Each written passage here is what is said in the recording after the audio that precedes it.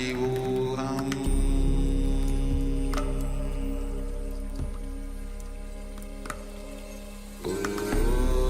Nithyananda Paramashivoham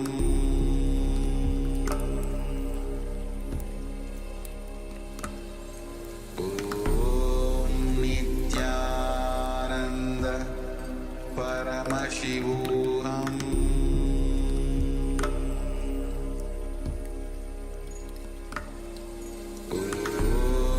Nithyananda Paramashivoham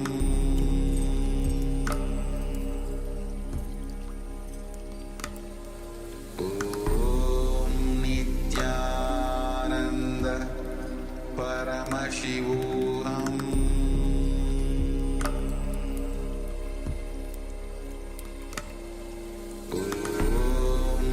Nithyananda Paramashivoham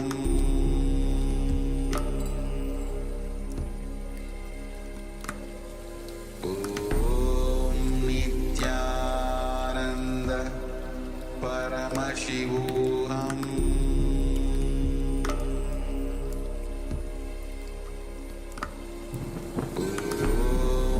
Nithyananda Paramashivoham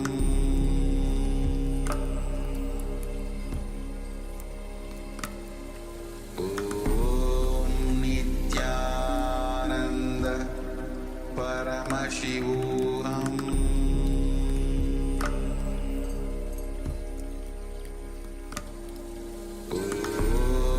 Nithyananda Paramashivoham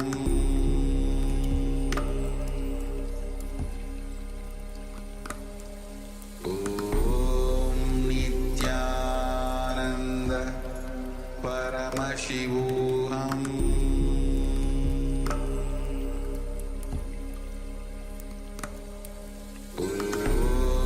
Nithyananda Paramashivoham Nithyananda Paramashivoham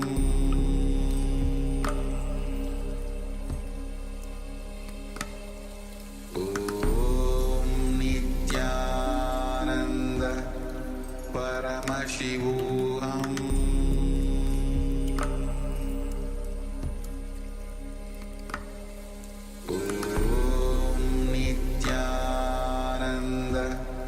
Paramashivoham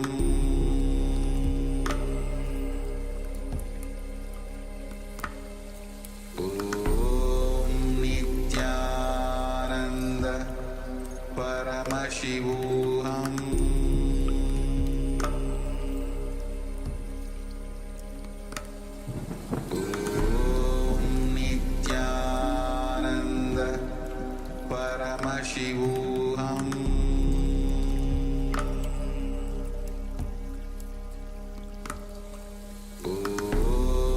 Nithyananda Paramashivoham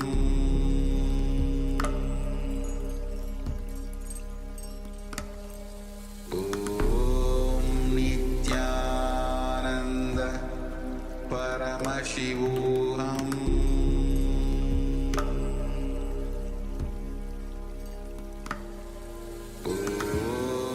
Nithyananda Paramashivoham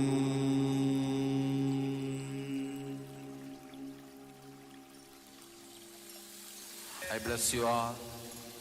Let you all open all your three eyes.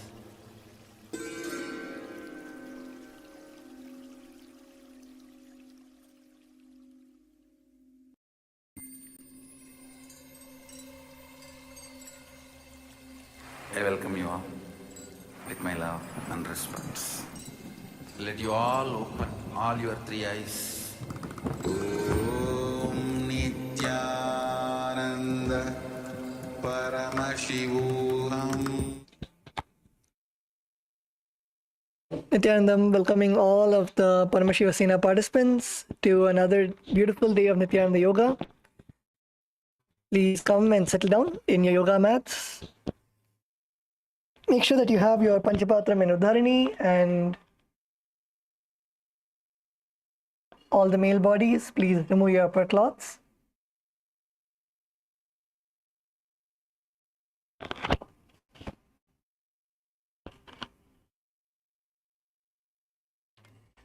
Let's all be seated. Make sure that you have your Aushadha, the Vibhuti on your forehead and Kumkum on your third eye.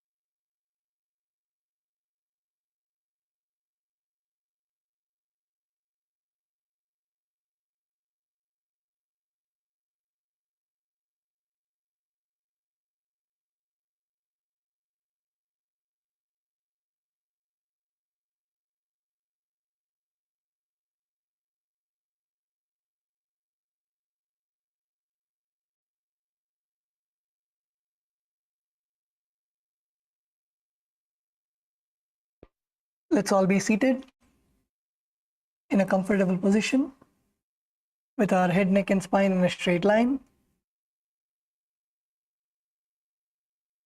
Come to a space of deep, restful awareness. Place your hands in the Atmanjali Mudra and close your eyes. Let's begin the session with the Sadguru Vandanam. Nithyanandam Paramasukadam Kevalam Jnanamurtim Dvandvatitam Gagana Sadrisham Tattvamasya Ekam Nityam Vimalamachalam Sarvadhi Sakshi Bhutam Bhavatitam Trigunarahitam Sadgurum Tam Namami. Let us now chant the Shiva Moola mantra. Om Ham Haum Shivaya Namaha. Om Ham Haum Shivaya Namaha. Om Ham Haum Shivaya Namaha. Om Ham Haum Shivaya Namaha. Om Ham Haum Shivaya Namaha. Om Ham Haum Shivaya Namaha. Om Ham Haum Shivaya Namaha. Om Ham Haum Shivaya Namaha. Om Ham Haum Shivaya Namaha. Om Ham Haum Shivaya Namaha. Om Ham Haum Shivaya Namaha. Let us now perform the Tattvachamanam. Keeping your right hand in the Gokarna Mudra, in the cupped position, as the Acharya is demonstrating, take an udarni of water into your right palm. Sip the water from the base of the right palm as we chant the following mantras. Om Atma Tattvam Shodhayami Swadham. Take another udarni of water. Om Vidya Tattvam Shodhayami Swadham. Take another udarni of water. Om Shiva Tattvam Shodhayami Swadham. Please wash your hand with an udarni of water. With the base of the right thumb, wipe your lips twice from the right to the left. Twice as we chant the following mantra. Om Ham Hridayaya Namaha. Again wash your hand. With the tips of the right hand, index, middle and ring fingers join together. Touch above the upper lip and below the lower lip. Again wash your hand. With the tips of the right hand, index finger and thumb join together. Touch the right nostril, the left nostril. With the ring finger and thumb join together, touch the right eye, the left eye, the right ear, and then the left ear. Again wash your hands. With the tips of the little finger and thumb joined together, touch the navel center, the right chest, the left chest. With the tips of all 5 fingers joined together, touch the top of the head, the right shoulder, left shoulder, and then the heart center. Again, wash your hand.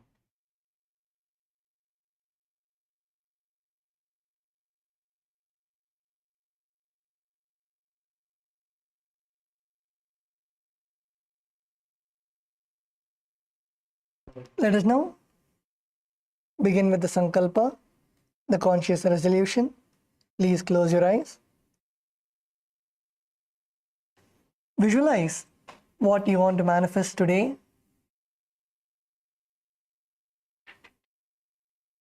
Through the Nithyananda Yoga, any intention that you have, that you create in your inner space, any Sankalpa, the conscious resolution that you create in your inner space, with the grace and blessings of the SPH and through the Nithyananda Yoga, it becomes part of our own biomemory and muscle memory. So visualize what you want to make a part of your inner space. Visualize what you want to embody, the quality of Swamiji that you want to embody today, your whole day. Whether you want to embody Swamiji's compassion or embody the responsibility of Swamiji, or you want to embody the quality of enriching.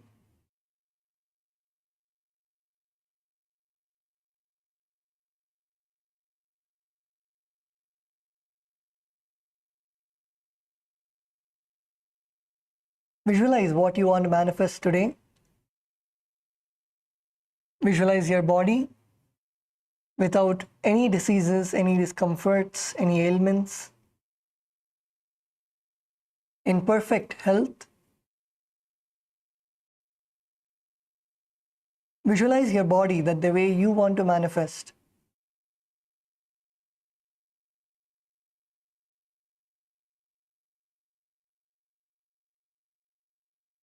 Whether you want to become taller, whether you want to lose weight, gain weight. Visualize your internal organs functioning optimally.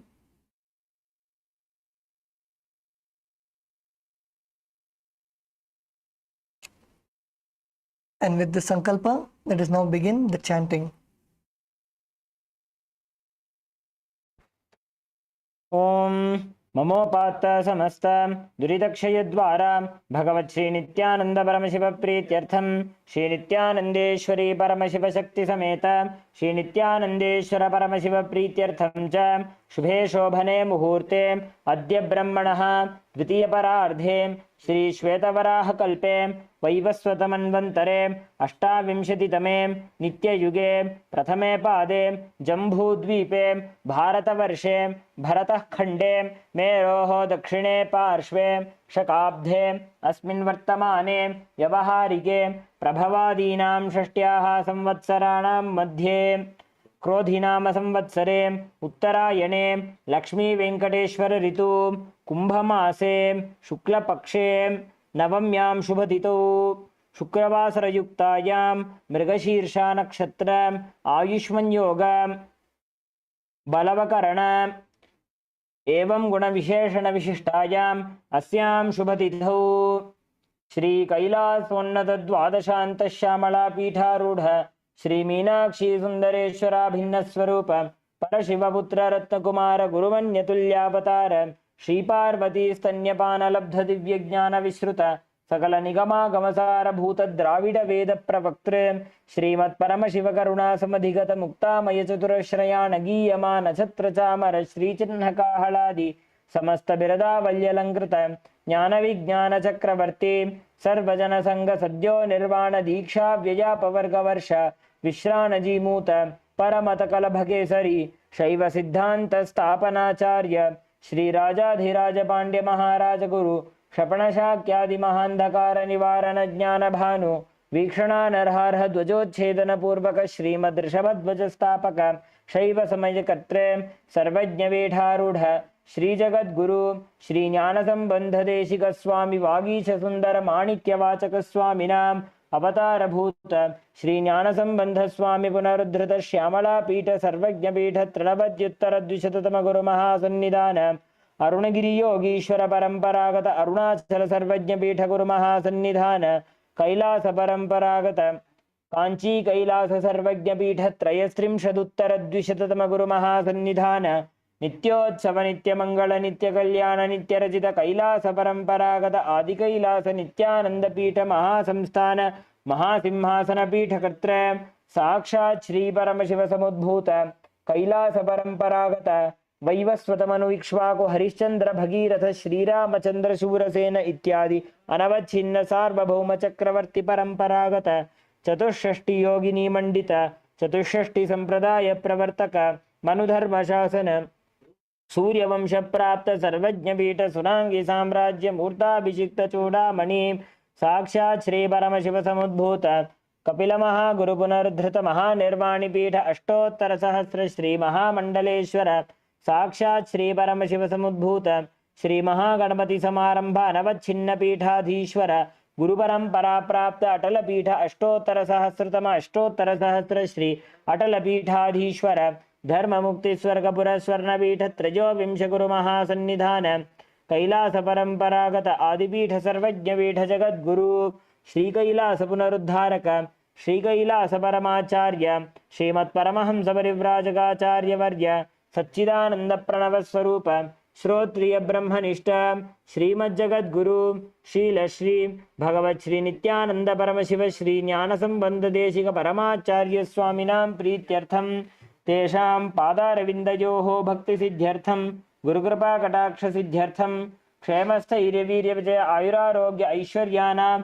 अभिवृद्ध्यर्थम धर्मार्थ काम मोक्ष चतुर्विध बल पुरुषार्थ सिद्ध्यर्थम समस्त दुरितोपशान्त्यर्थम समस्त मंगलावाप्त्यर्थम भगवत् श्री नित्यानंद परमशिव प्रसादेन सकुटुम्बस्य ज्ञान वैराग्य जीवन मुक्ति प्राप्त्यर्थम पूर्ण आरोग्य युक्त दृढ़गात्र योगिक शरीर सिद्ध्यर्थम परमशिव शक्ति आविष्करणार्थम नित्यानंद योगाभ्यासम करिष्ये।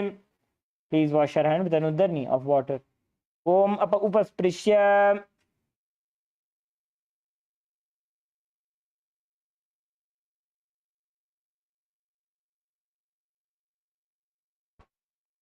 Yes, let's now keep the Panchapatram and Uddharanis to the side. And let's all stand up on our mats.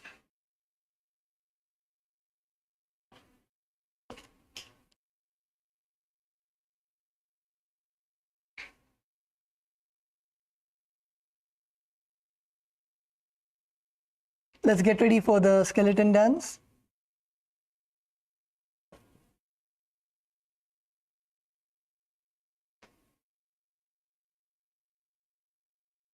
Stand up on your mats. Visualize yourself as a skeleton. Just only bones, without any skin, without any flesh.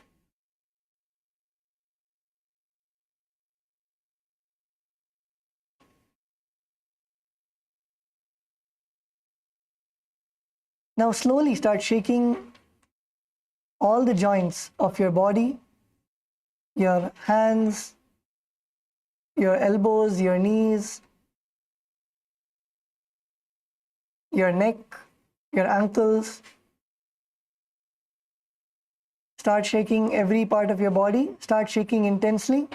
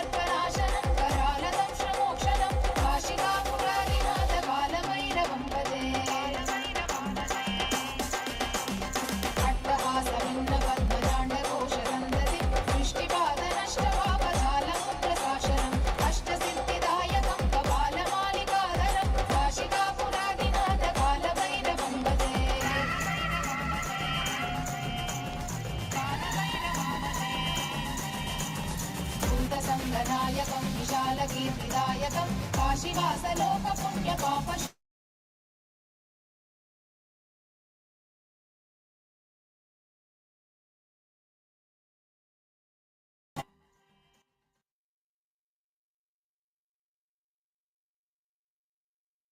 Now slowly relax.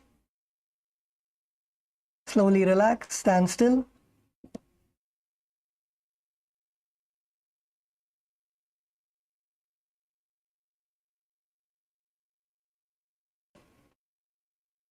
Breathe in deeply, inhale and exhale.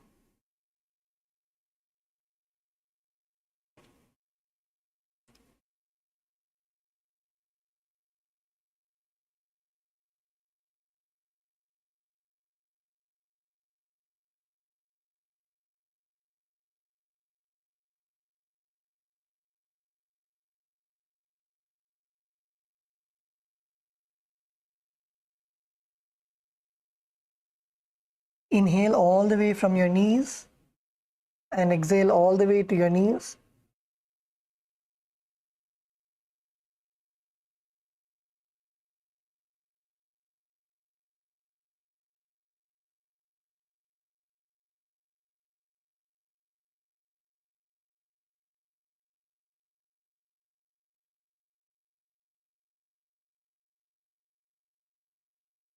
Yes, let's all settle down.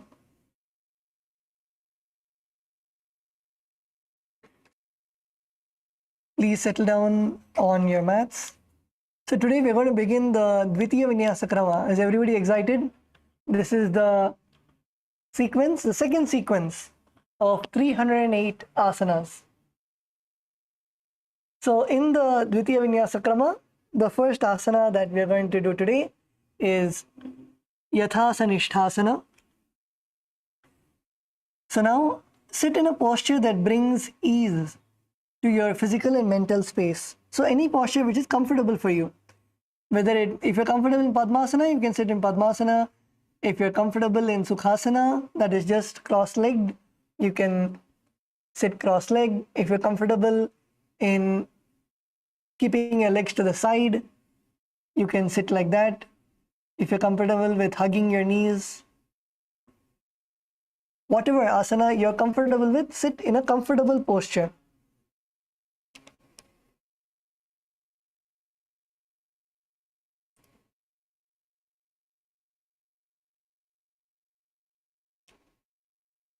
And place your hands in the Bindu Mudra. Bindu Mudra is your index finger and thumb joined together, and all other three fingers extended out.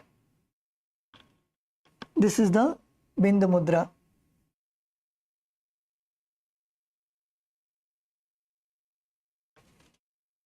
And keep your hands on your knees. Visualize Swamiji in your inner space. The pranayama that you'll be performing is the Samana Kumbhaka.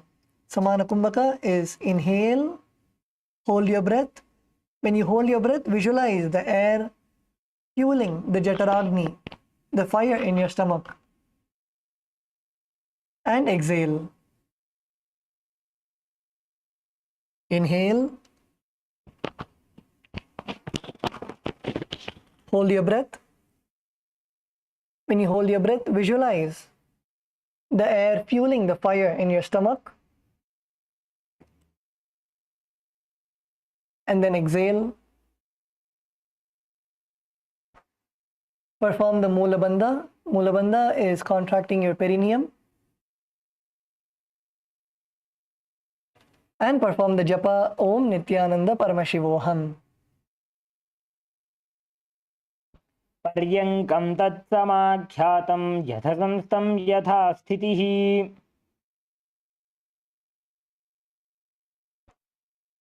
Now relax.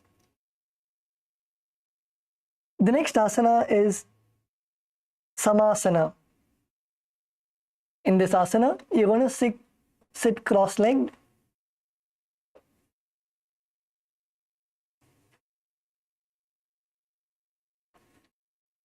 And place your hands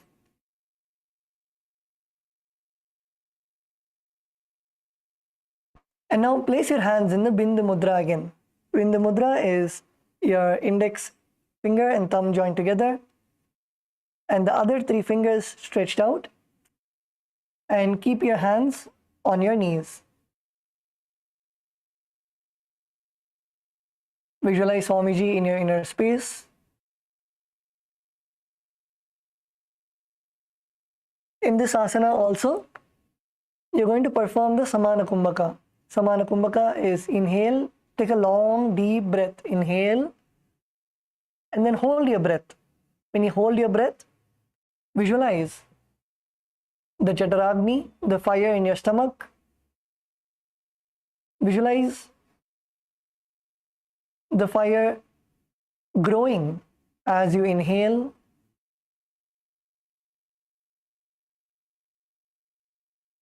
And then when you're not able to hold anymore, you can exhale. Take a deep breath, inhale. Inhale slowly and deeply. Hold your breath for as long as possible.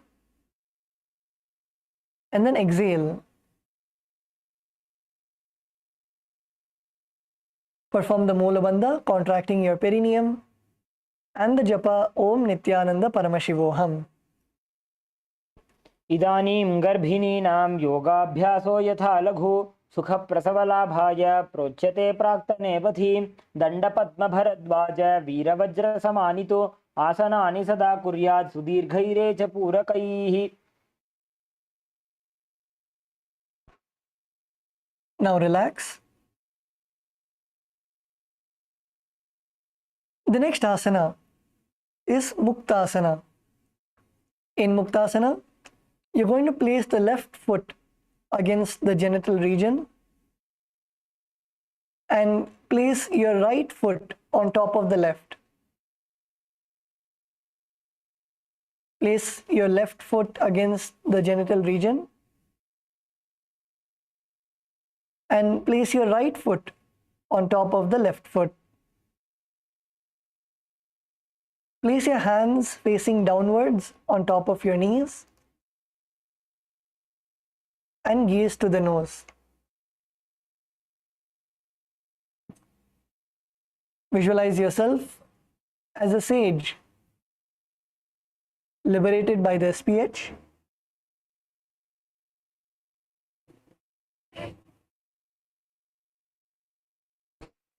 Perform the Samana Kumbhaka. Samana Kumbhaka is inhale deeply, hold your breath, visualize the fire in your stomach, the Jataragni.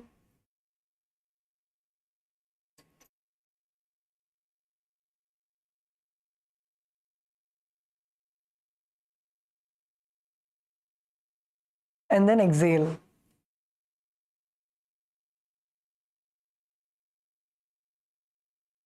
Perform the Moola Bandha. Moola Bandha is contracting your perineum, and the japa Om Nithyananda Paramashivoham. निपीड्य सीविनीं सूक्ष्मां दक्षिणेतरगुल्फतः वामं यां येन गुल्फेन मुक्तासनमिदं भवेत्. मेढ्रादुपरि निक्षिप्य सव्यगुल्फं तथोपरि गुल्फान्तरं च संक्षिप्य मुक्तासनमिदं मुने.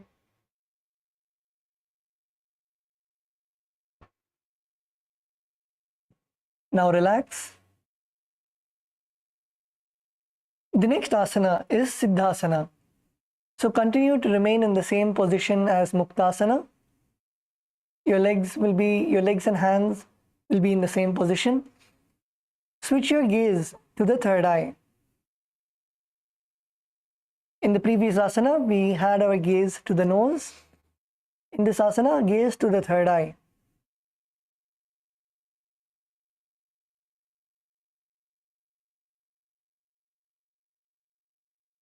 Visualize Swamiji in your inner space.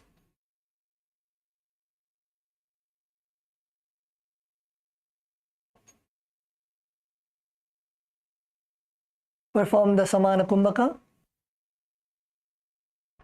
Samana Kumbhaka is inhale deeply. Hold your breath for as long as possible. While holding your breath, visualize the fire in your stomach.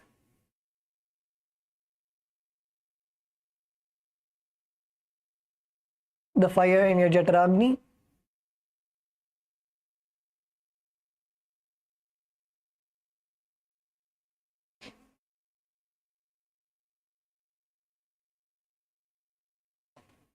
Perform the Mula Bandha, contracting your perineum. And perform the japa Om Nithyananda Paramashivoham.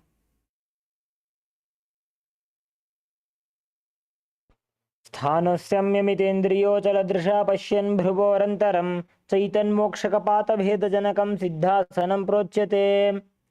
मतान्तरे तु निक्षिप्य सव्यगुल्फं तथोपरि गुल्फान्तं तु निक्षिप्य सिद्धसिद्धासनं विदुः। एतत् सिद्धासनं प्राहुरन्ये वज्रासनं विदुः। मुक्तासनं वदन्त्यन्ये प्राहुर्गुप्तासनं परे। ब्रह्मचारी मिताहारी त्यागे योगपरायणः अब्दादूर्ध्व भवेत् सिद्धो नात्र कार्यविचारणा।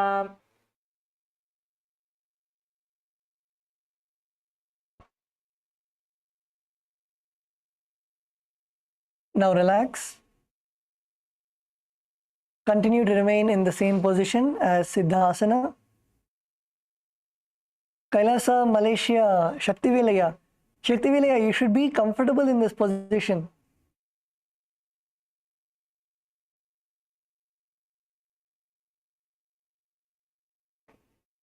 And actually to all the participants also, you should not become restless. Once you fix your legs in one position, it has to stay like that till you instruct your body to move.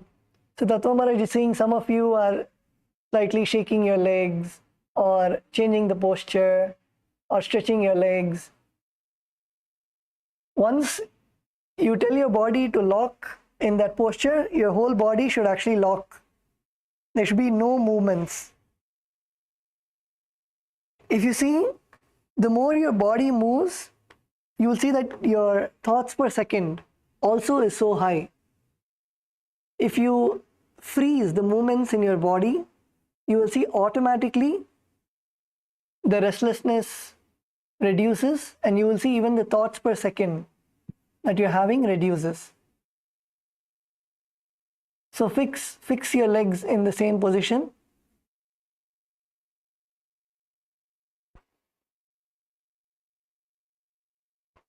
So the next asana is Siddhyasana. In the Siddhyasana, maintain the same position as Siddhasana, the previous asana.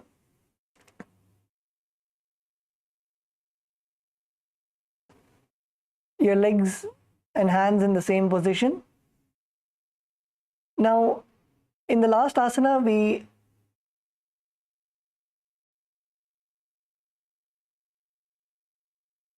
had the gaze to our third eye.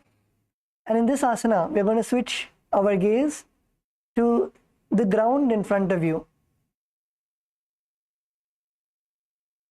You're going to look at the ground in front of you.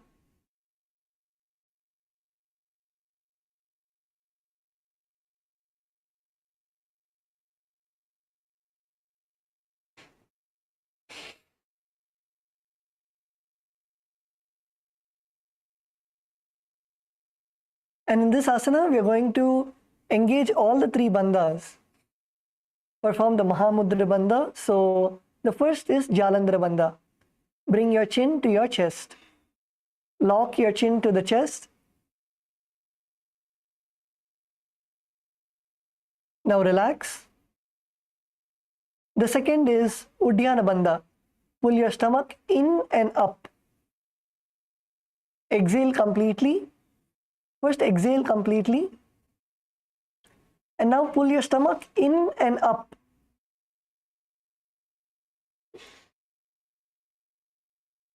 Pull your stomach.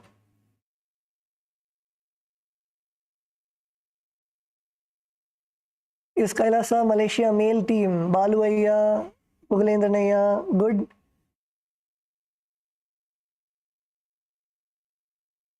Shaktivilaya also. Exhale completely, hold your breath and pull your stomach inside.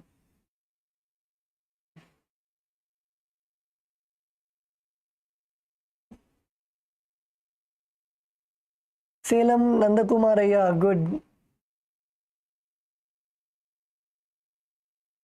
Okay, now relax. The third is the Mula Bandha. Mula Bandha is contracting your perineum. So tighten the whole perineal region.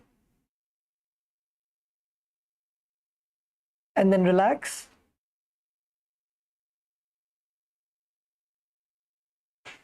Now perform all the three bandhas. All the three bandhas. So first, Jalandhara Bandha, bring your chin to the chest. Second, Uddiyana Bandha.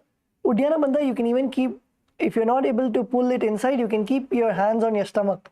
So you can feel the stomach going inside. And then Mula Bandha, contracting your perineum. Perform all the three bandhas.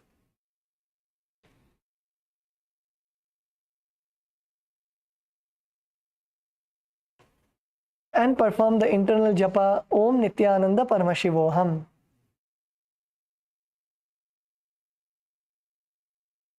वामपाद के AD जानो सेवनी मधितास को ठानो दक्षिपाद की AD जो ये मेढ़ मधि लगावे सो ये घोड़ा दो वो हस्त जो धरे भूमौ दृष्टि देह सम करे सिद्धासन यह नाम कहावे या का गुण की कहत न आवे सहस्त्र बहतरी नाड़ी जे माला तजी मलतजी निर्मल हो या तीन बंद सहजे पुरैला है unamanisoya.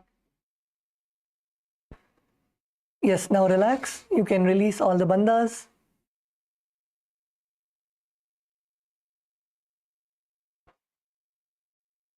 The next asana is Rudrasana. So continue to keep your legs in the same position as Siddhyasana. Now bring your hands to Bindu Mudra. Bindu Mudra again is holding your index and thumb fingers joined together, and keep your hands on your knees.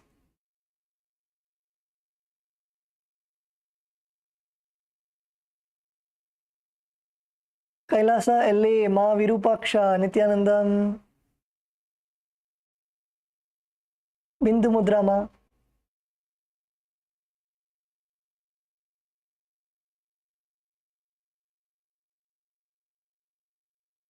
In this asana, you're going to visualize yourself as Lord Rudra. Visualize yourself as Lord Rudra. Kailasa, Bolivia, Ma Yufe, Nithyananda Ma, please sit down quickly.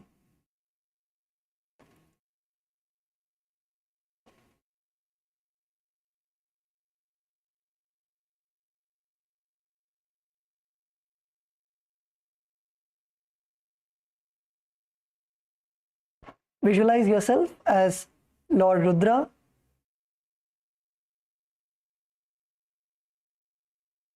The fierce dimension of Bhagavan Paramashiva.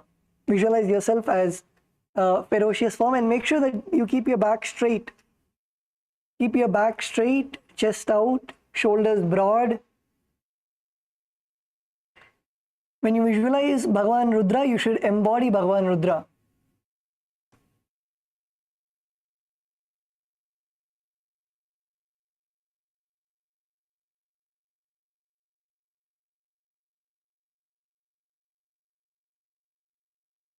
Kailasa Salem Nandakumaraya. Aya, in the asanathla ninga Jalandhara Bandha pannakudadu.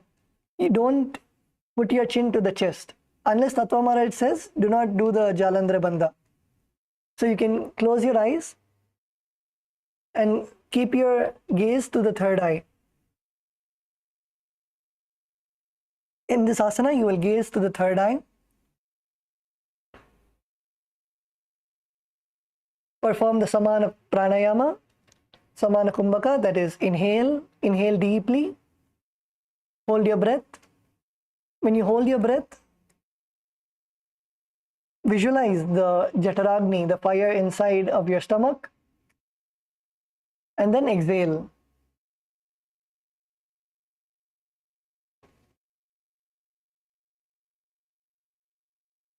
Perform the Mula Bandha, contracting your perineum, and the japa Om Nithyananda Paramashivoham. वामचरण परिदक्षिण राखे एक जुगति ऐसे विधि दाखे वाम पग थली माहिले core दक्षिण के जुबा हर ले वोर ऐसी दो बुदेत मिल गोड़ा राखे अड़ेवा मूल द्वारि तरि देवे गोड़ा उपरि हस्त जो लेवे.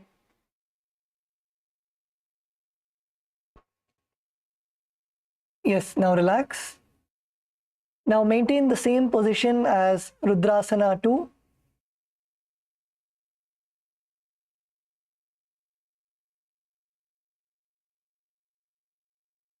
Maintain the same position as Rudrasana 2.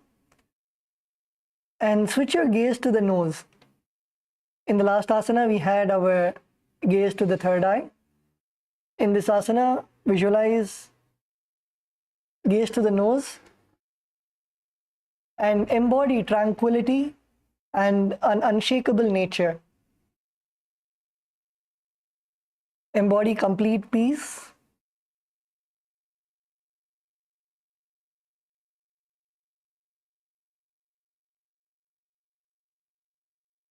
And in this asana also perform the Samana Kumbhaka.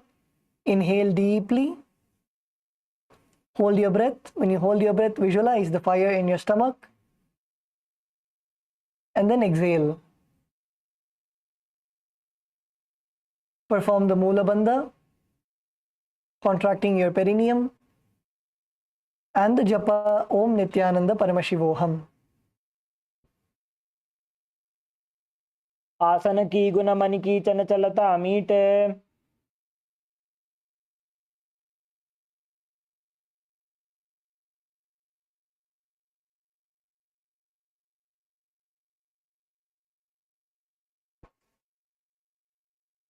The next asana is Siddhasana 2. In this asana, maintain one heel on top of another. So bring your heel on top of one another. So your legs will be close to your perineum. Make sure that your heels are on top of each other.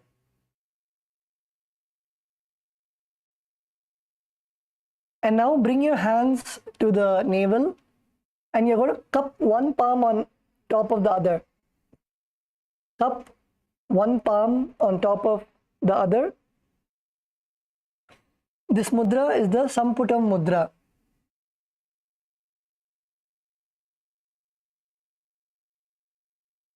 Resembling a lotus flower.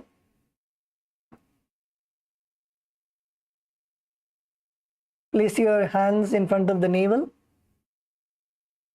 Visualize Swamiji in your inner space.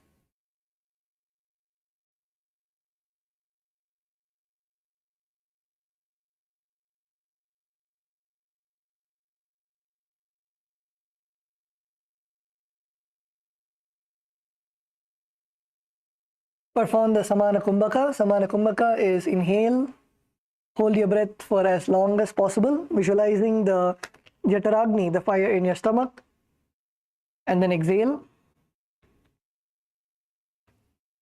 Perform the Mula Bandha, contracting your perineum, and the japa Om Nithyananda Paramashivoham.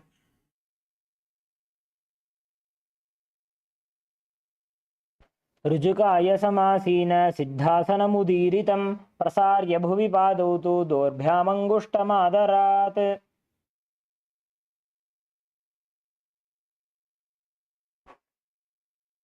Now relax. The next asana is Bandha Yoni Asana. In this asana,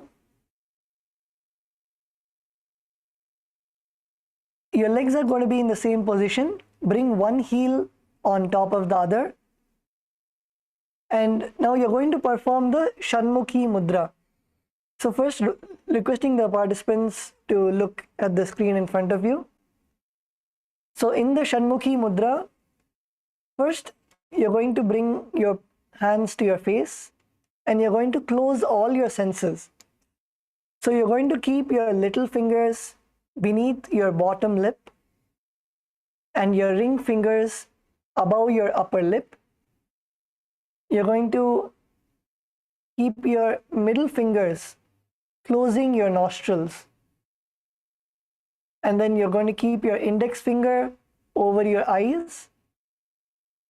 And then you're going to keep your thumbs closing your ears.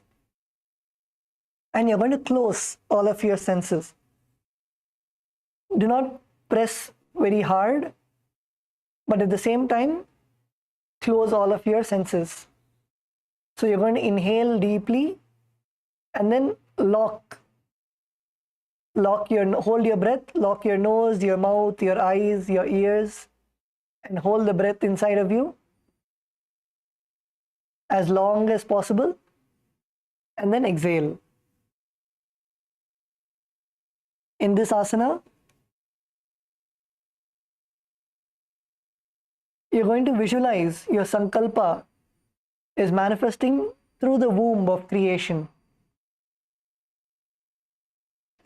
So again, inhale deeply and then lock all of your senses, your eyes, your nose, your ears, your mouth,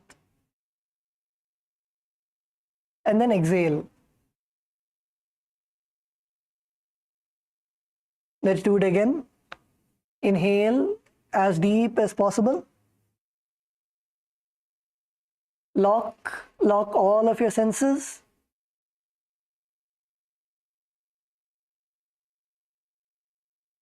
And then exhale.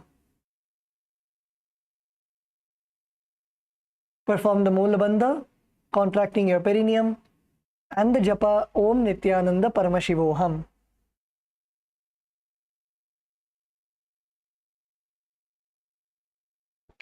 यत्र मध्ये महादेव बन्धयोन्यासने शृणु यत्कृत्वा खेचरो भूत्वा विचरेदीश्वरो यथा कृत्वा योन्यासनं नाथलिङ्गगुह्यादिबन्धनं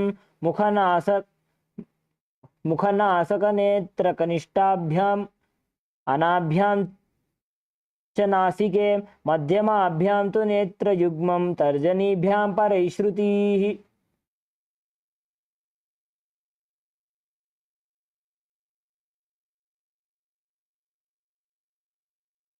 Now relax. You can now relax. The next asana is Virasana. In Virasana, you're going to place one foot on the thigh and other foot under the opposite thigh. So you're going to come to Ardha Padmasana. Place one foot above your other thigh and one foot below your other thigh.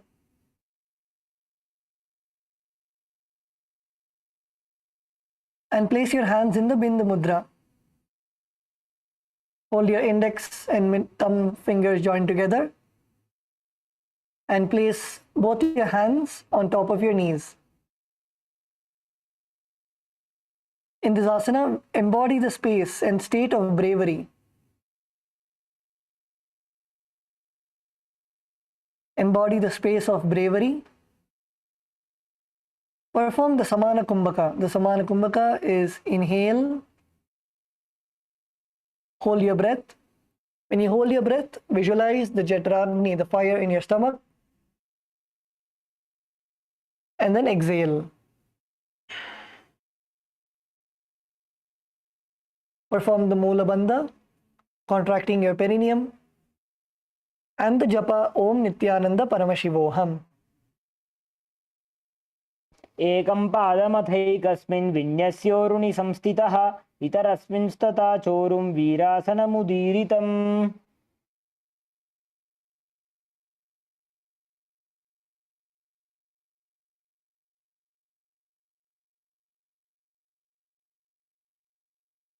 Now relax. The next asana is Valmikasana. In this asana, you're going to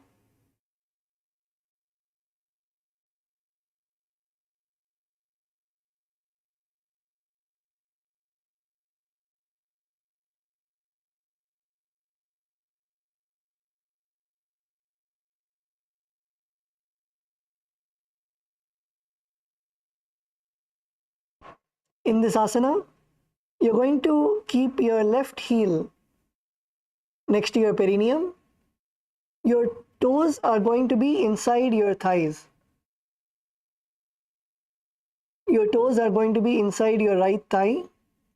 So bring your left heel close to your perineum and keep your toes inside of your right thigh.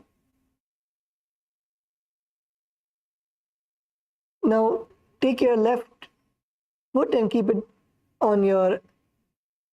right foot on your left leg, your toes by the knee.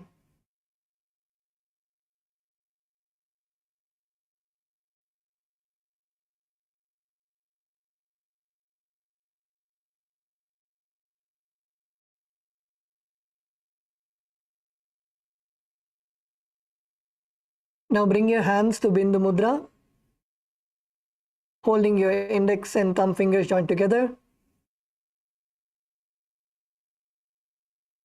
And place your hands on your knees and gaze to the third eye. In this asana, you're going to visualize the sage Valmiki. Sage Valmiki is the one who wrote the whole Ramayana. Visualize sage Valmiki.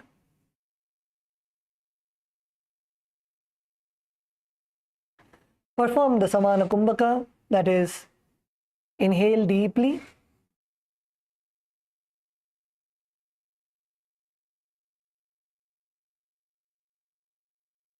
Hold your breath. When you hold your breath, visualize the fire in your stomach and then exhale.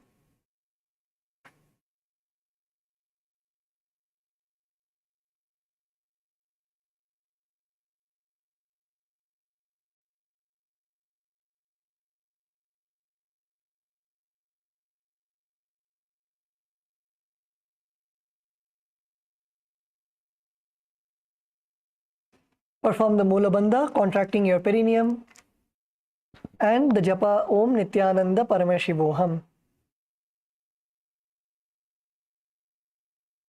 वामपाद की पगथली जाहि माहिले core जोनि तहाँ धरि वैसिये उलटो पावजो मोरी.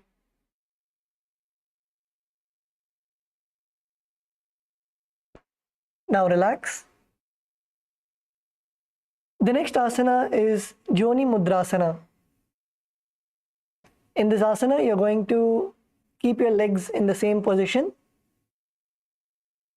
And now you're going to switch your gaze to your nose. In the last asana, we had our gaze to the third eye. In this asana, you're going to gaze to the nose.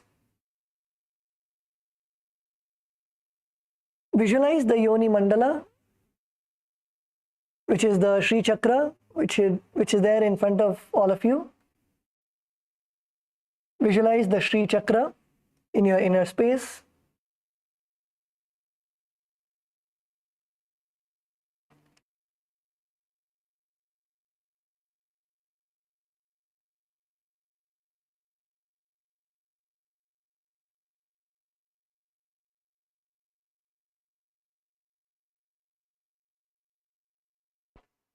Perform the Samana Kumbhaka. Inhale, hold your breath. When you hold your breath, visualize the fire in your stomach and then exhale.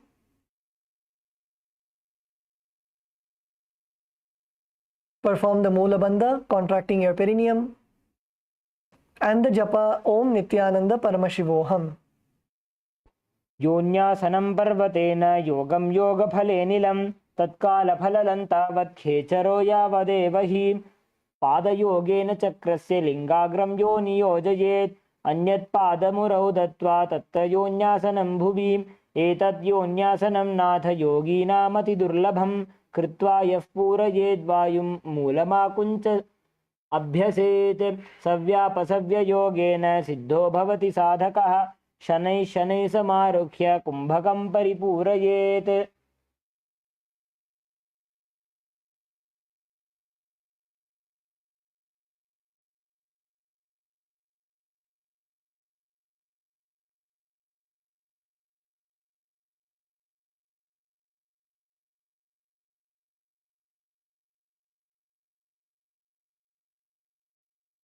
The next asana is Yoni asana. In this asana, you're going to keep your feet in the same position. Your hands, you're going to remove your hands from Bindu Mudra and place your hands on your knees. And you're going to switch your gaze to the third eye.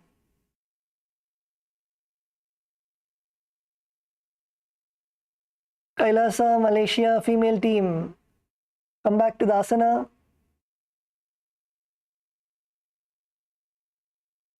Keep your left heel close to the perineum, your left feet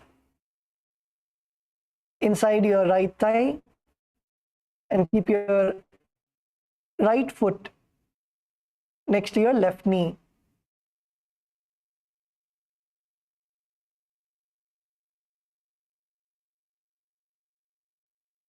In this asana, visualize the Yoni Mandala, the Sri Chakra in your inner space. Perform the Samana Kumbhaka. Inhale deeply. Hold your breath. When you hold your breath, visualize the Jataragni, the fire in your stomach. And then exhale. Perform the Mula Bandha, contracting your perineum. And the Japa Om Nithyananda Paramashivoham. नाभवापूर्यवायुश्चेद्देहे व्याप्य विदारतः कुम्भिते ज्वलनं ध्यायेत् समानस्य तु कुम्भकः.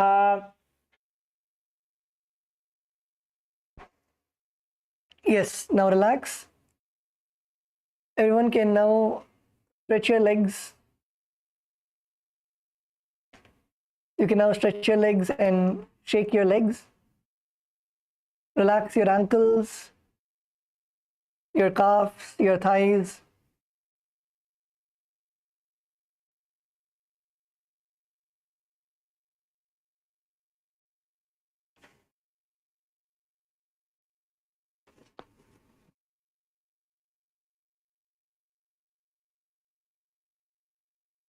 Okay, so now let's go to the next asana.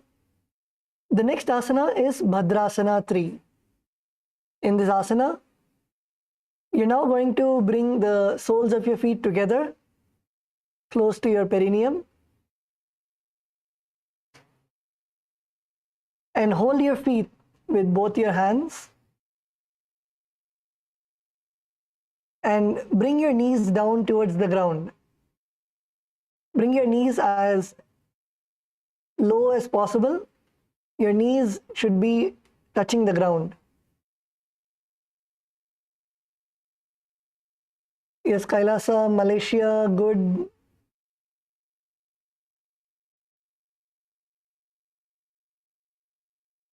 Baluaya, good.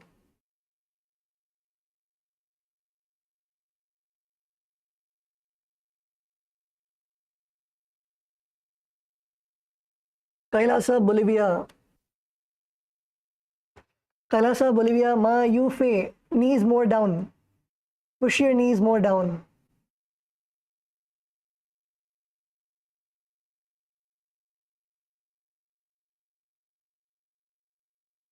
Ma Shodashi Shakti, good.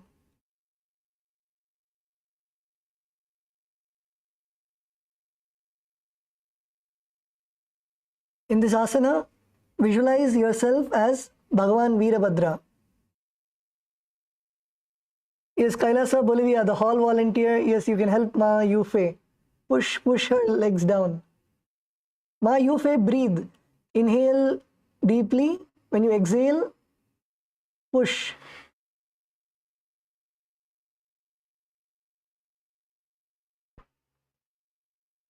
Ma Yufe, good. See, your legs are actually going down. Ma Yufe is just lazy.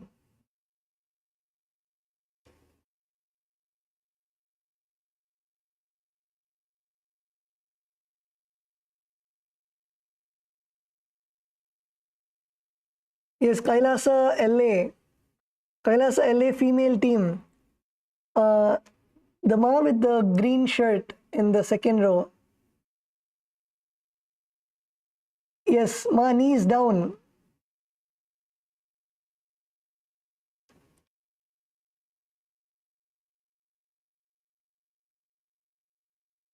Ma Jnanalakshmi, maybe you can help her. You can push her knees down.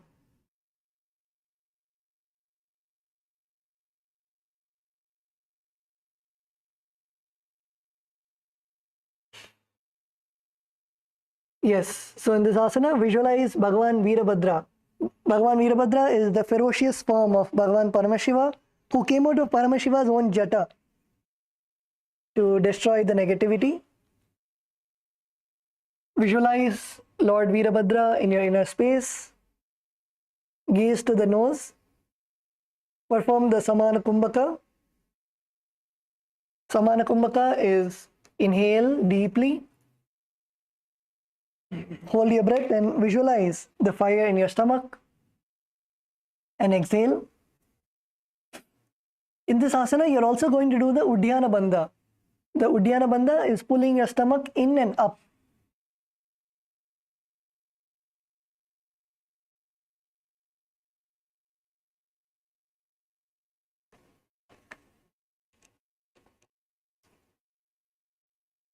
KAILASA Salem.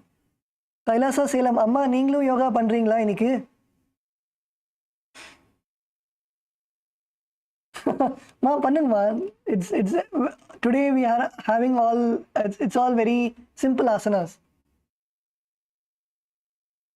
உங்களுக்கு எவ்வளோ முடியுமோ அவ்வளோ பண்ணுங்க.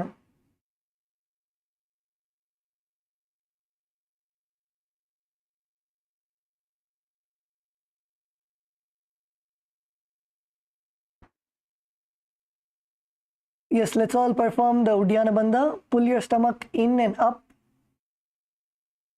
Exhale completely. And then pull your stomach in and up.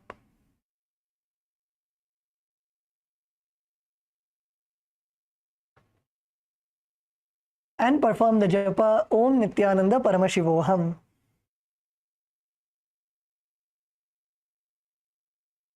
गुल्भौ च वृषणस्याधः सीवन्त्याः पार्श्वयोः क्षिपेत् सव्यगुल्फं तथा सव्ये दक्षगुल्फं तु दक्षिणे पार्श्वपादौ च पाणिभ्यां दृढं बद्ध्वा सुनिश्चलं भद्रासनं भवेदेतत् सर्वव्याधिविनाशनम्.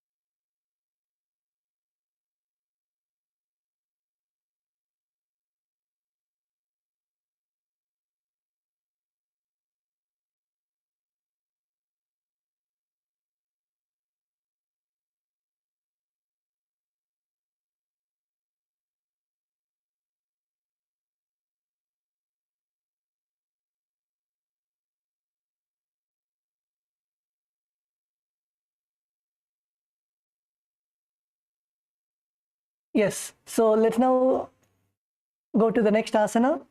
The next asana is Aghorasana. So in this asana, you're going to keep your feels, keep the soles together at your feet.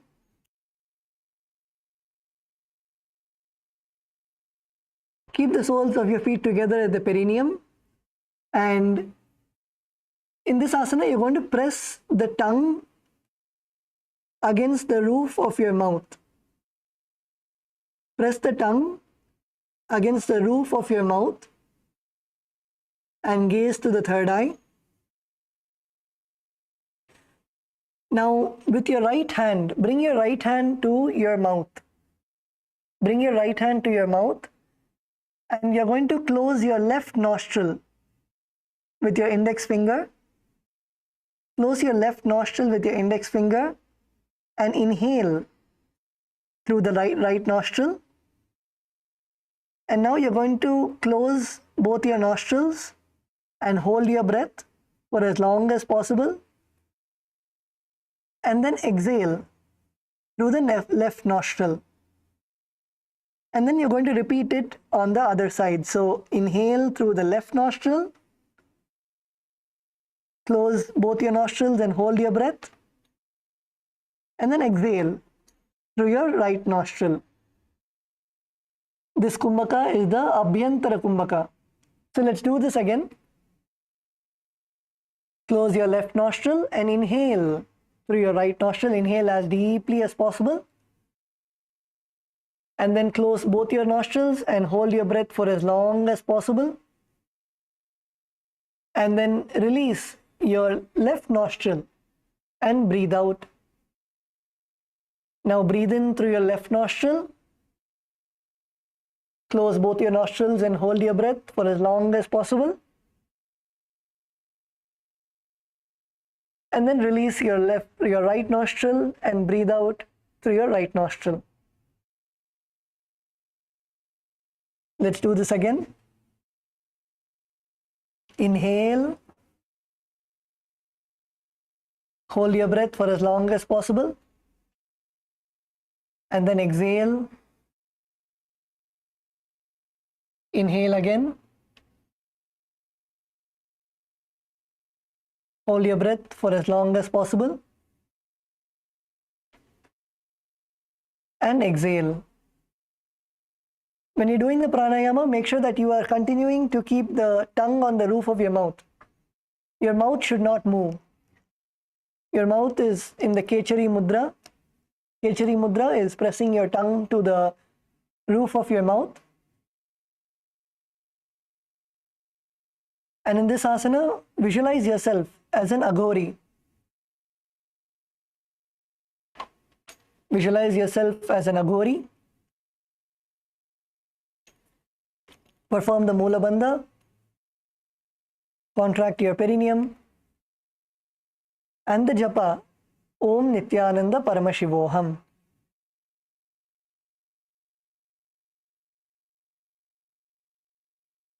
पूर्व को हो भिश्रिका जोई वाही विधि जो कीजे सोई सब अंगूरी मुख बाहरी आने मुख को फुनि संपुट करि ठाने जिभा उल्टी तालवे धरे हाथा सो आरंभ पुनि करे आरंभ की क्रिया है जय विधि पूर्व आववर्ण सोई.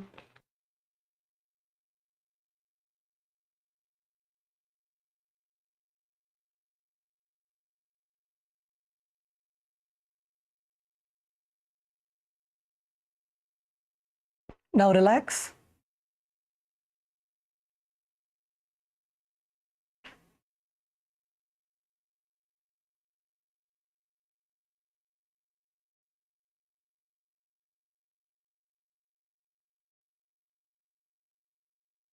The next asana is Kaneri Pavasana. So in this asana, you're going to bring your feet together in front of your perineum and your toes together and heels apart. And now you're going to place your elbows on your heels. Place your elbows on your heels and rest your chin on your palms. Gaze to the nose, and in this asana you're going to perform the Uddiyana Bandha. So Dattva Maharaj is going to repeat. Bring the soles of your feet together in front of you. And now bring your elbows together and place your elbows on your heels. Place your elbows on your heels and rest your chin on the palms. Gaze to the nose and engage the Uddiyana Bandha. Uddiyana Bandha is pulling your stomach in and up.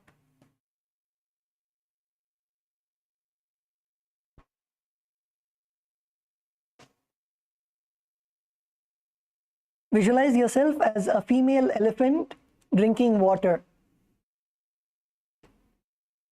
Visualize yourself as a female elephant drinking water. In this asana, you will perform the Rechaka Kumbhaka. Rechaka Kumbhaka is first exhale. Exhale completely. Empty your lungs. And then hold your breath for as long as possible. and then inhale. First exhale,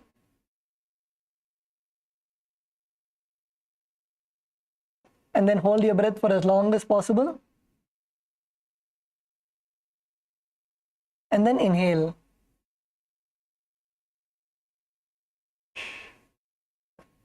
Perform the Uddiyana Bandha, pulling your stomach in and up.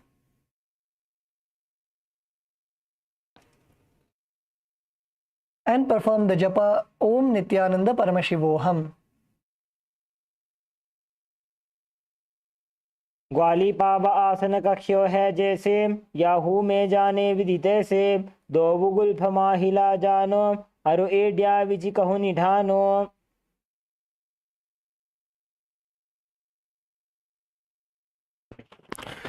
The next asana is Parasana. Now,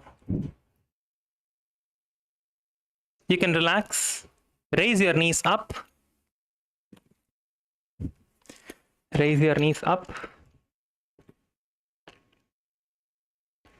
bring your arms, split your knees apart a little bit, bring your arms underneath your knees, in front of your knees, lift your hands up and interlace your fingers into the Parashu Mudra.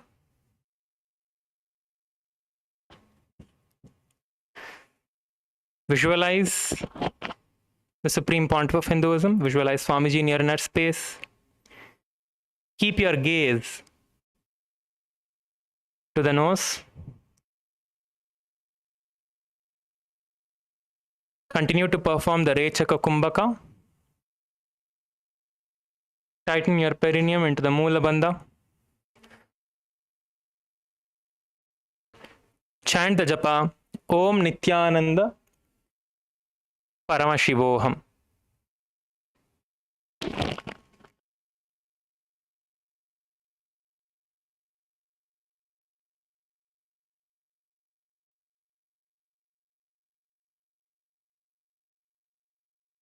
तदोर्ध्वं रेचयेत् वायुं मृदुनिश्वाससंयुतं रेचकस्त्वेषविख्यातः प्राणसंशयकारकः.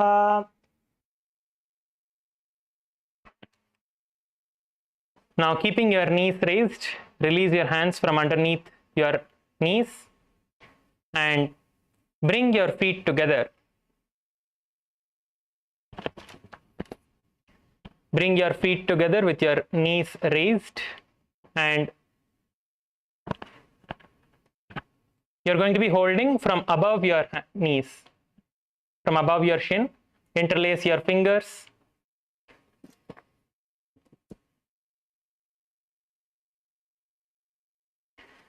Now, in this asana,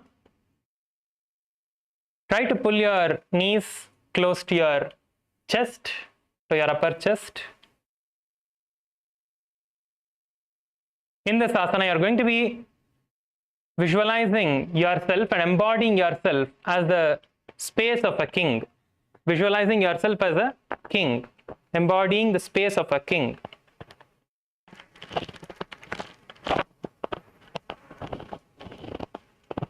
Continue to perform the Rechaka Kumbhaka, Moola Bandha. Chant the japa Om Nithyananda Paramashivoham. पूरब विधिपका का अंगूठा कंठकूप राशे, AD हिरद लगावे कागसी एडिया अंगुली परिराशे, दृष्टि NASA अग्र आसन को गुण इदि पिंगल की पवन थंब जालंधर बंध लागे. The next asana is the Udarasana. Now, lift your feet up, keeping your feet together. Bring your hands underneath your shin and your calf muscles. Bring it up to your feet. Interlace your fingers above your feet, above your toes. Pull your feet under your chin. Pull your feet as close as possible to your chest, bringing it under your chin. Keep your gaze to the nose.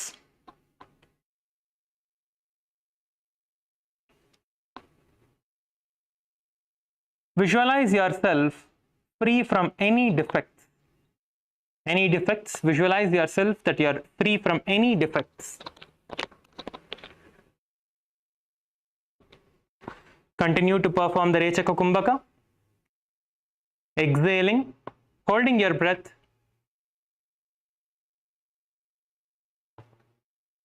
And slowly inhaling. Continue to perform the Moola Bandha. Chant the japa Om Nithyananda Paramashivoham. दोवुपगथली संपुट ठाने उभय हस्त करियुरद हिताने अंगुष्ट दोवु समट हरावे चुबकनी चेता ही लगावे बहुरी दोवु कर ऐसे धरे आनी पगन तर बाहरी करे दोवु पगन की अंगुरी जोजी तीन परी करे काकसी sooji. Yes, Kailasa, Malaysia, nice. Most of you are doing the asana, wonderful.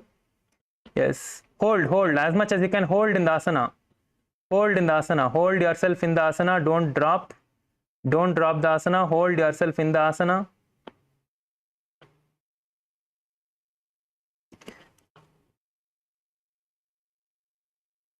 Yes, now we'll be moving on into the next asana, which is the Vishishtasana. So it's the similar asana as the previous asana. You're just going to be lifting your feet. Instead of putting it under your chin, you're going to be lifting it all the way up to your forehead. Lifting your feet all the way up to your forehead as the acharyas are demonstrating. Lift your feet all the way up to the forehead.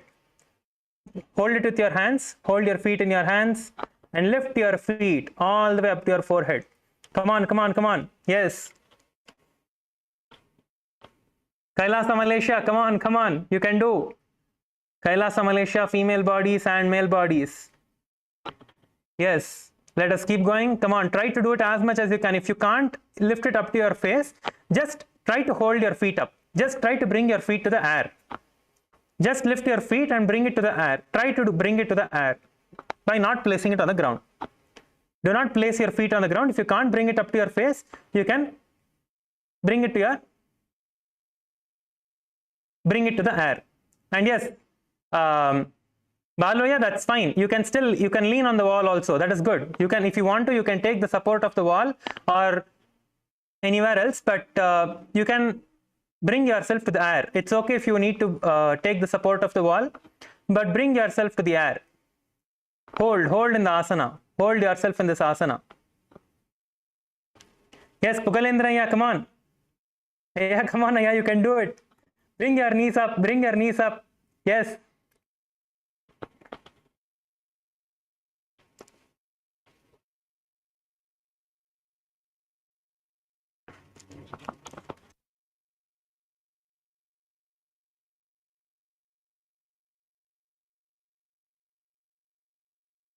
Yes, the Ma in Kailasa, Malaysia, the first one in the blue mat. Very nice, Ma. Beautiful.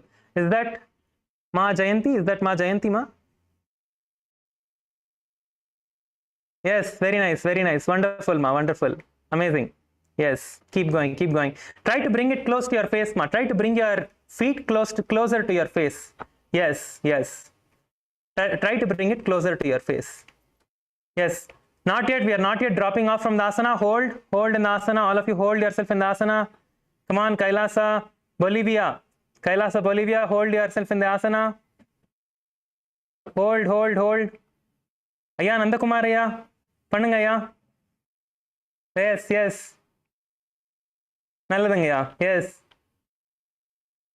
உங்களுக்கு வேணா நீங்க வந்து செவத்துல நீங்க support பண்ணிக்கலாங்க. நீங்க வந்து you can lean on the wall little bit and நீங்க சப்போர்ட்டிங் செவத்துல சாஞ்சிக்கலாம்.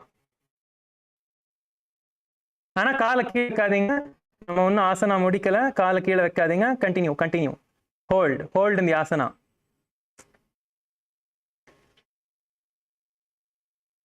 Keep your gaze to the nose.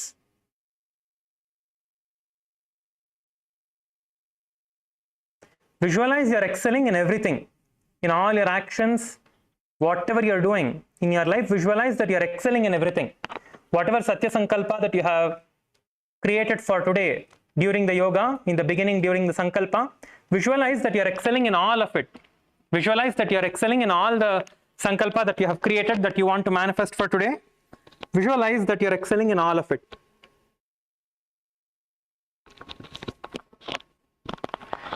Continue to perform the Rechaka Kumbhaka, exhaling, holding your breath as long as you can, and inhaling.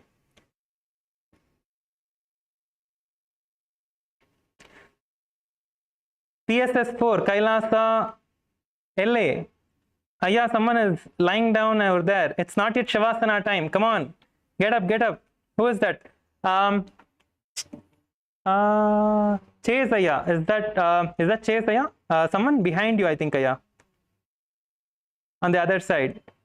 Oh, I think that's not Chase. Okay, someone on the red mat or the pink mat. Aya, please get up. Come on. Continue to perform the asana. We are not yet in Shavasana. We have some more time.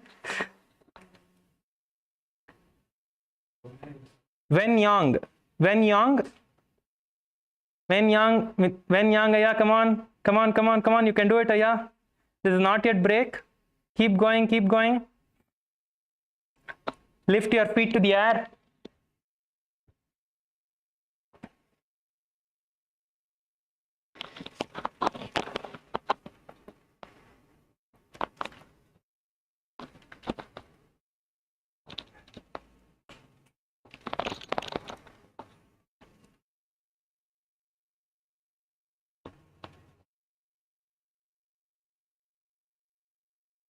Continue to perform the Mula Bandha. Chant the japa Om Nithyananda Paramashivoham.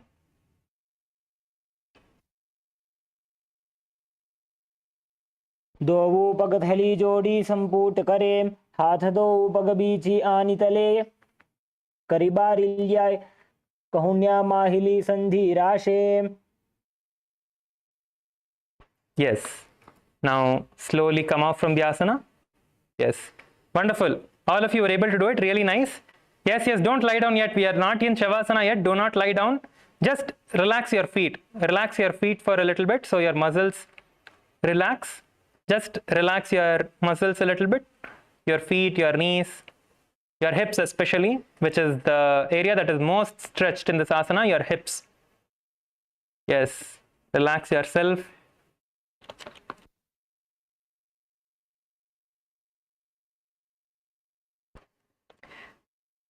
Okay, yes.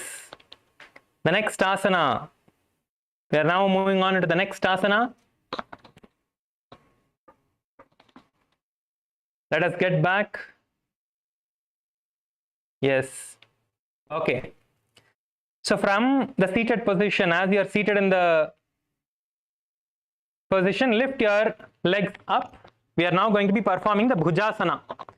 So what you're going to be doing now is getting your back of your knees above your shoulders. Getting the back of your knees above your shoulders. Come on. Let's first put one leg. All of you look at the screen as the acharyas are doing. Follow along. Look at the screen. Look at the screen first. Look at the screen. We'll be performing the asana, what is going to be, and then we'll start doing the asana. First, look at the screen now. First, put one leg above your shoulder, and then take the other leg and put that as well above your shoulder. And try to bring your hands behind your neck. Bring your hands behind your neck. Your feet apart. Try to keep your feet apart and bring your fingers behind your neck. Try to bring your fingers behind your neck. Okay. So now let us start performing the asana. Let's start with one leg. Let's take the right leg up first. First, take your right leg up. Pull it all the way to your shoulders. Pull your back of the knee, means under your knee part, that area should be above your shoulders. All the way up. Come on. Pull your right knee all the way up to your shoulders. Yes, come on, come on. Yes. Keep going, keep going.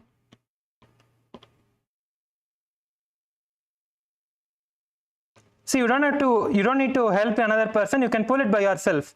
Pull it as much as you can only. Don't force yourself to pull it too much. Pull your knees. Yes, come on. Baluya, you were doing. Keep going, keep going. Shakti Velaya, come on, keep going. Yes, hold in this position. Feel the stretch, feel the stretch.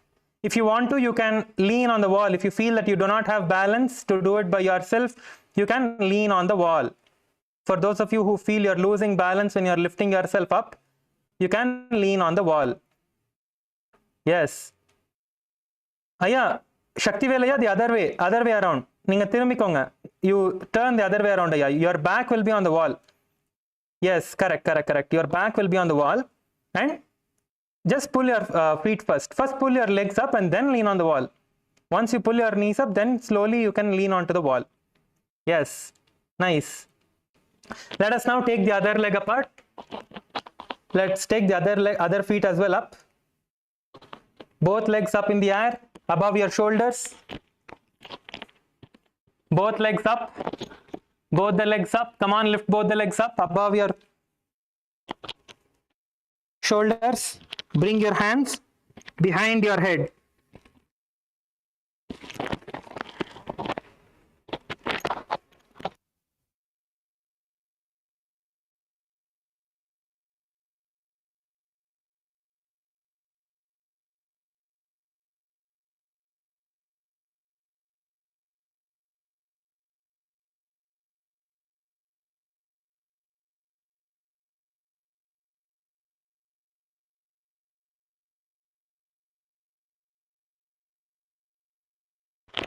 Yes, hold. Hold in this position, come on.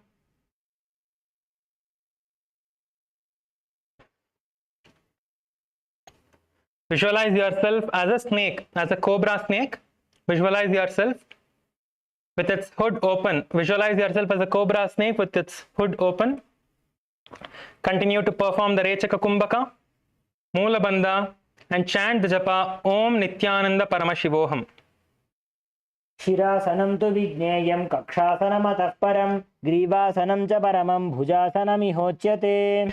Now don't relax from the asana. Do not relax from the asana. Now being in the same position with your feet above your shoulders, with your knees above your shoulders, bring your hands behind your back. Bring your hands behind your back and interlace your fingers behind your back.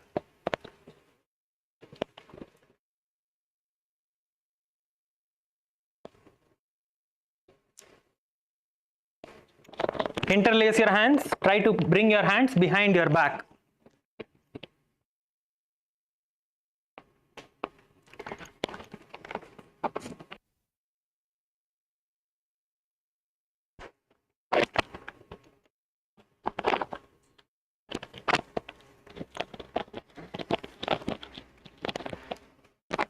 Interlace your hands behind your back. Come on. Keep going.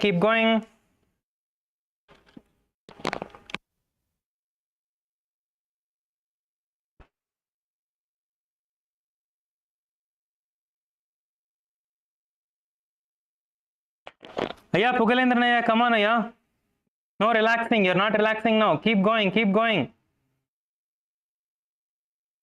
Just hold. See, just bring your knees. Just bring your feet above your shoulders. You don't need to do anything else. First, bring it above. Yes. Just hold in that position. That is good, Aya. Where you're feeling the stretch, little bit. Where you're feeling the stretch, just bring it there. Yes, very nice. Ma Jayanti, good. Kailasa, Malaysia, Ma Jayanti, very nice, ma.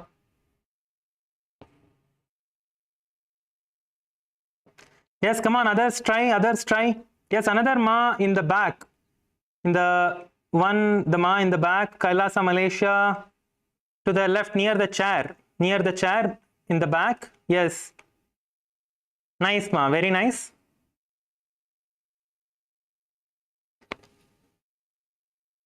Kailasa LA, female bodies, yes. Man Mary, nice ma, very nice. Hold yourself in that position, nice. Kailasa, Bolivia, yes, very nice, wonderful. I think everyone are doing this. Just you need to hold it. Hold yourself in the asana. Kailasa, Bolivia, hold yourself in the asana. Do not drop off. Hold yourself in the asana.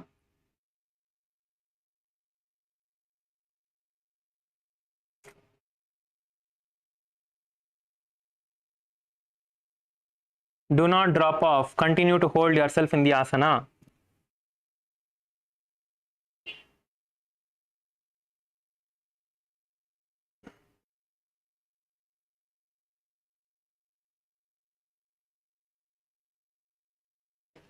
Continue, continue.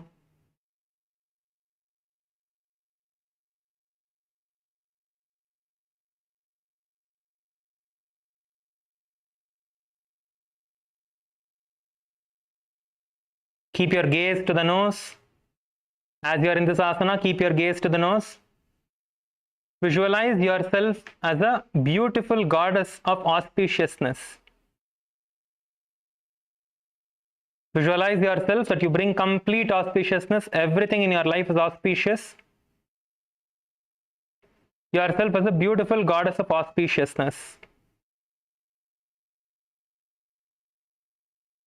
Continue to do the Rechaka Kumbhaka. Exhale completely. Empty your lungs completely. Hold your breath. And let your lungs get filled.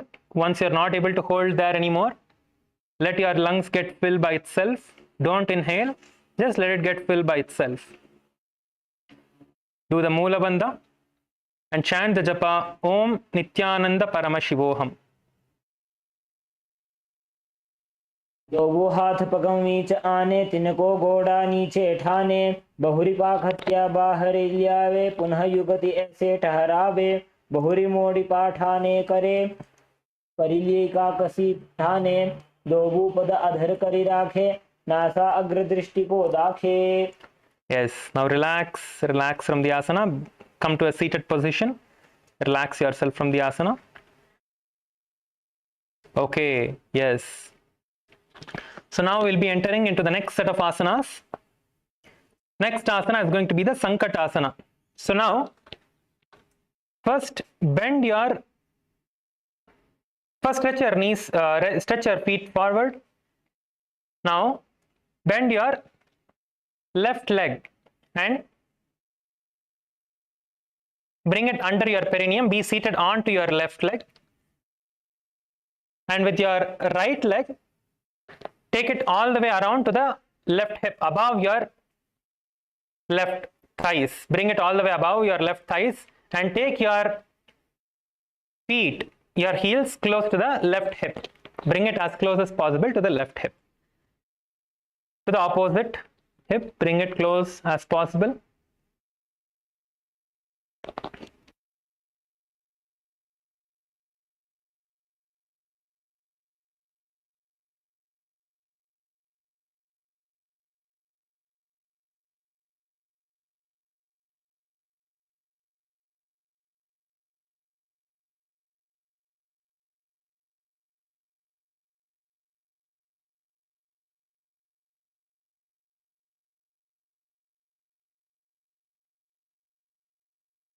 So now we are going to be practicing the Vaishnavi Mudra with this.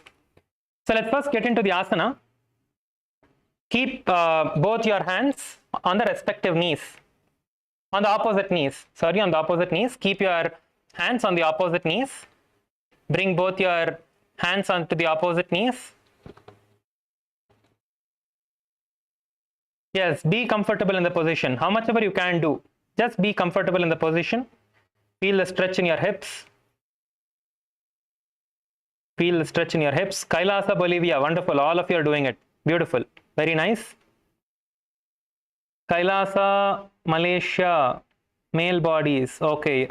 You're all doing. Nice, Aya. Very nice. Wonderful. Nandakumaraya, you're doing it. Beautiful. Yes. Kailasa, Bolivia is doing. Kailasa. Okay. Everyone are doing it. Nice. Very nice. So now, in this asana, we are going to be doing the Vaishnavi Mudra. So what you're going to be doing in the Vaishnavi Mudra is keeping your gaze forward and unclutching from everything. Unclutch from all the thoughts, unclutch that you're even looking at the surroundings in front of you. Practice unclutching. Let us do unclutching now. Unclutch from everything. Don't engage with any thoughts. Don't encourage any thoughts. Don't entertain any thoughts. Unclutch from all the thoughts and just gaze forward. Keep your gaze forward. Unclutch from all the thoughts. Now you'll be visualizing a hamsa, a swan, yourself as a swan in your inner space. Visualize yourself as a bird swan. Unclutch from everything else. Unclutch from everything. Keep your gaze forward. Unclutch from all the feelings, emotions. Unclutch from everything. Just keep your gaze forward. Visualizing yourself as a swan.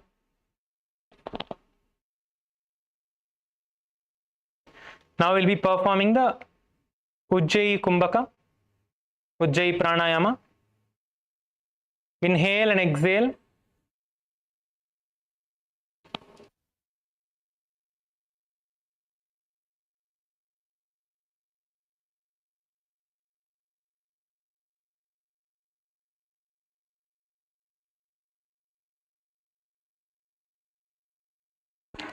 In the Ujjayi Pranayama, you're going to be inhaling through the mouth, making the sound of an ocean.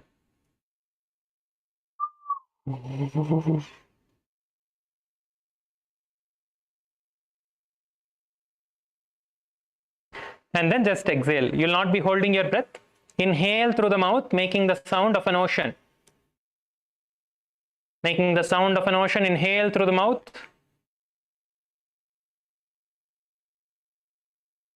And exhale through the nose.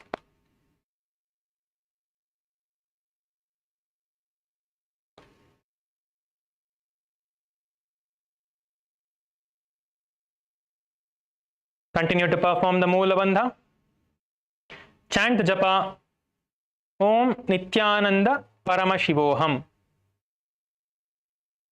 वामपादं चितेर्मूलं सन्न्यस्य धरणीतले पाददण्डेन यां येन वेष्टयेद्वामपादकं जानुयुग्मं करयुग्मम् एतत् सङ्कटमासनम्.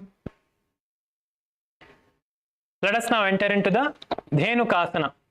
So from the same position, you can release your hands and just slide your legs. Slide your legs.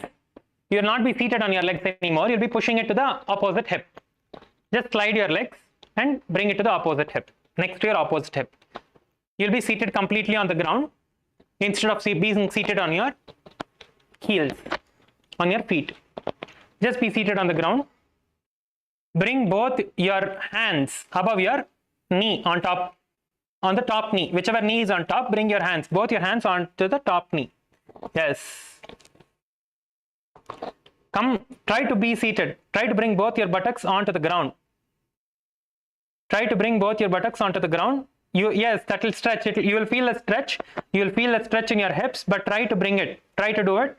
Try to push yourself. Bring both your buttocks onto the ground. Relax. Be seated. And now, try to bring your knees in alignment with each other. Both your knees will be in one line. Bring your knees in one line. Yes. Whoever are already into the position, if you're not able to, try to put yourself into the position. It will stretch. You will feel the stretch. You will feel the stretch happening. Yes. Come on, come on. Keep going. It's similar to Gomukhasana. How you are in the Gomukhasana position, similar to that.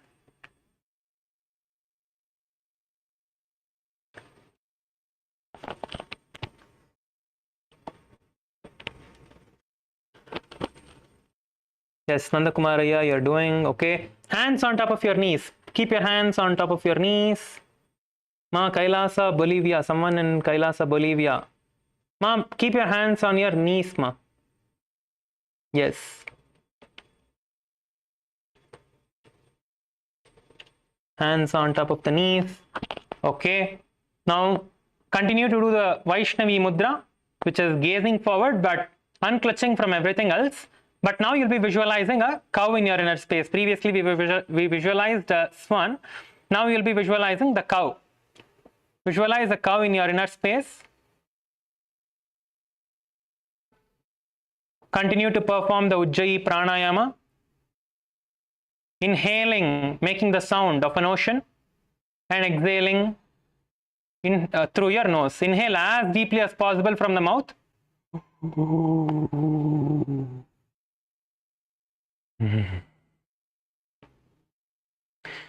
And you'll be performing Mula Bandha and Uddiyana Bandha. So first let us inhale with the Ujjayi pranayama.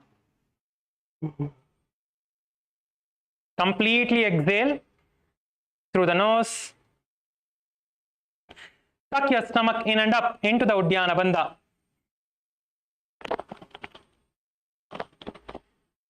And perform the Mula Bandha as well, tightening your perineum region.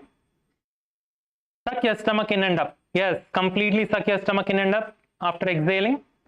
And now while inhaling again, inhale with the Ujjayi pranayama by opening your mouth, making the sound of an ocean. Inhale completely, fill your lungs, and exhale slowly.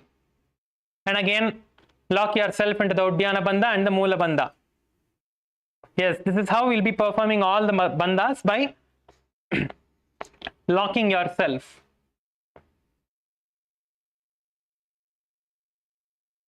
Yes. Continue to perform. In whatever position you are, in whatever position you have been seated in, whatever position you are comfortable with, in that position, perform the bandha.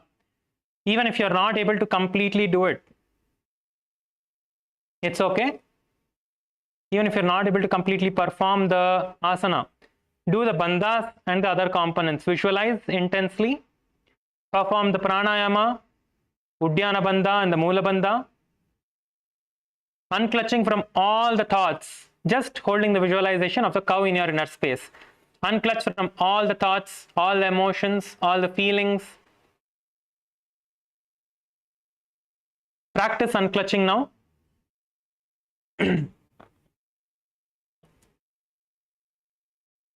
Chant the japa Om Nithyananda Paramashivoham.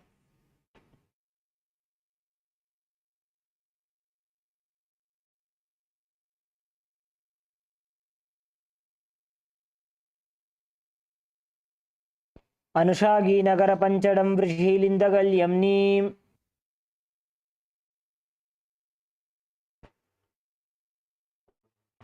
Yes, now you can relax and bring your feet into the seated position. Now what we'll be doing is placing your right foot on the left thigh. Place your right foot on the left thigh. Right foot on the left thigh. Left foot on the right knee.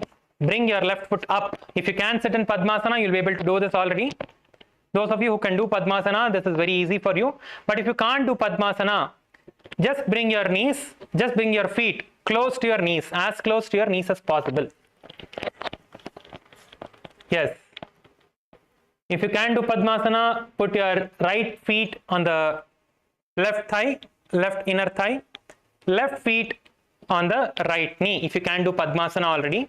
If you cannot do Padmasana, if this is, you're still working towards getting into this asana, then bring your feet close to your knees. Put one leg on the right thigh, on the left thigh, or your right feet on the left thigh. If you can bring your right feet on the left thigh, bring your right feet on the left thigh, or just try to pull your left, pull it into the position. Pull it into the position and hold there. Bring your feet into the position and hold there. Yes. Kailasa, Bolivia. Ma, come on.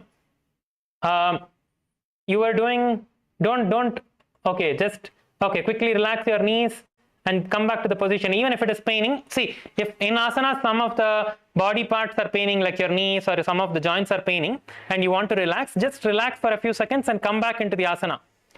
Yes, yes, yes, yes. Very good, very good. Keep going, keep going. KAILASA LA, KAILASA LA, PSS 4. Aya, keep going, keep going.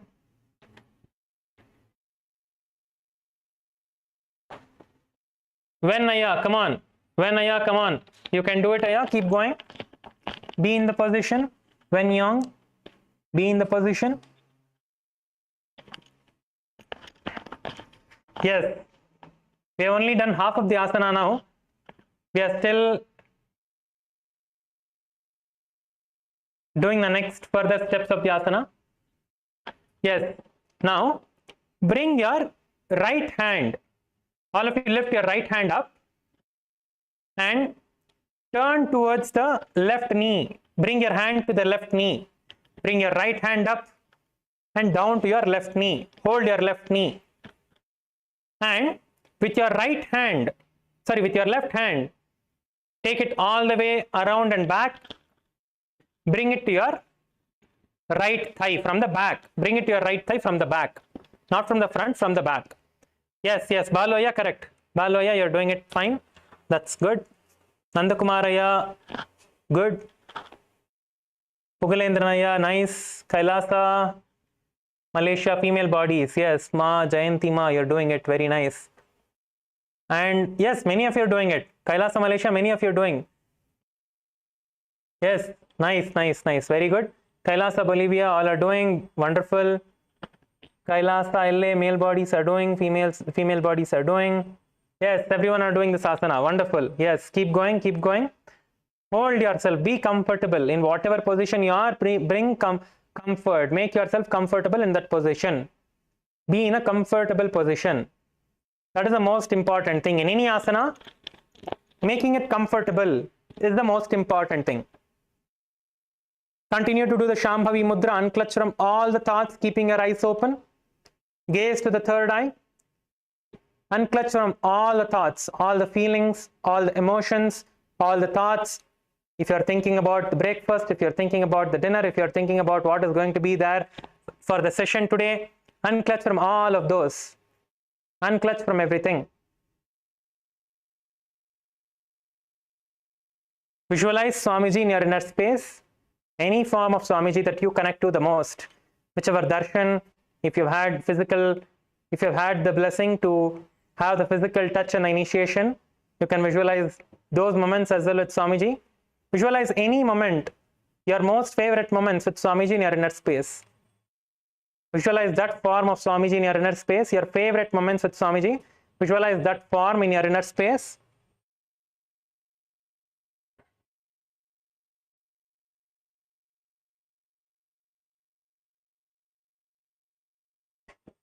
Turn and look at the back. Turn yourself, turn your body, twist your body. Twist your body as much as you can.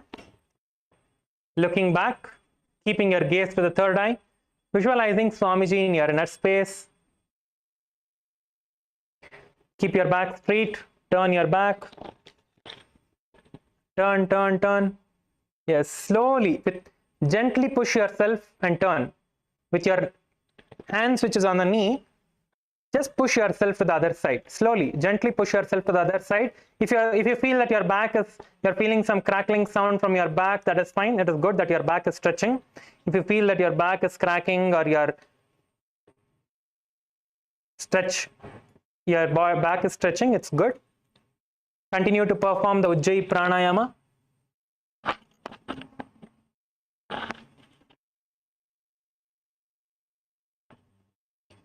Inhale with the sound of an ocean. Exhale with your nose.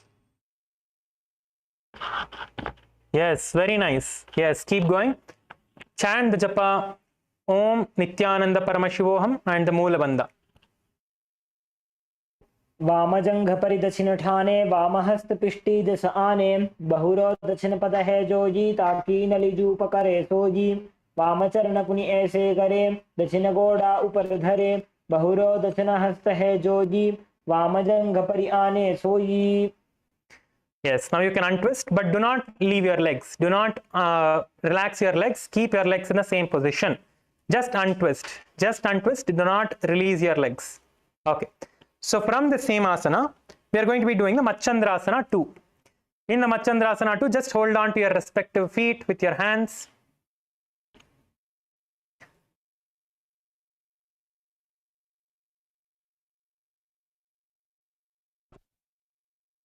Just hold your feet, hold your toes with your fingers.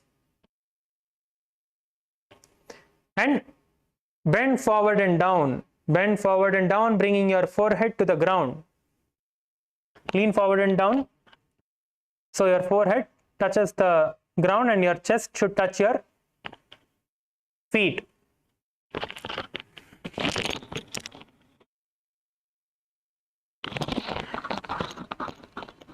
See, you should bring your forehead, not the top of your head. You should bring your forehead to the ground. Yes, you should bring your forehead to the ground. So, only then your chest will touch the knee, touch your feet. If you arch, you should not arch your back. You should not bend your back. Your back should be straight. So, try to bring your chest to the feet, to your calf muscles and the feet area where your legs are there, and bring your forehead to the ground, not the top of your head, forehead. Your forehead should be coming to the ground. Hold your feet, continue to hold your feet. See, if you're not able to get into the position, just be seated in a comfortable position and bend forward. KAILASA Malaysia, ma on the blue mat, the first in the center, ma on the blue mat, just yes, good ma, good. Just bend yourself, get into the position, keep going, keep doing it, keep doing. Feel the stretch in your hips, feel the stretch in your back. Let your body stretch nicely. Continue to visualize Swamiji, the favorite form of Swamiji in your inner space. Do the Vaishnavi Mudra, which is unclutching from all the feelings, all the thoughts, all the emotions. Performing the Ujjayi Pranayama, inhaling with the sound of an ocean.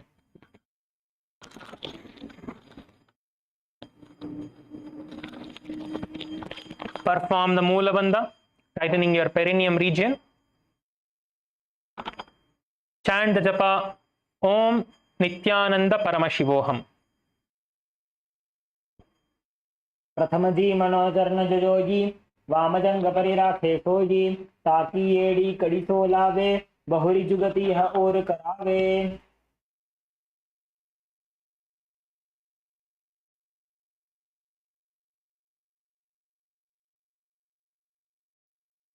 Yes, now let us enter into the next asana.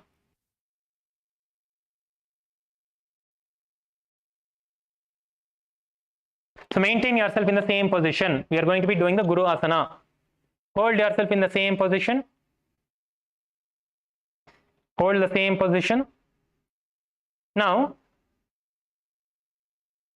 bring both your hands in an interlaced way. Interlace both your hands and place it on your left knee. Bring it to your left knee. Place both your hands, interlacing it on top of each other, and bring it to your left knee.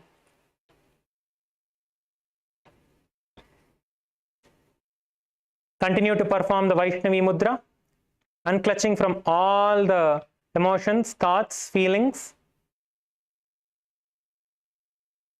Just being in the present moment. Visualize Swamiji in your inner space. Visualize Swamiji in your inner space. If you're not able to get yourself into the leg positions, just place your hands. Just place your hands on the left knee. Just place your hands interlaced on the left knee and be seated in the position. This is the last asana for today.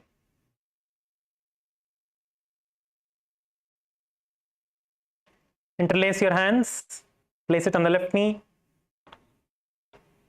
Visualize Swamiji in your inner space. Perform the Ujjayi Kumbhaka.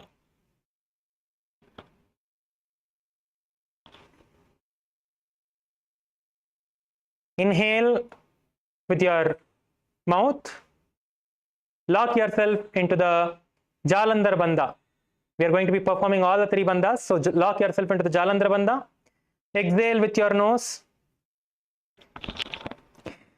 Suck your stomach in and up into the Uddiyana Bandha now.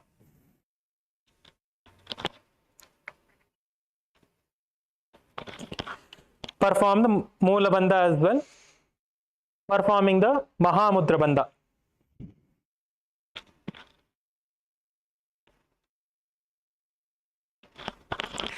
Repeat this. Inhale with your mouth, releasing all the bandhas. Lock yourself into the Jalandhar Bandha as you are inhaling. Exhale with your nose once you are locked into the Jalandhar Bandha. Suck your stomach in and up. And tighten your perineum region into the Moola Bandha, performing the Mahamudra Bandha.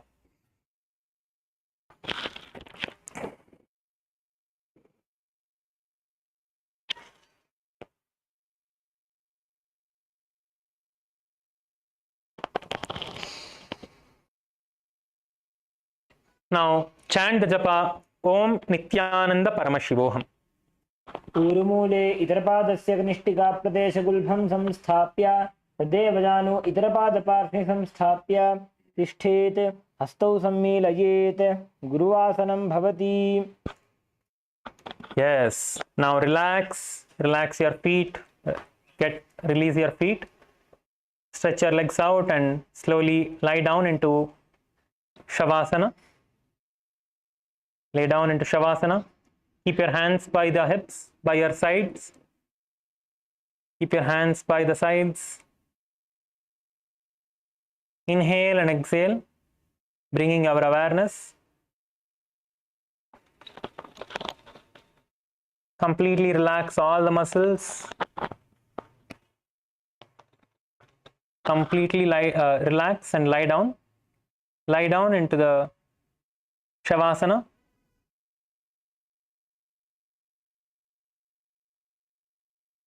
Visualize that your Kundalini Shakti is rising from your Mooladhara to the Sahasrara Chakra. This is the Shakti Chalana Mudra.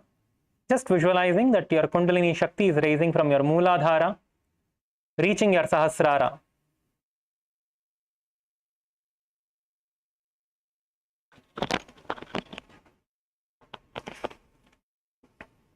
Inhale and exhale. Continue to inhale and exhale.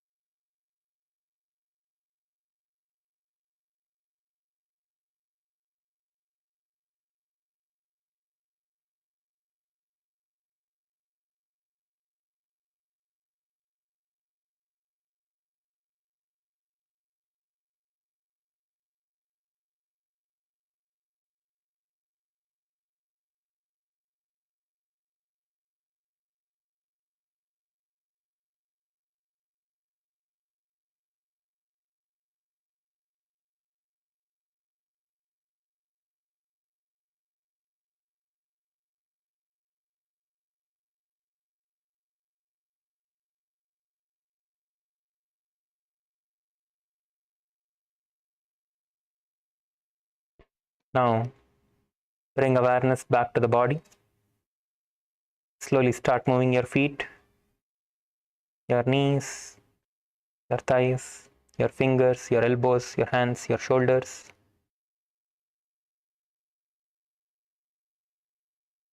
Lift your knees up, move your head, lift your knees up. Tug your knees to the chest, roll from side to side, and come to a seated position. Yes. We have 4 more minutes, so if any of you have any questions, you can ask any questions related to yoga. Whatever questions you have, please go ahead. If any of you have any questions, please come to the mic and you can ask your questions.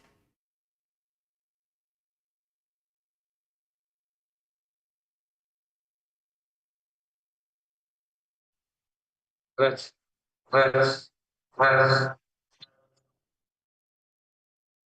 Yes, Aya. Yes, Balu, Aya. Go ahead, Aya.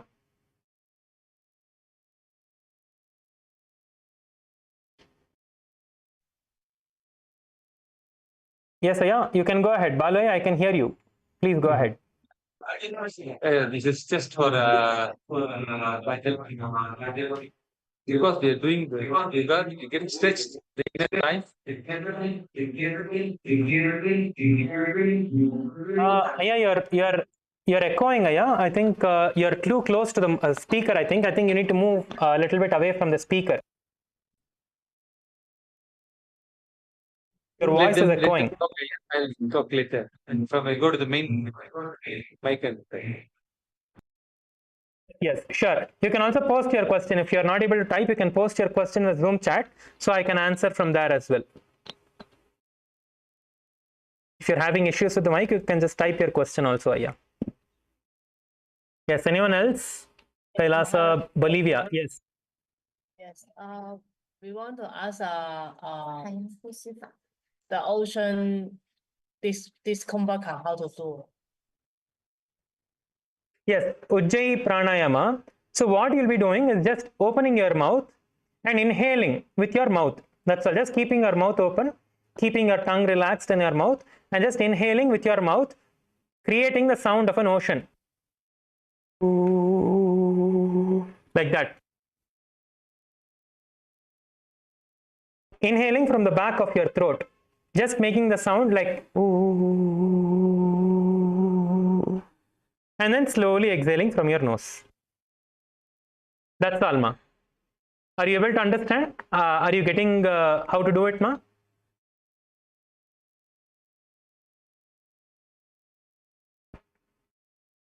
Inhaling from your mouth, making the sound of an ocean. Exhaling from your nose.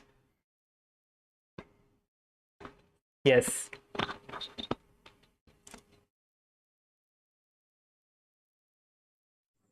Maharaj, Nithyananda Maharaj.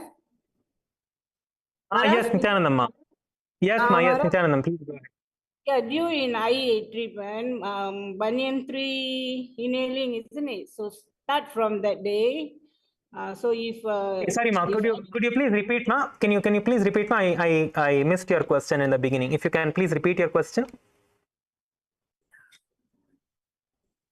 Maharaj, okay, after banyan tree meditation at in Bidudi with Swamiji, so all the time if yoga or any energy fail, so always I inhale through mouth and then I exhale through nose. Automatically it comes out. So that one is why it's happened like that, Maharaj. Is it okay? Or is that like feel sleepy or what? Because I feel energy only. Just need the It's okay, Ma. See, if something is naturally happening, that is fine.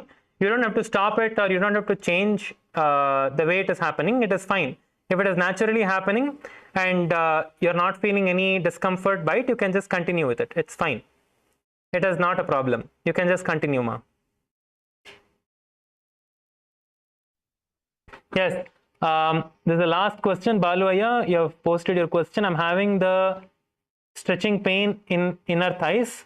We need to slow motion legs in to put in shoulders. Okay. Yes, Aya. It's good. Your thighs are stretching. That is good. Your body will stretch. That is good. When your body stretches, it is a good sign that you are performing the asanas well. So you are learning how to do it. That is good, Aya. Because we have never done it, you will feel the stretching. But by the end of PSS, you will see that so many of the asanas are becoming so much more easier for you. Yes. Okay. So with this, let us conclude with the Purna Mantra. Please be seated. It is time for concluding with the Purna Mantra.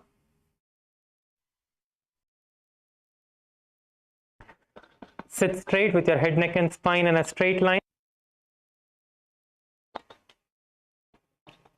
Bring your hands to the Atmanjali Mudra with your hands folded in front of your heart center. Visualize Swamiji in your inner space and offer the gratitude at Swamiji's feet for giving us this wonderful opportunity to perform the most authentic form of yoga. Om Purnamadah Purnamidam Purnat Purnamudachyate Purnasya Purnamadhaya Purnamevavashishyate. Om Shanti Shanti Shanti Hari Om Tat Sat Sarvam Bhagavat Shri Nithyananda Paramashiva Padukarpanamastu. Om Nithyanandam. Yes, thank you everyone. Thank you so much. Nithyanandam.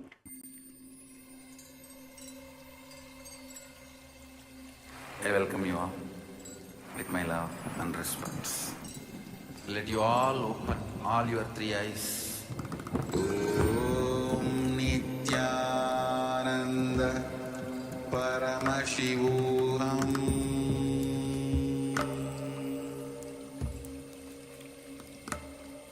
Om Nithyananda Paramashivoham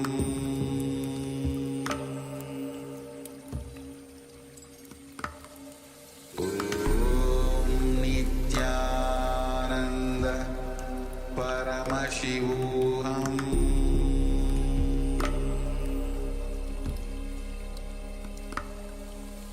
Om Nithyananda Paramashivoham.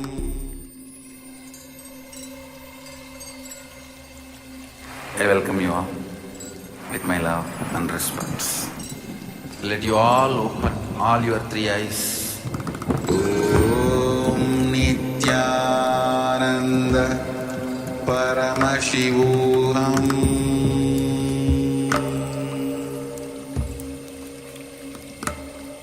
Om Nithyananda Paramashivoham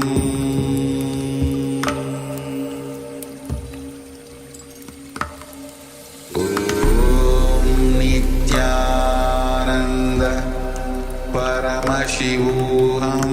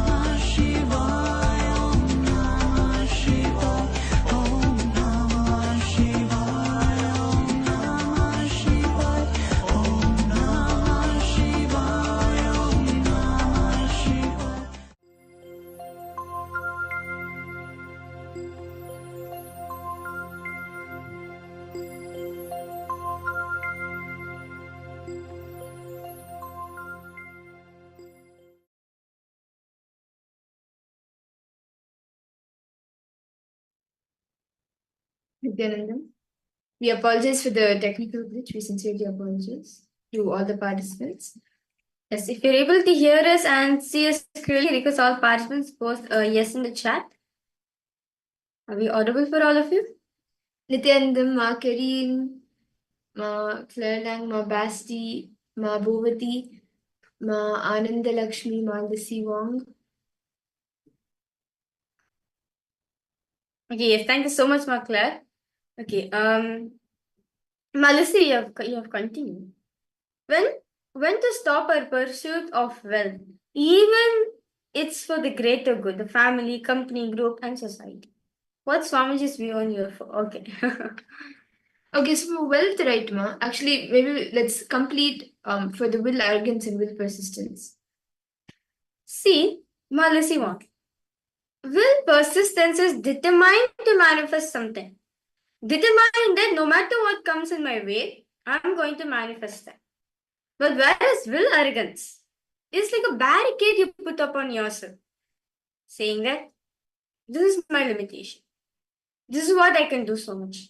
Ma, listen, one, I request you, ma, okay, you're giving the example of money, right? You're giving the example of wealth. Will arrogance is, I have tried enough. I have tried enough. I have went through enough failures in my life. I don't want to go through this again. I don't want to. And each time when a situation like this arises, you're like, no, I don't want to take up. I'm just going to be with myself. I don't want to take up any responsibility. I understand I had enough of my life. Like many times in certain situations, right? We step forward saying that no, I don't want to do that. I'm like basically you denying, right? That is will arrogance.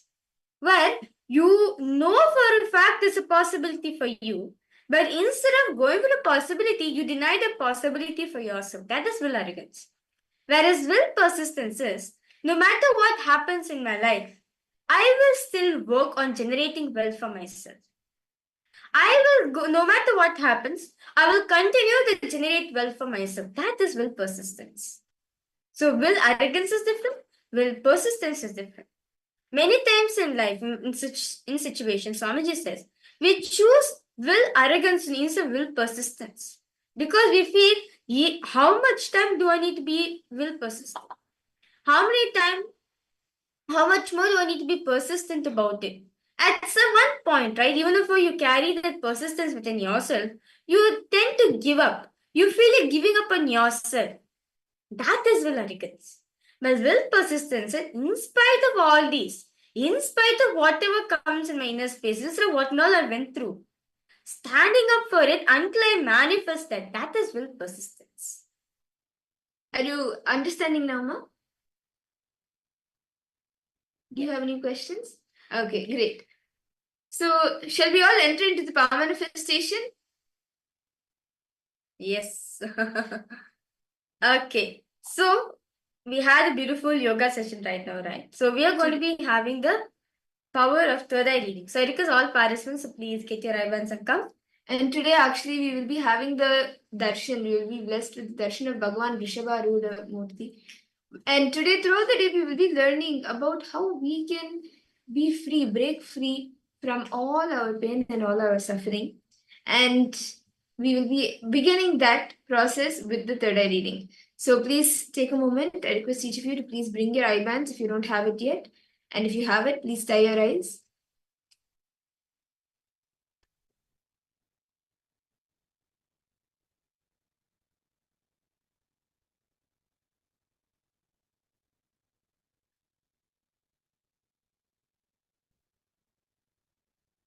And for all the participants not on camera, I request if you would come on camera. Ma Lissy Wong, Ma Kareen, Ma Sharmain, Ma Basdi. I request if each of you could come on camera. Yes, Ma Bovati, Nithyananda. Ma Bovati, you can tie your eyes, ma. We'll be doing the third eye reading now. So you can tie your eyes.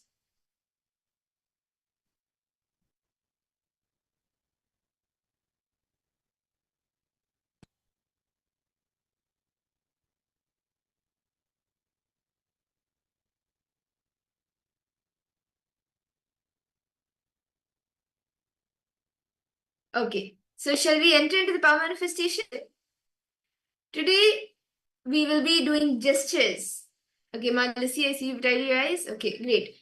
So we will be showing gestures for all of you in the camera, and you will be describing, like you will be seeing what gesture we are holding, either myself or Mahaviraja.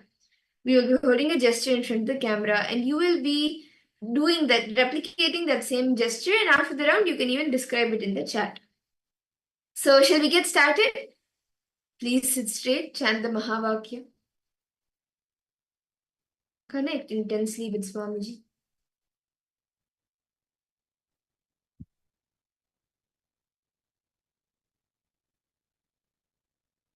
Please sit straight.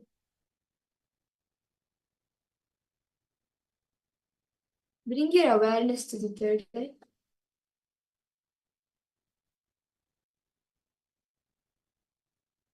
Okay. So now I will be showing a gesture for all of you.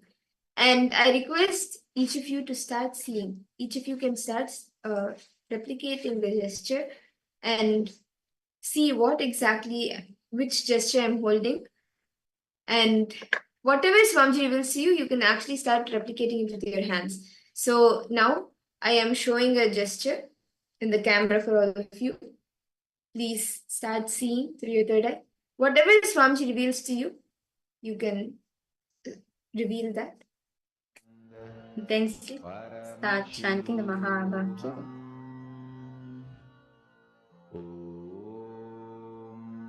Nithyananda Paramashivoham. What is the gesture that I'm holding? Nithyananda Paramashivoham. Nithyananda Paramashivoham. Nithyananda Paramashivoham. Continue to chant the Mahavakya. Om Nithyananda Paramashivoham. Om Nithyananda Paramashivoham. Om Nithyananda Paramashivoham.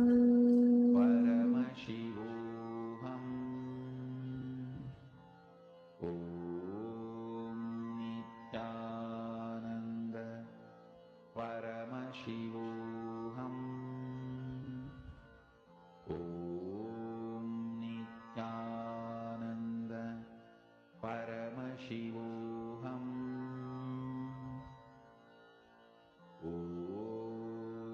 Please relax. I request each of you to please open your eyes. And all of you can detail out in the chat what was the exact gesture that I was showing in the camera, which I was showing for all of you.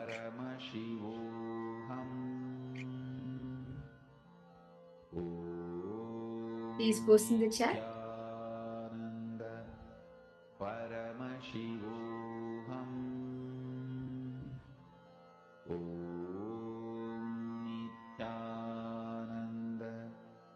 Okay, Ma Kerin, Ma Shaman, Ma Claire Lang, Ma Lissy Wong, each of you can post what was the...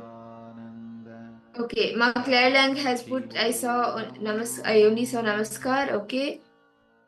What, everyone else? Ma Lissy Wong, what did you see? Ma Bovati, Ma Kerin?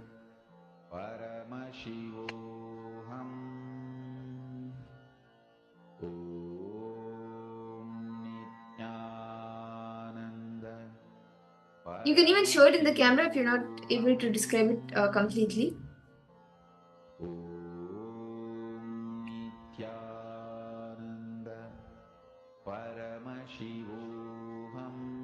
Ma Shamanius, what did you see? Ma Bhovati, Ma Karin, Ma Saralananda, Nithyanandam,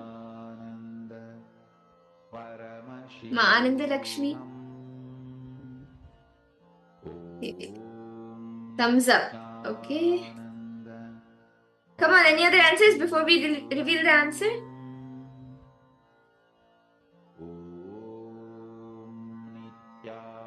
Okay, so now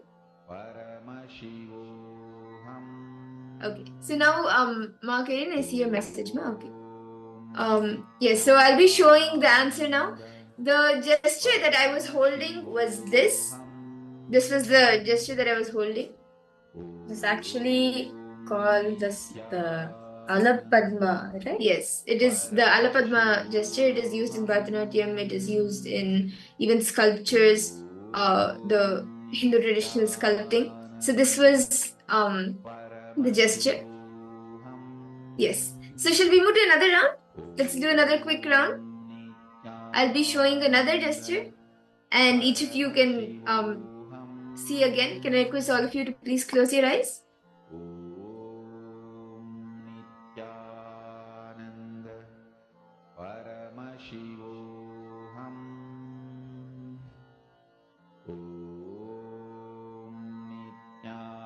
Intensely. Connect to Swamiji, this chant Mahavakya.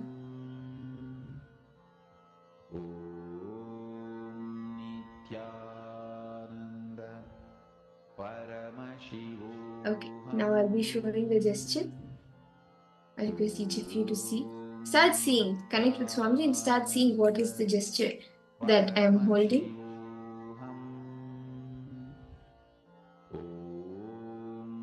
You can detail it out even if you don't know any name, or if you don't know any like how to describe it. It's okay. You can, as much as possible, like how the fingers are folded, you can even describe that.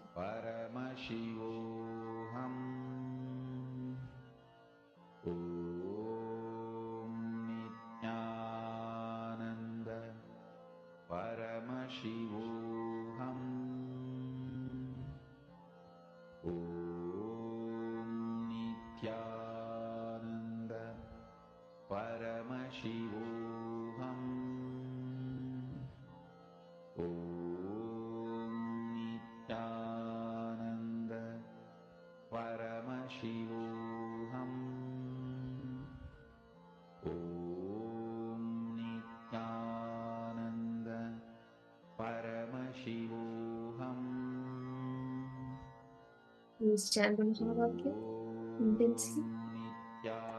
Om Nithyananda Paramashivoham.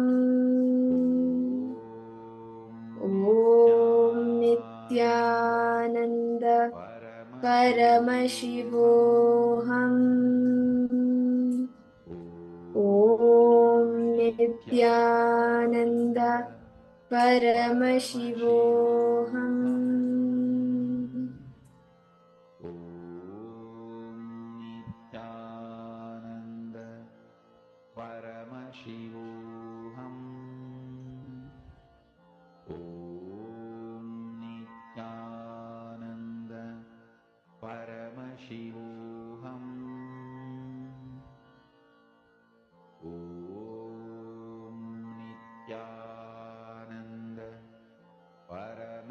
Now, I request all of you, please relax. You can open your eyes.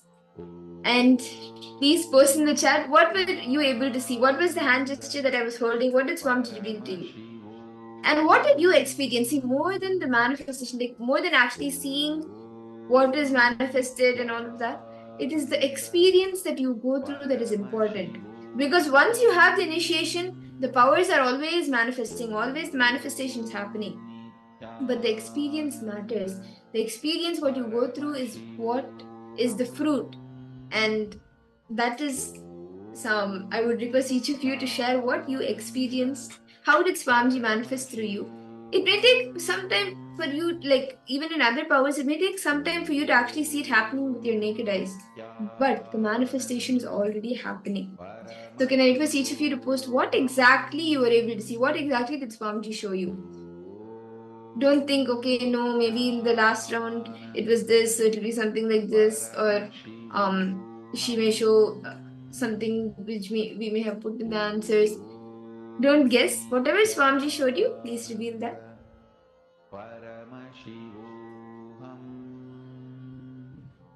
Malsiwang, Ma Claire Lang. Nithyananda Paramashivoham Nithyananda. Okay, so Ma Claire Lang has put, I saw the mudra where we hold the flower in the palm and the finger in mudra. Don't know the name. Oh, okay. Oh, That's okay. the Kurma Kurma Mudra. mudra. Okay.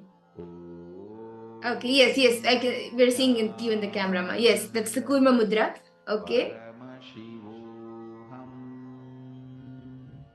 And Ma Karin, Ma Basti. Okay, Ma Karin, were you able to do this round, Ma? Or you can finish and come? Okay. Ma Lissy Wong, what did you see?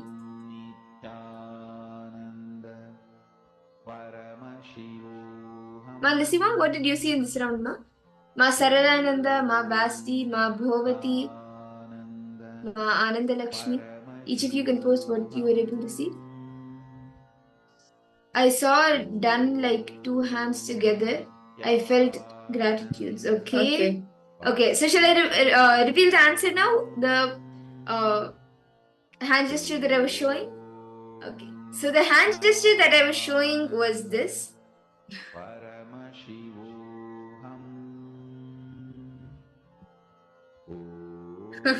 This was the hand gesture. It is a Bharatanatyam hand gesture. And Ma Claire Lang, actually, what you saw was interesting because when I was thinking, okay, what should I show? That time I was thinking maybe I should show some of the mudras that we do in puja. And so I was like, all the mudras that we do in puja was running. Like, not the Shiva Puja mudras were there, but I thought maybe something simple I should do from the Guru Puja thing. So, like, I was actually thinking of doing this one or the Kurma Mudra, the Sankalpa Mudra or the Kurma Mudra. So that's you did mind reading, I think. That's amazing, Ma. Yes. Ma Claire, even you too, you did the mind reading too, I would say, because you're able to see the Kurma Mudra, right? So, like, Ma Mudra was thinking about that. So, that's nice. So, you guys, both of you read her mind, what she was thinking in her inner space. So, it's a third of power too. Yes. Okay. So now with that, we all manifested the power of third eye. Let us all enter into the first session of the day. Yes. So today, all the participants, it's one of the important days for all of us to attend. As many times we ask, right, why pain? Why do we carry so much pain in our life? Why do we experience pain? Today, throughout the whole day, you will be understand deeper secrets revealed by Swamiji on how to overcome pain, be it physical, psychological, or emotional pain. In any types of life, right, in any walks of life you come from. This one thing, pain, is always there in all of us. But what is it that can we do to we can come out from it? So, the first session, all the participants, we are going to be listening from Swamiji on what is the pain and what are the different types of pain we experience.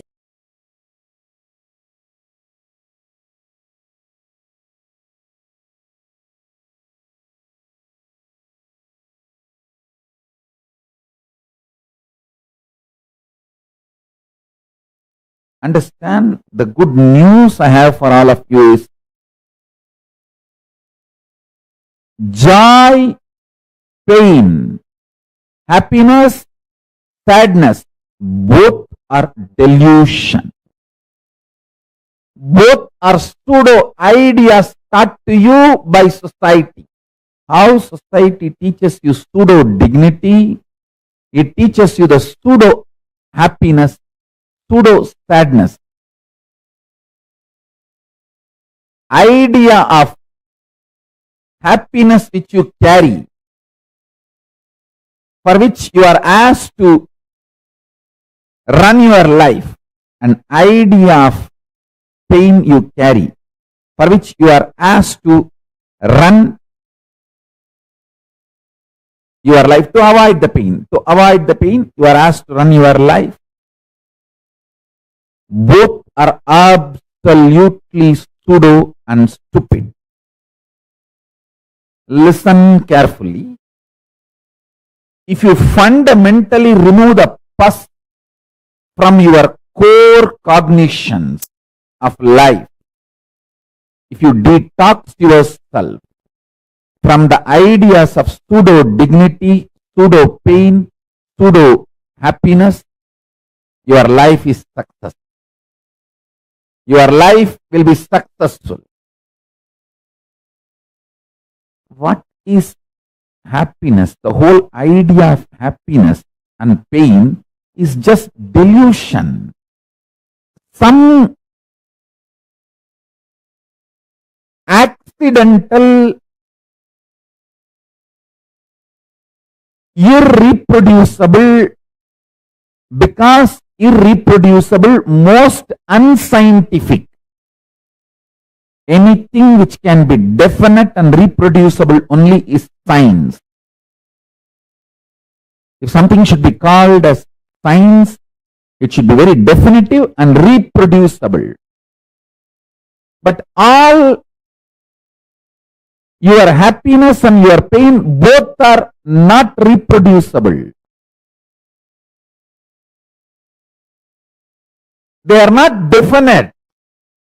It is just some chemistry happening in your biology, like accident, some coincidence. Sometimes it happens and sometimes it doesn't happen. And you struggle with the idea what all you did earlier to get the happiness. You try to do the same thing and wait, even beg for happiness to come, and it doesn't come.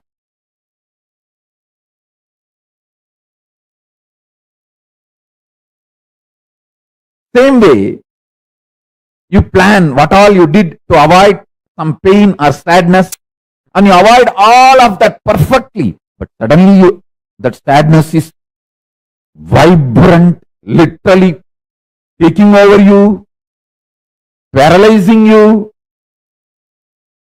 You don't know. All pains, sufferings, delusions, everything has no existence. Because Paramashiva does not have pain. If he has a pain, if he has a suffering, then I can say, your pain is inside Paramashiva's pain. No, that statement has no meaning.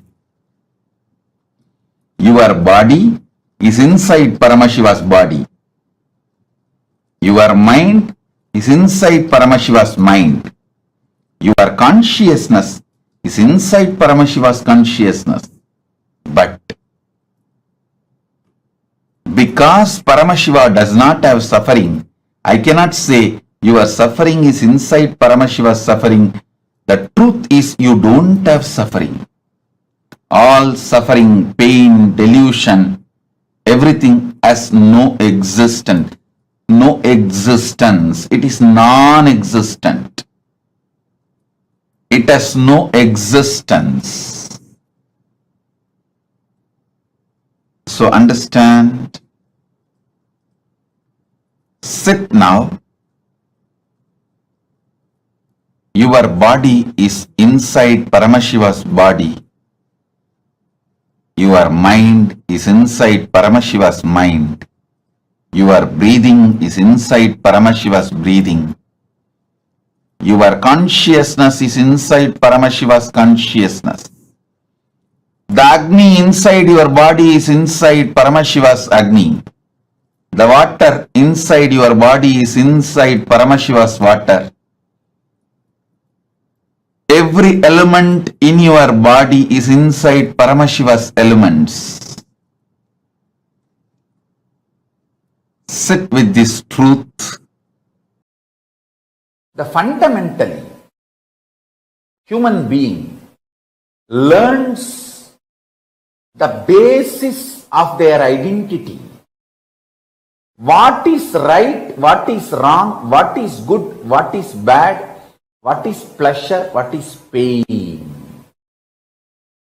From your past generations, from your parents, family, people around you who taught you.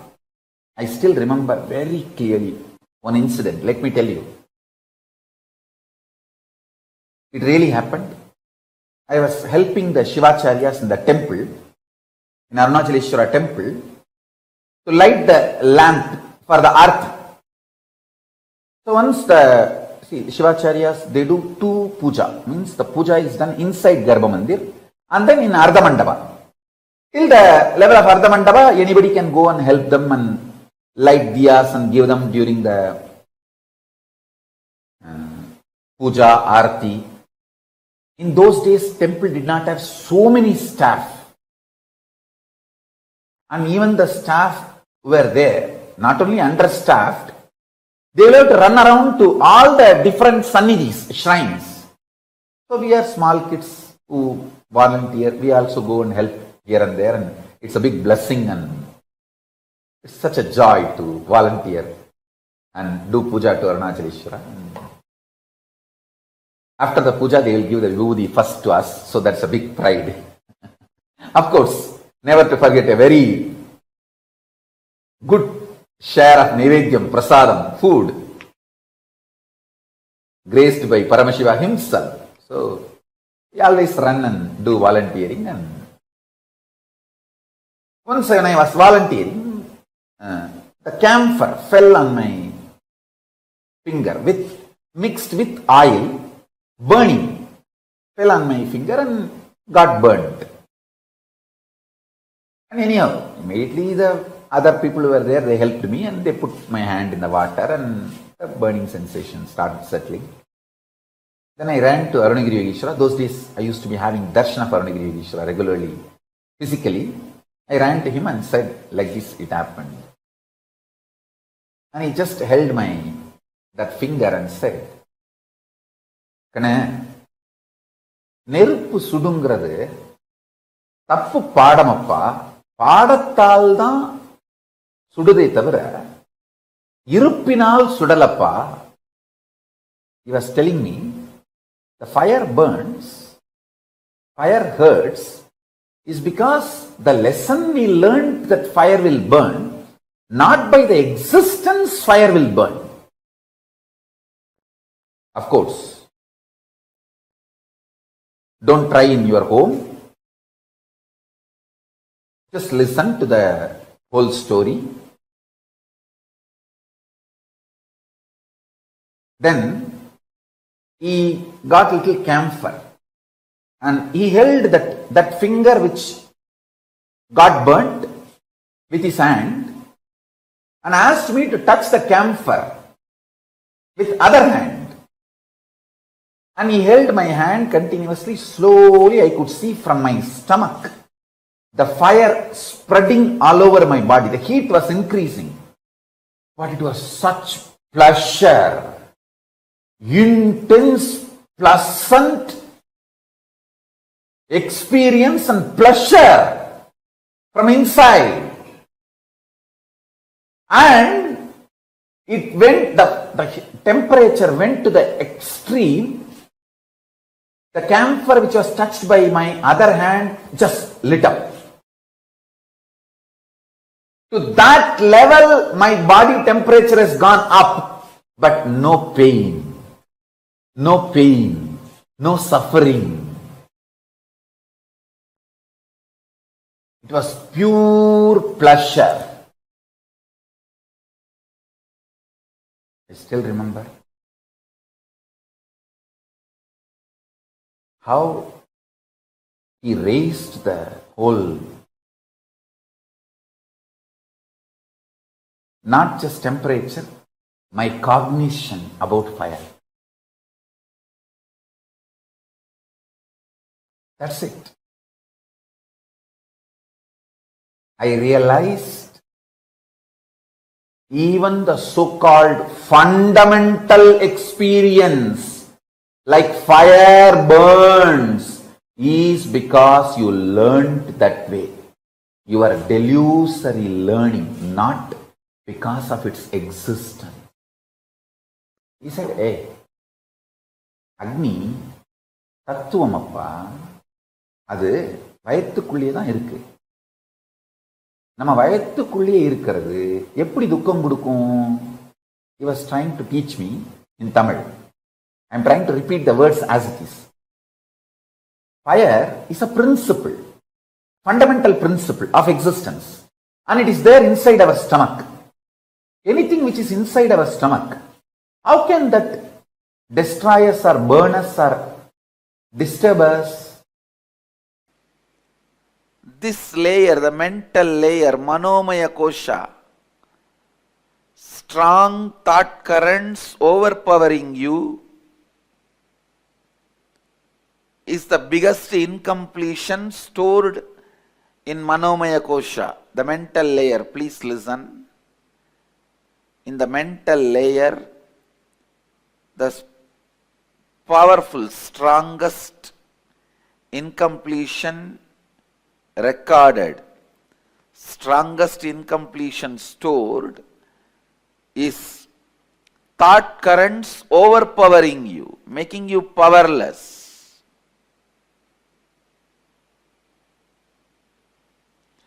In this layer, we store all the pain patterns. We store all the pain patterns. Physical pain, mental pain, emotional pain, spiritual pain. All the pains are reduced to mental pain and recorded in your being. Please understand, physical pain also, when it is recorded in your mind, it becomes only mental pain. It is the mental pain about physical pain, that's all.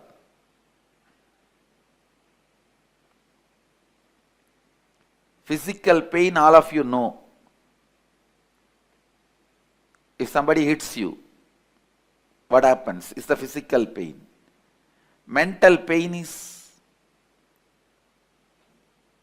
if you are not respected somewhere the way you expect to be respected.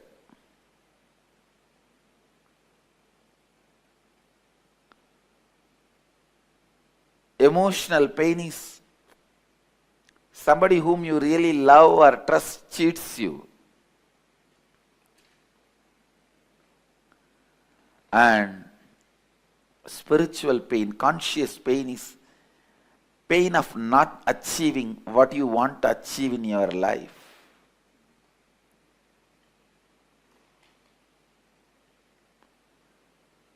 Listen, these four major pains get stored in your pain body, in your mental layer. Mental layer is pain body. That is where all the pains are stored.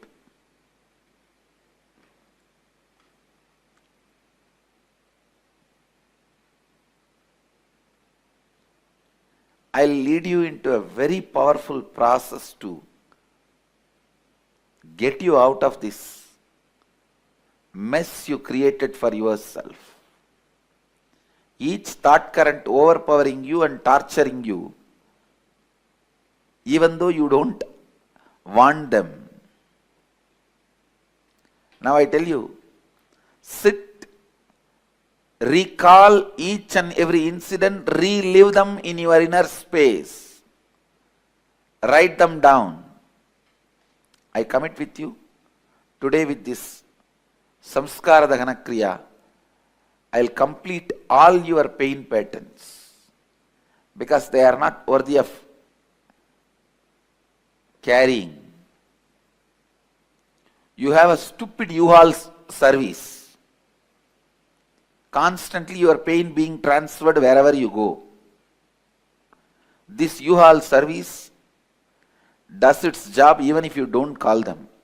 That's the problem.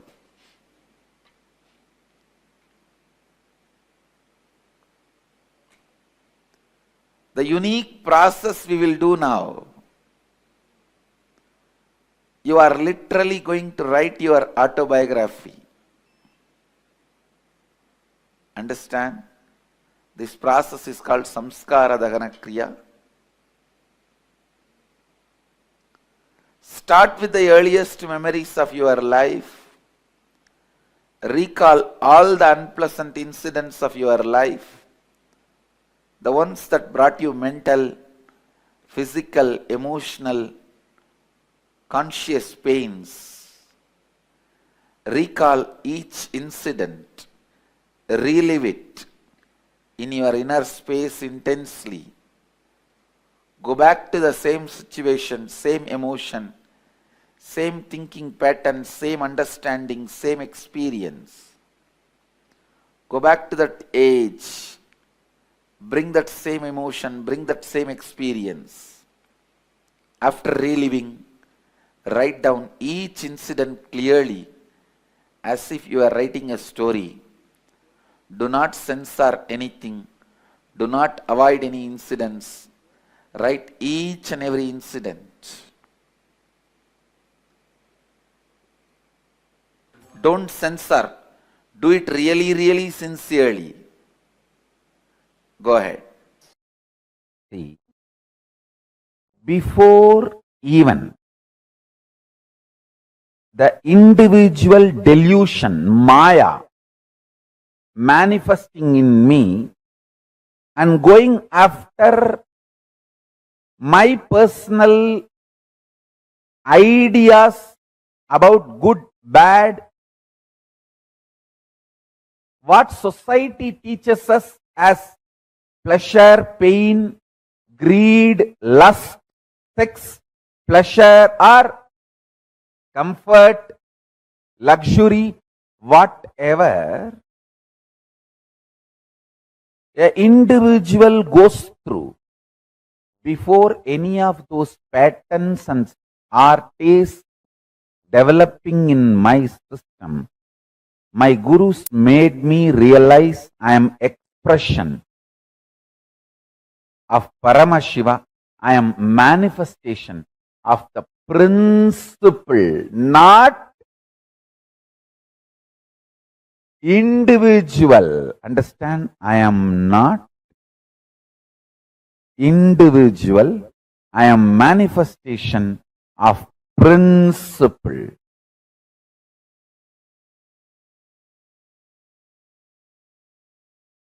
You need to understand. I am a manifestation of principle. Tattva, not an individual. Before even any identity or desires, fears of individual developing in my system, my gurus made me realize I am a principle, tattva. If you think your lifespan, your existence is much more, then the idea of your pleasures will become different. The ideas about your pleasure will become different. Understand? If you think you are going to be having births and deaths, that's the truth. Till you are enlightened. The births and deaths is going to be your life cycle. Then simply you know what is going to be your pleasure, what is going to be your pain, what should be your pleasure, what should be your pain. Having a larger vision, more clear vision about you. Actually, when you have more clear vision about you, all your actions will be aligned to that. Your pleasure, what do you consider as pain, what do you consider as pleasure, what do you consider as good, what do you consider as bad, everything will become different if what you consider as you changes. What do you consider as you, if that changes,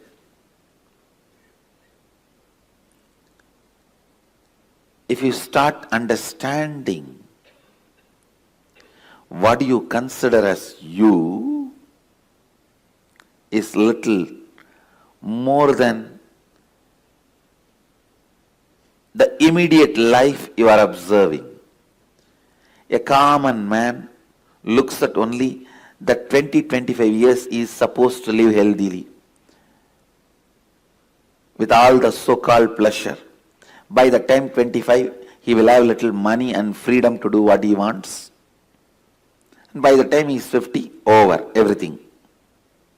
So this 25 years only you consider as life. That's if you consider only this 25 years as you and plan, that is what I call very, very short vision. Then all your strategies about you, life, everything will be vinasamcha, means destructible, based on destructible.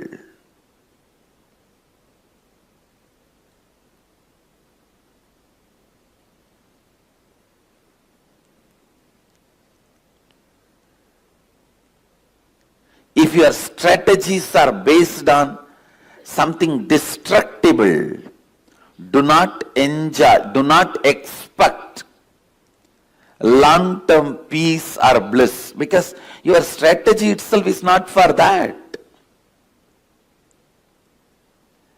When you are building your house itself, you are building with bamboo concrete, which lifespan is only 20 years. And then you expect your fourth generation to live in that house? You make a wall. This is for the photograph of all my first generation. Then this is my sons and daughters. That is for my grandsons and granddaughters. That is for my great-grandsons and great-granddaughters. The house itself is going to live only 20 years.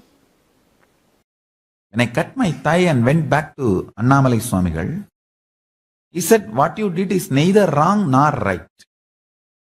I couldn't understand. What do you mean? He said, because of this cutting yourself, you got the click. Ultimately, that you are not the body. Actually, after that only he gave me the initiation into that Aham Spurana. The methodology of the Aham Spurana by great incarnation, Ramana Maharshi. It was transmitted to me by Annamalai Swamigal. So Ramana Maharshi is my Paramaguru. And Annamalai Swamigal transmitted that Aham Spurana, Anubhava into me, and which became reality when I was 12 in the Pavazhakundru. After that, once Annamalai Swamigal was telling me, now understand the thing you did, cutting your thighs, neither right nor wrong. Because you got the vision, you don't need sacrifice. You don't need to cut yourself again. If Annamalai Swamigal said cutting yourself is right, I would have been continuously doing that everywhere. And all of you will be sitting and cutting yourself. It is not right. Same way it is not wrong. You need certain kind of a ferociousness to do sacrifice till the vision clicks. That kind of a ferociousness is required for the vision to click. So because the ferociousness is required for the vision to click, the experimenting on yourself, cutting yourself, your thigh was not wrong. Because it is not required regularly, once the vision clicks, it is not right.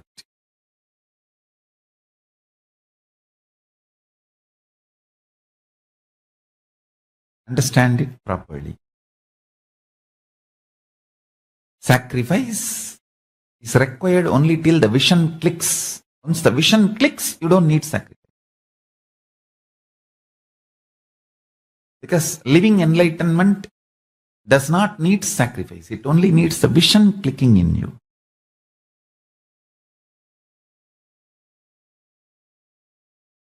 But till the vision clicks, you need to have the patience and perseverance, will, persistence. For that you need sacrifice.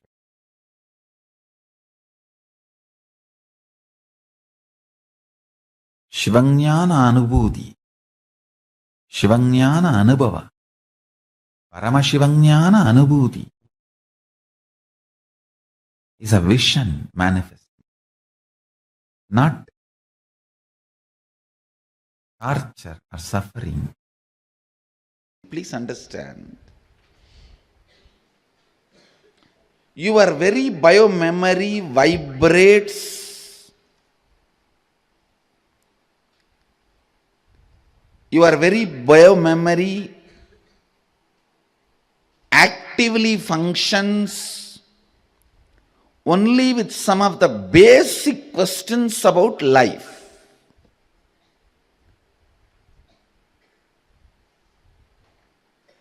What is pleasure? How can I have more? What is pain? How can I avoid that? What is life?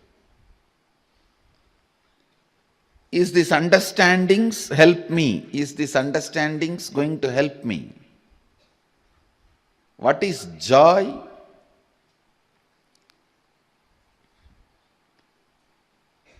All these basic truths, basic understandings,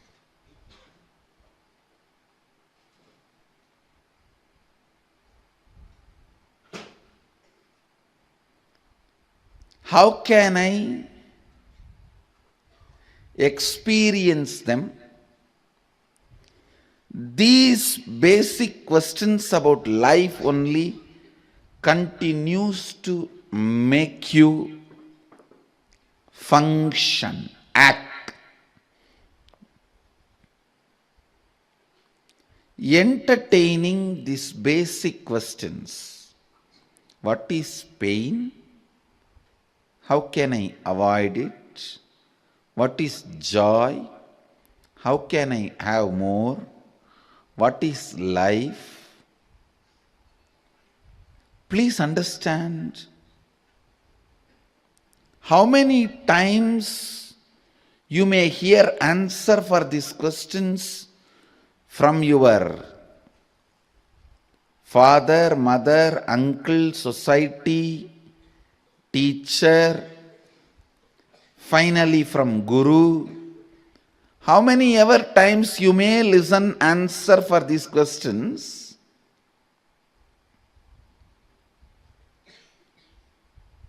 Listening to better and better answers for these questions and clicking with them is maturity.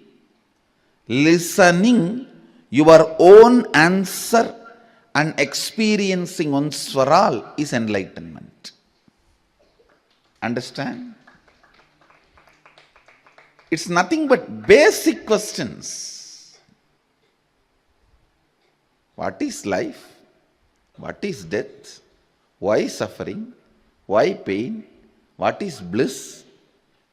What is joy? How can I have more joy? How can I have less pain? What is it that is living inside me? What is it that changes inside me? What is it that does not change inside me? What is it that is making me move? What is it that is making me tired? What makes me exciting? What makes me feel bored? For these basic questions, if you have better and better answer and click with the better answers, that is called maturity. Naturally, the answer your friend gives when you are 5-year-old will be different. Your mother gives when you are 6-year-old will be different. When your father gives when you are 14 will be different. Finally, when you reach your guru, the answer he gives will be different. So, clicking with better and better answers is maturity. Ultimately, clicking with your own answer, experience, and the question disappearing once for all is enlightenment. That is enlightenment.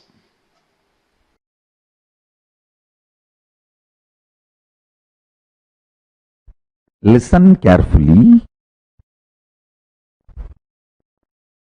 Swadhisthana, fear-centric chakra.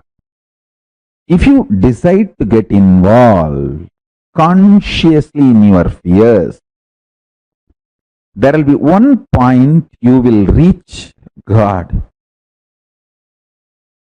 Nothing more worst can happen to my existence externally or internally. There can't be any more pain, possible collapse for my external existence or internal existence. You will reach that and drop. That is the moment the beautiful, powerful cognition will rise in you. From now, every second I am alive internally and I feel I am alive externally. Itself is a blessing. Nothing more is needed. I neither need bliss, joy inside me to be blissful, to feel fulfilled, nor I need something externally to feel fulfilled and complete. That experience will happen in you if you consciously involve with all your fears, fear fantasies, the patterns, the way the fear manifests in you.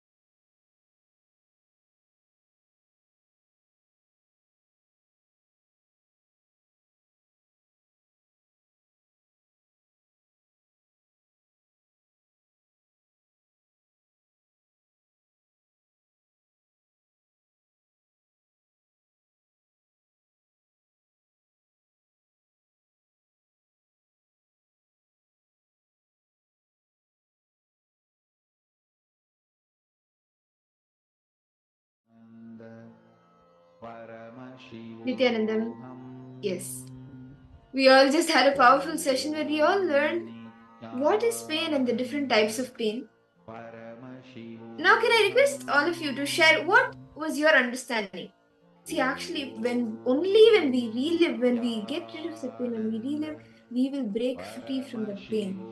All the types of, like all the suffering that you have, you can complete with it. Very beautifully, Swamiji gave us an understanding, right? How Swamiji overcome pain, right? Swamiji gave an example of his own incident, how Swamiji was cutting his thigh and everything, right? Whatever he was going through, like the pain he felt and all those things he felt, right? Understand, Swamiji says that you can go beyond pain. What exactly is pain? Can I request all participants suppose? What do you understand as pain? What do each and every one of you cognize as pain? See, as Swamiji revealed, there are four layers of pain: the physical pain, the mental pain, the emotional pain, and the conscious pain, right? These are the different types of pain. The physical pain is what we experience in our physical body. The mental pain is what we go through, like guilt. It is what we go through after some certain action, what we feel, where you feel you are not respected, that pain.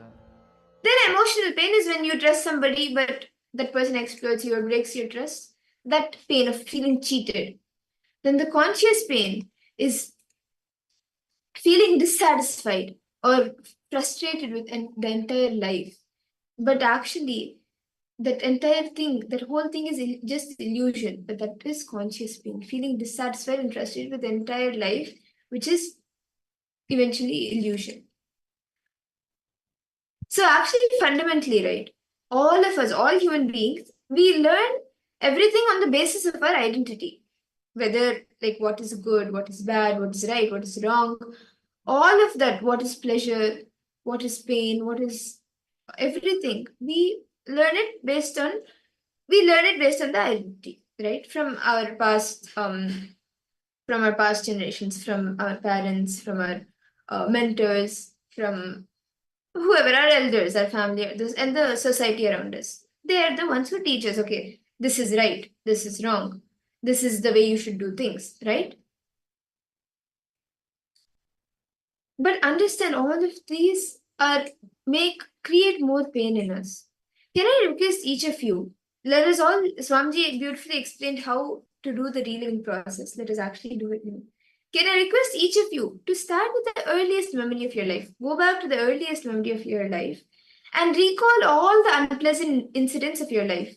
The ones that brought you mental pain, physical pain, emotional pain, and conscious pain. The earliest incident for each of these four pains, the earliest incident when you felt like that. Can each of you please take a few minutes to do this?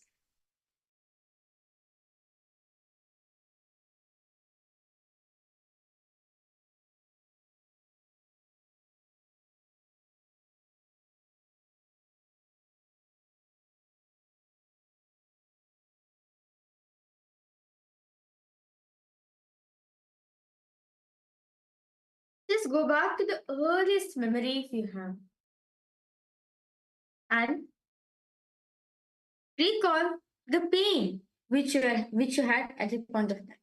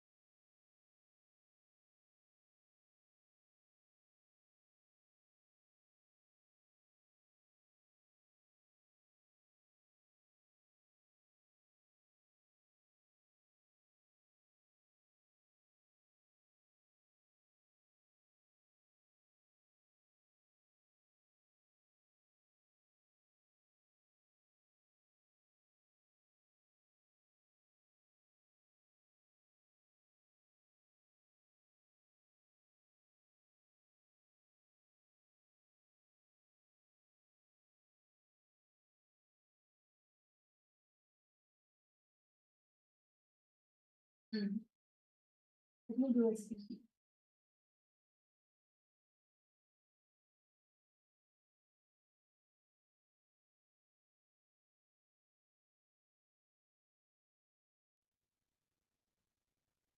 Yes. Nithyanandam, to all participants, hope all of you are done writing. How many of you have finished writing? I request all of you to post.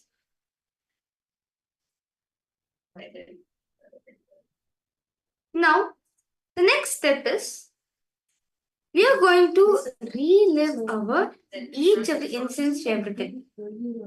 All participants understanding? Okay, Makarin, you are done.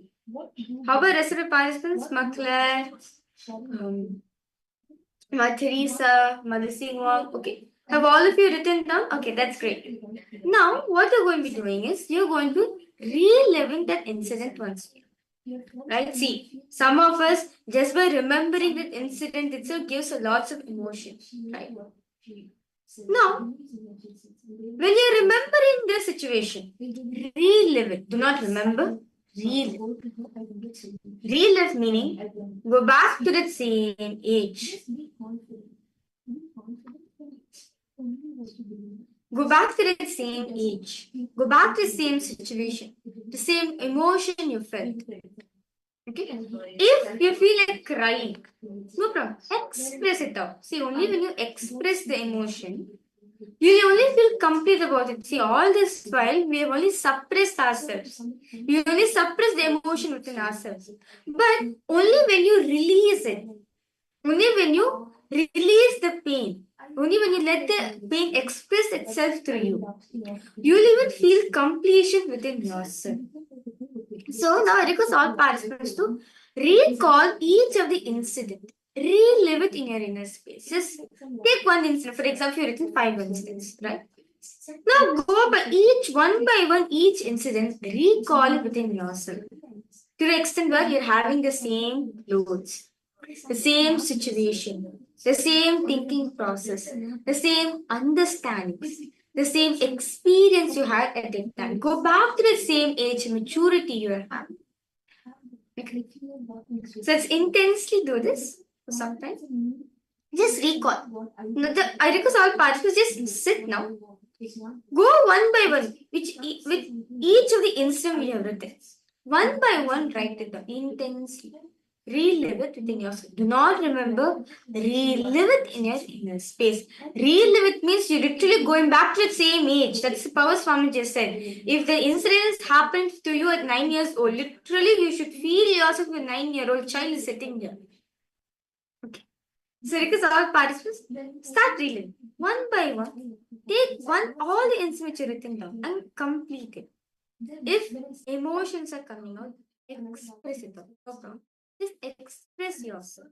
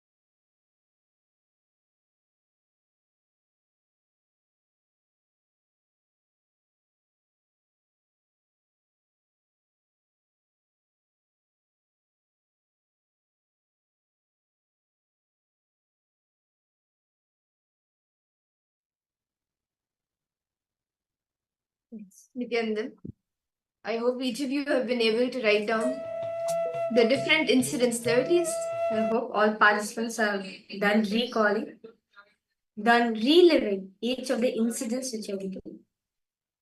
Now, can I request each of you to complete all your pain patterns? See, all the pain patterns that you are holding on to, they're not worth of carrying it. They're only adding an unnecessary burden on you. So actually, when you do the reliving, right, you let go of that burden, you let go of that bag of incompletions.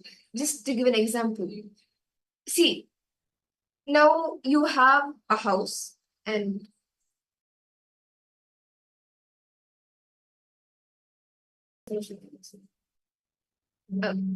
so we have a house and you have there's like crash, like you're getting a really bad smell. What would be the right thing to do? Would it be to spray like a room freshener or like a perfume to remove the smell, or actually go to the root and take the trash out and throw it out? What would heal the smell? Like what would remove the smell completely? Actually going to the root, taking the trash out and throwing it, right? The same way, all the incompletions are just like a burden in you, like a weight in you, which you need to go to the root, remove it, and throw it out. And that is what this reliving process does and helps you. Okay. Shall we all move to the next step? Okay. So now all the participants, now we are done reliving each of the incidents, right? Or does any one of you want to share whatever experience you have felt? Or any questions you have? Yes, Ma Claire, you want to say something? Anything you have, Ma? Makarini, Makarin. Lucy, one you posted. You are surprised. Well, Lucy, it's time for you to complete and come out from it. Since for a long time you've been carrying this pain within yourself, right? For a long time you've been carrying this pain. Now it's time for us to complete with it. Only when you take this step to complete with it, you will feel relief. You will feel complete within yourself. So, yes, I request all participants to post if you have any questions, any doubts. Do feel free to post in the chat section. Now, all of us have done reliving each of the incidents, right? Yeah. Shall we all move to the next step? Okay. So, the next step is actually a very easy step. So now all the patterns, all the incompletions, all the pains which I've written, right? Now, just rewrite it again after relieving it. Again, write in each incident clearly as if you are writing a story. Understand, this is your story. Actually, maybe the completion process, Swamiji, when he introduced the completion process, he tells actually, it is like for the first time you will be writing your own story. And that too, it will be like in so much detail. You have to write it like that in so much detail. Every single thing that happened in your life, in that incident, you need to write down. Now all of us are reliving, right? Just write it like a story, like how when you read a normal storybook, right? Read it like that. Understand, Swamiji says, pure completion is that when you look back at your incidents, when you look back at your pain patterns, you should just be able to laugh. Because then you'll understand the connection within you, meaning the association you had within that patterns is no more there in you. Okay, so request all participants, let's take a few minutes. Just start writing each incident clearly as if you're writing a story.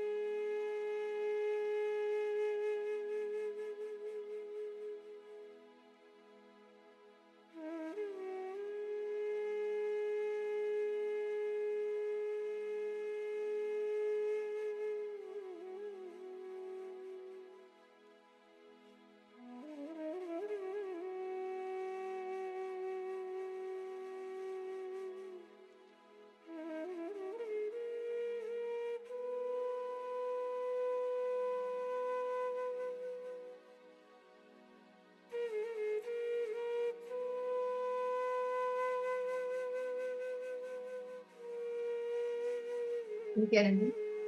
I hope each of you have been able to relive and also write down the different incidents as you relive the incidents. And understand this is a very powerful process. From all the 7 layers of the body, the incompletions will start getting relieved, and you will feel much more lighter, much more complete, and you will start feeling so relieved from all the pain and suffering that you are going through. Be it any type of pain, be it any type of suffering. And with that, in that same space of completion, that because see the completion process is very powerful, and as a result of that power is manifest extraordinarily. So let us enter into the power manifestation. Today we have a very exciting power. We are going to be doing the Aushadha Darshanam, where each of you will actually be like just by seeing the image of a medicine or just with the name of any type of medicine, you will be able to see the different qualities, the different benefits that that medicine can give you if consumed or if used. What benefits does that medicine have? You will be able to scan and see. So that is what we will be doing. Now, let's say I've asked a question.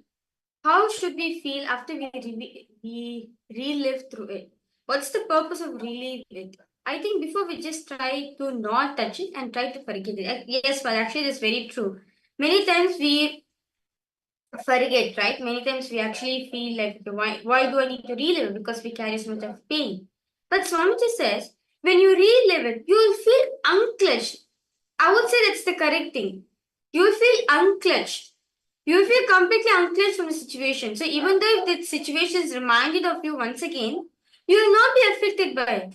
You will not feel any pain about it. The pain associated with that incident will not affect you. See, when we remember, or when we just remember it and say, okay, I'm not going to touch this anymore, we tend to push it under the carpet, and whenever it resurfaces, it brings lots of pain, lots of suffering.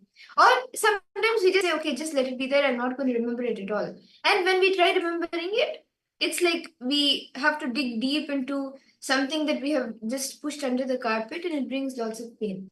But when you remove it from under the carpet and when you let it go, that is the real reliving. Because even if you remember from your memory, if you remember the incident, the pain related to that incident, associated with that incident, will not. It will only be like a learning for you. It will not have any pain. Like whether you are holding any pain, like any grudges or any pain against some of the people who were in the incident or towards life from that incident, all of that will not be there. You will see life itself as a new possibility. Okay, so let's now move ahead to the. I request all participants to post if you have any questions, any further doubts. Do feel free to post in the chat section. And I just want to ask, Mark Clareline, how was your manifestation for SJP? How is it going, Mark? Is it going good?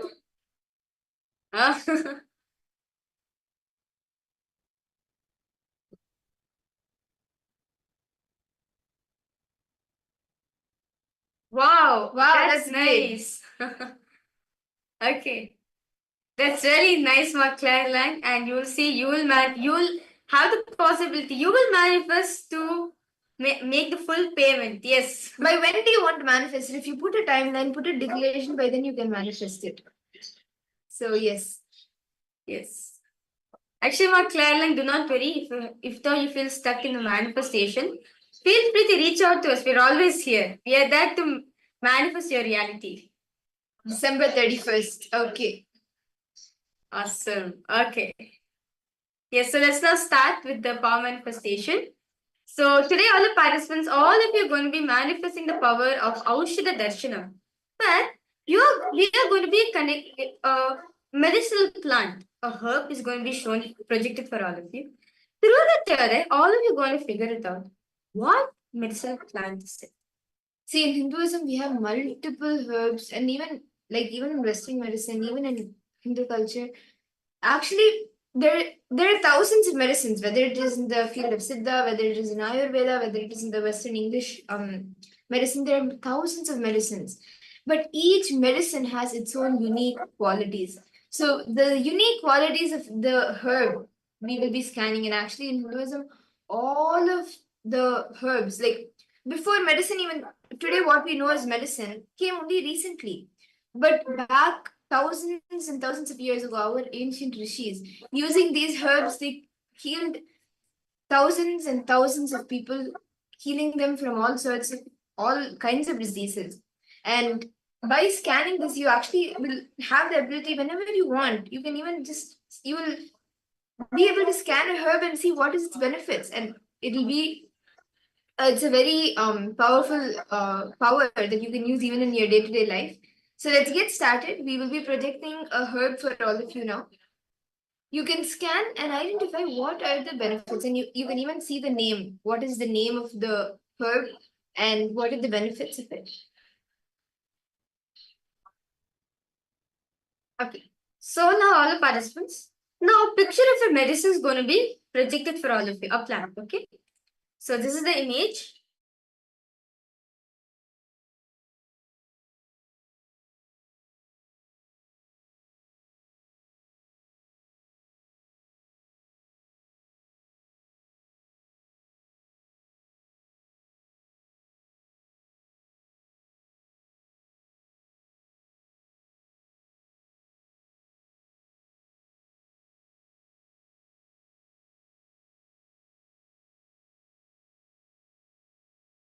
Let's start chanting the Mahabharata.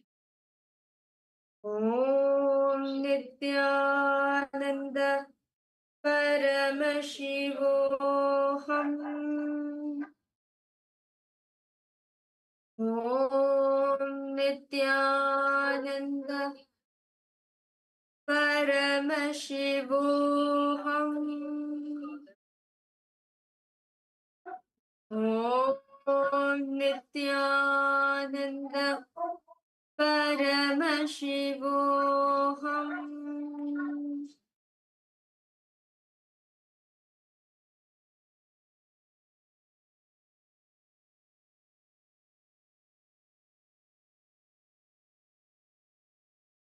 Then start chanting the Mahabharata and ask Swamiji to reveal. Ask Swamiji to reveal to you the characteristics of this plant.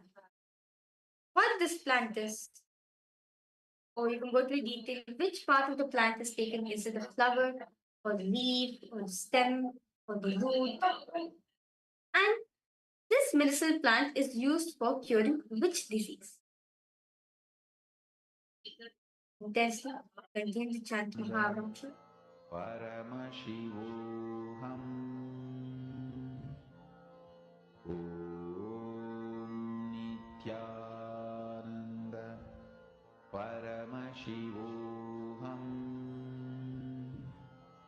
Om Nithyananda Paramashivoham Om Nithyananda Paramashivoham Om Nithyananda Paramashivoham Om Nithyananda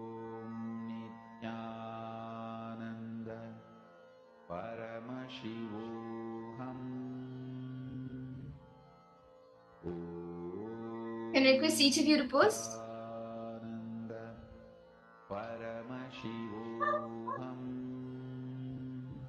What did you see as the answer? What are the benefits of the plant that we all just saw?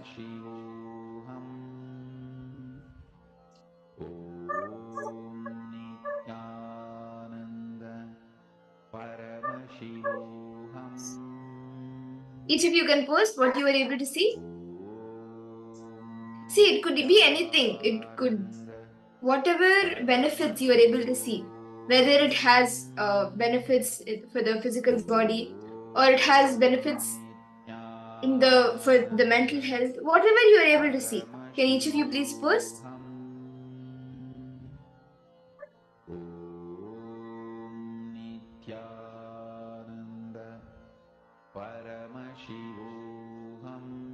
Please take a moment to detail out all the different benefits that you were able to see.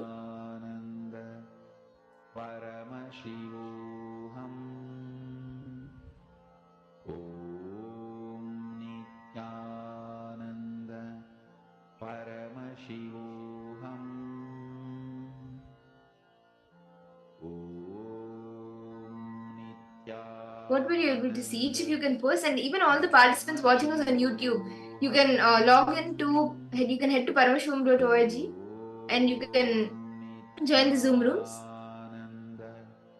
Yes. Come on, I request all participants to post the answer. What medicinal plant is this? What's the name and the benefits of this plant?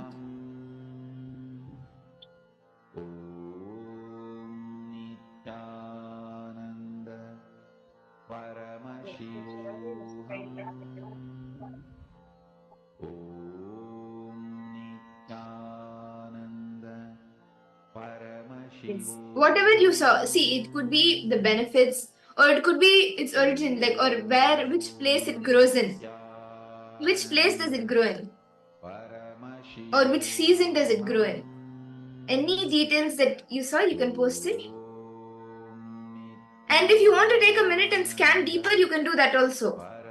Maybe initially we didn't say to scan even the season. So you can actually scan and see what is the season or what is the area it grows in. Which area does it mainly grow in? And what season does it grow in? And what is the best time to take it?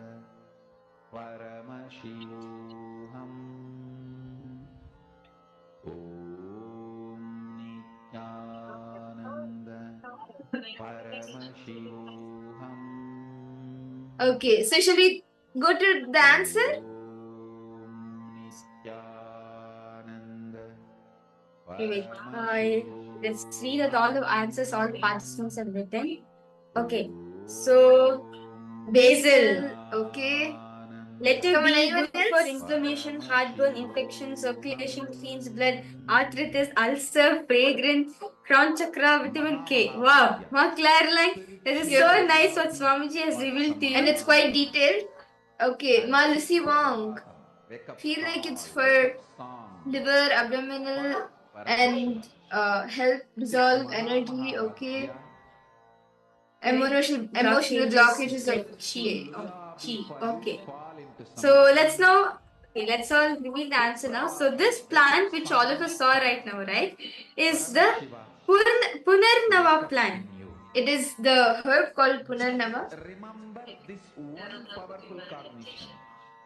This So this after this plant, it helps in anemia, liver diseases, wounds, and also kidney health. And I think both of you have put liver, Ma Clairlang and also Ma Lucy Wong.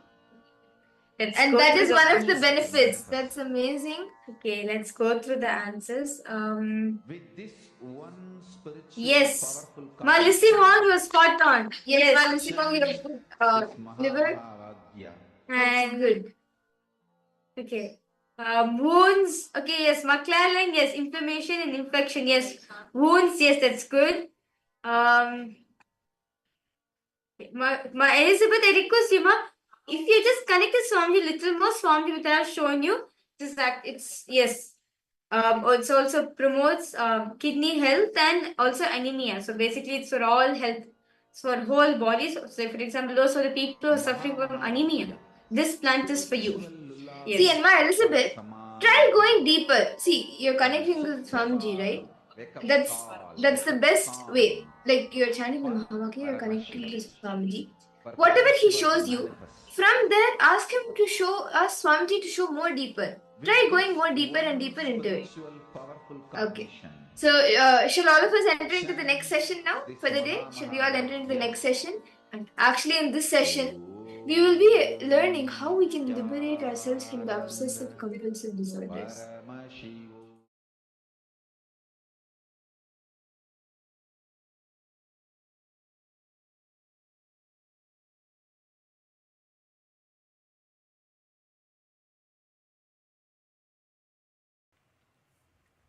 I tell you, this really happened. One person came to me with rheumatoid arthritis problem. It was very severe. The fingers have started getting twisted, and the effect of the disease is seen even physically, not just in the form of pain alone. The body started getting distorted.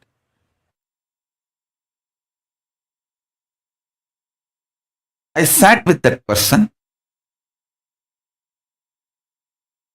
and spoke to the person to understand the source. Obsessive compulsive reactionary pattern of her which triggered this disease in her. Please understand. All diseases are triggered inside you due to some compulsive reactionary pattern.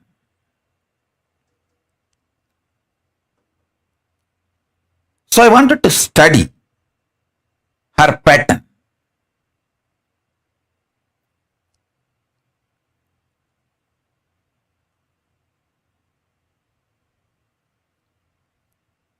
Speaking to her for 10 minutes, I could see very clearly her whole problem is her anger towards mother-in-law, and how she gets triggered by mother-in-law, and how continuously she triggers mother-in-law to trigger her. It's like it has become a very powerful cycle, vicious circle. And even if she stays away from mother-in-law, she projects the same mother-in-law on somebody else and does this. Just the person outside is replaced, but the pattern and the vicious circle continues. Please understand, this obsessive compulsive reactionary pattern, when it gets cultured in you,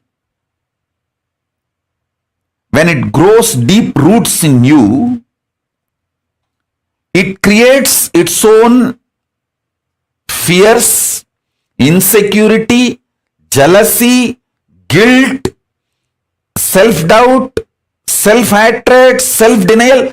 It takes all forms. It becomes literally like a Brahma Rakshas, ghost possessing you.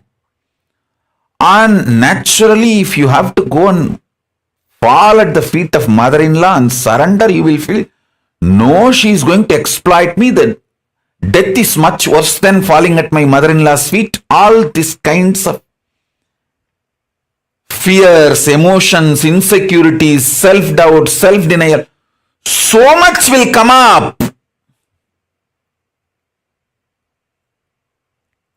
But if you are capable of breaking all of that, I told her, you will experience, not just you will be free from the arthritis, you will start experiencing levitation. I asked her, do you want health, which is a possibility, or levitation, which is a power? She looked at me and said, Swamiji, what you want for me? I said, naturally, power. Because she's too sweet devotee and too devoted. Let me put it in a simple, straightforward, raw words. Human beings, as you are just bunch of patterns, thought currents, compulsive thought currents, compulsive behavior patterns, which I call incompletions. Understand? We are actually a bunch of compulsive thought currents and compulsive behavior patterns.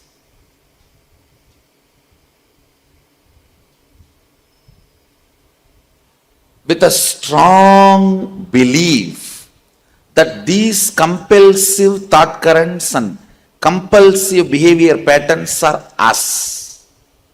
Please understand. Your actions can never be separated from you, and your reactions can never be part of you. The problem is, you act and you don't want to be responsible for your actions. And you always think all your reactions are you. Please understand. Your reactions are not you. They are a bunch of compulsive behavior patterns or compulsive thought currents. Your reactions are not you.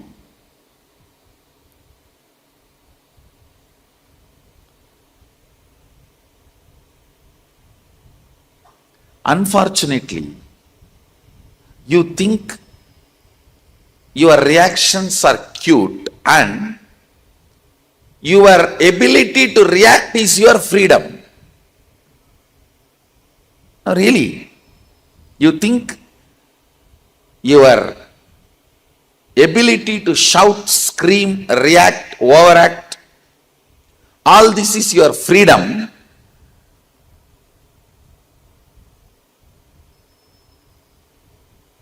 If you don't react, you are controlled or suppressed. Understand?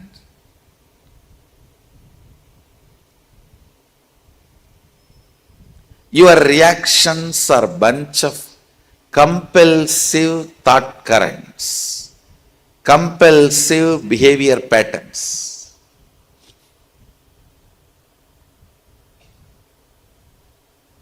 The good news I have, it can be completed. Means you can get rid of them. The great news I have, when you get rid of them, you manifest multiple extraordinary powers. Understand? All compulsive behavior patterns are powerlessness.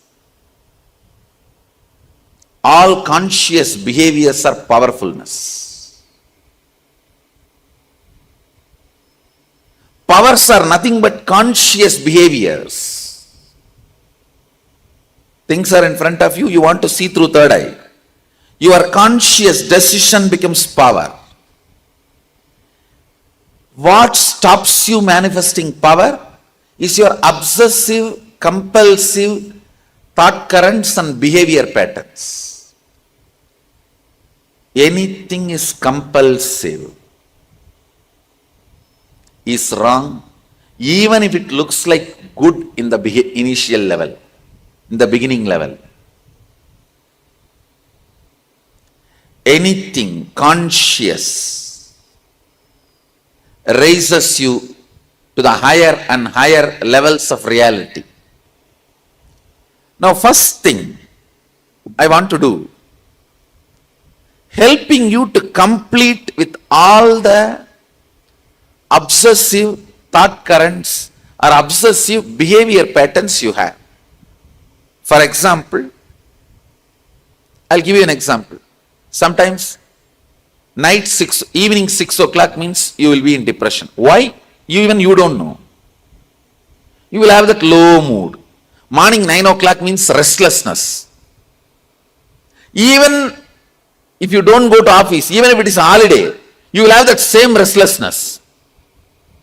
Morning 10 o'clock means after seeing the boss, talking to him 10 minutes, having shoulder pain.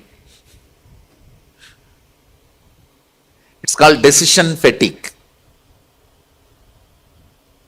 Decision fatigue is the most stupid thing a human being can have. I call them imaginary diseases. Whole Hinduism is focused on human beings experiencing conscious sovereignty.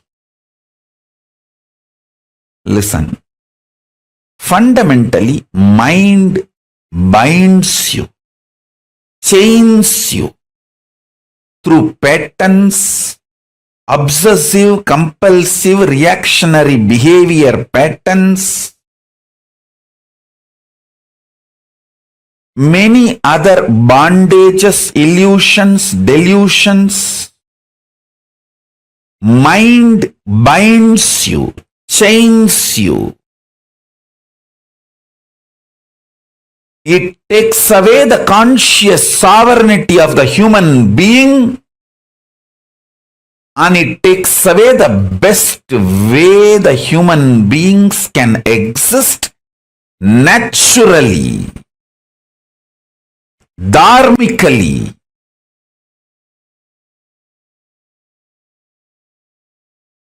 A simple human existence. And the best things that simple human conscious existence can manifest, everything is hijacked, taken away, chained, bound by mind. And when you start manifesting ferociousness and break the patterns, manifest powers, your mind is transformed into supermind. If needed, everything else can be given away just for conscious sovereignty. Conscious sovereignty is worthy of everything. Let me explain conscious sovereignty. Conscious sovereignty means I know I am consciousness. I manifested this body, this life, and I am going to be working on exhausting any bondage, chains put on me in the form of obsessive compulsive behavior patterns, reactionary patterns, any other bondage put on me. I will exhaust those karmas and break from those bondages. I will be ferocious and break those patterns and liberate myself, manifest powers, and reclaim my conscious sovereignty. This is my life. How many ever births I take, I know this is my life. Having this clarity, and whether you are facing a headache or headache giver or worst thing you think in your life. For some people, poverty is the worst thing. They're ready to die, but they don't want to live in poverty. For some people, death is the worst thing. They are ready to go through anything, but they don't want death. For some people, loneliness is the worst thing. They are ready to go through anything, but they don't want loneliness. Listen.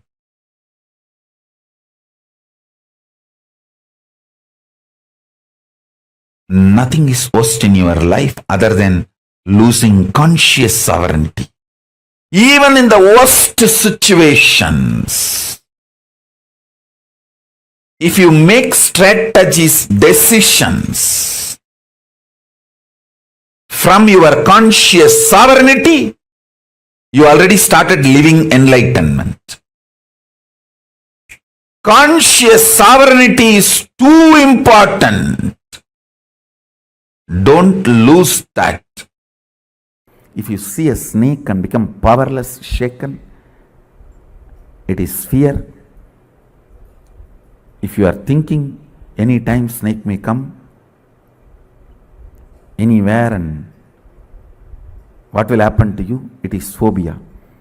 I can give you one more example for phobia. Even the iPad screen or the cell phone screen, touch screen, if there is a snake photo, you will not touch. You will not put your finger near the mouth. How many of you have this? That is phobia. Understand, that is not fear. It's not going to come out of the iPad and hit you. Listen.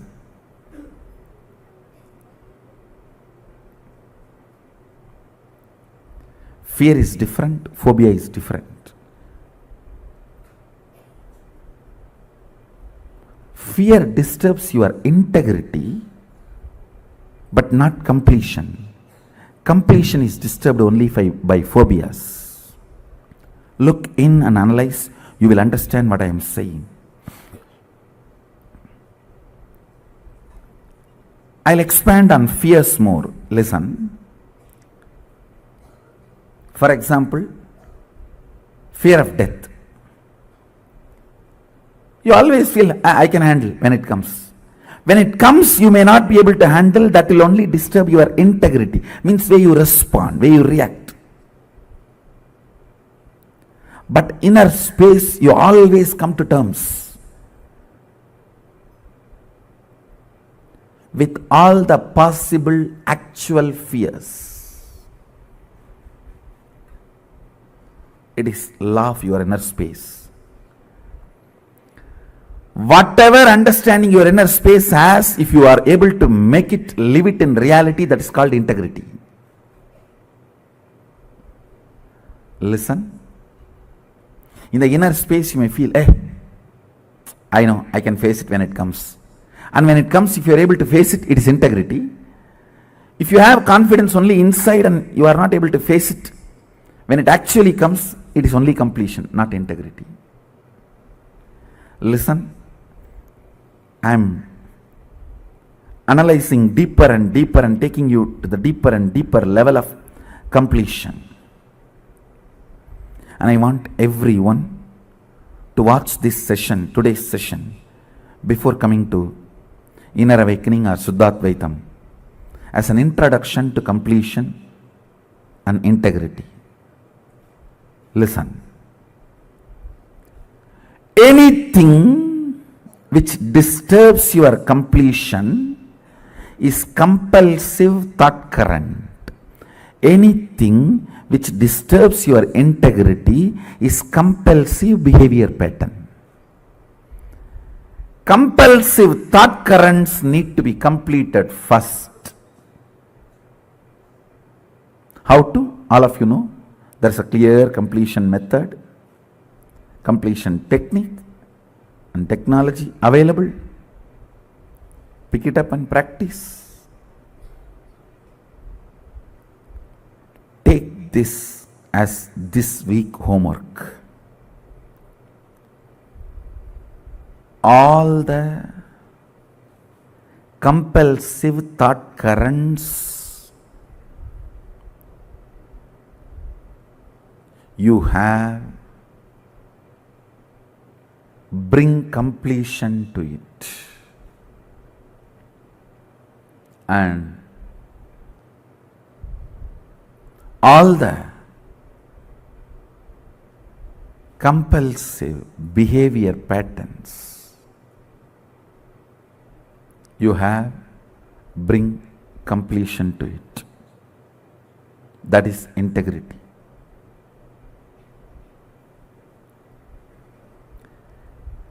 It can be as simple as you have to have a cup of coffee before going to your washroom in the morning, or as complicated as deep violence mixed even in your romance, in your love. Look in. That is the most complicated, compulsive thought current. The drinking water and sewage water getting mixed. Unfortunately for us also, the pipelines are very close. The plumbing is very close. The violence and the romance. Understand, adrenaline, that violence is swadhisthana. Romance, sex is Mooladhara. These two getting mixed is the worst obsessive, compulsive thought pattern a human being will suffer. When that two is mixed, you can't trust a smile of a person. You can't trust a smile of a person. Because even when he is feeling the romance, it is not romance. When he is feeling anger, it is not just anger. He himself do not know what he is going through.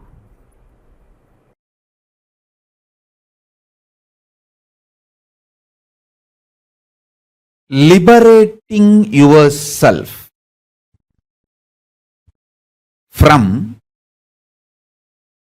obsessive, compulsive, reactionary pattern and its suffocation is liberating yourself from delusion. Listen.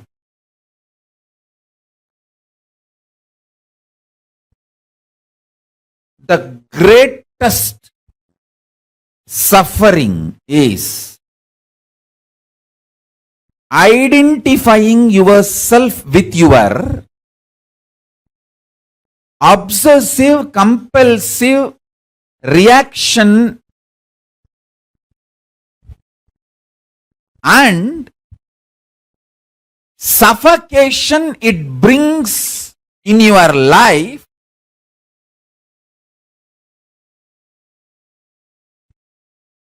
as you. I'll repeat.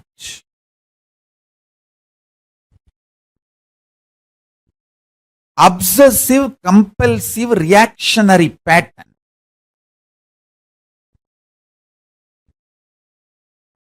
You identify yourself with that pattern and not only you identify yourself with that pattern, all the suffocation that pattern brings. You start blaming everyone other than you. That is, I tell you, this is the worst delusion in the life. Even if you drink a cup of coffee, because of the obsessive, compulsive, reactionary pattern, it is drinking poison. Because the coffee is going to strengthen this obsessive, compulsory, reactionary pattern. Obsessive, compulsive, reactionary pattern.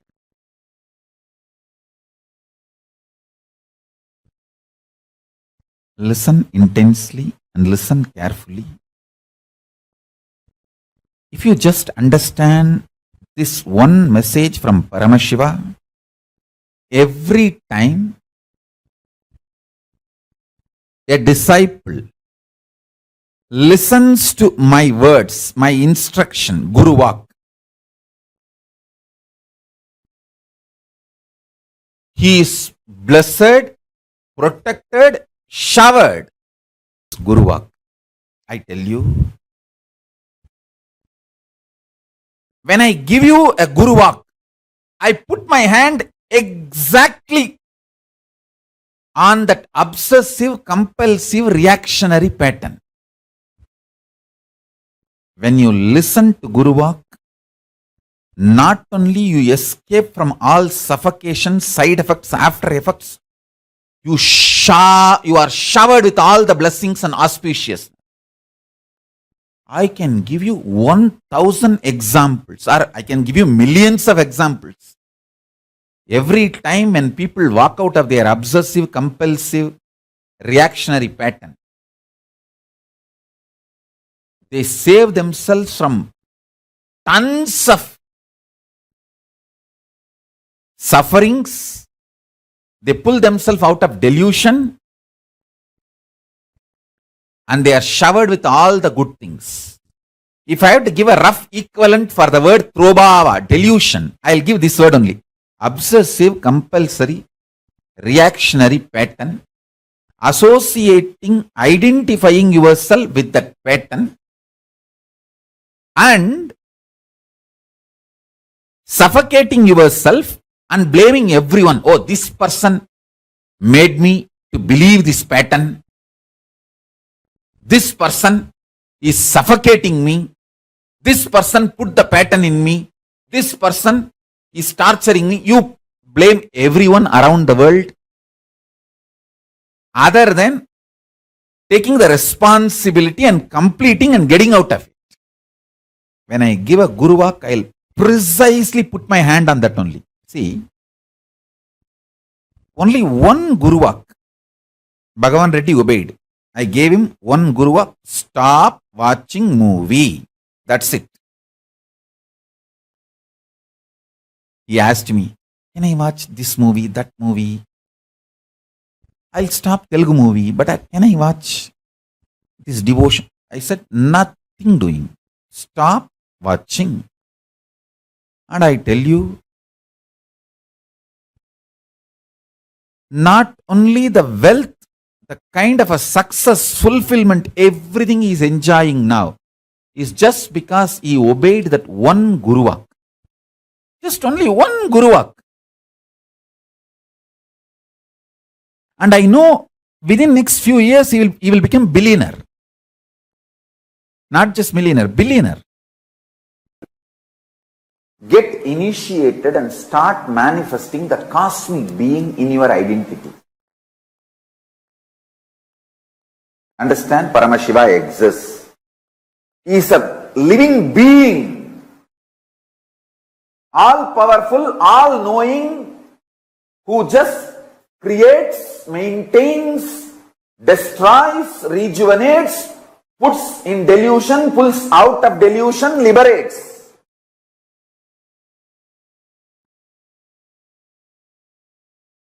Who plays with these tattvas and principles, is a living being, alive, who can respond to you now. Invoke him in your identity. What do you feel as you?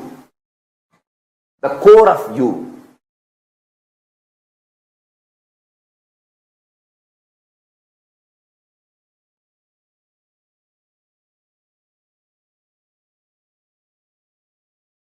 Listen.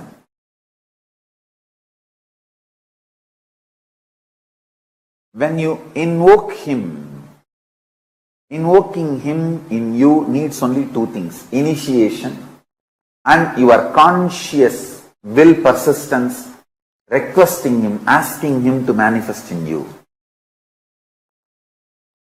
Invoke him.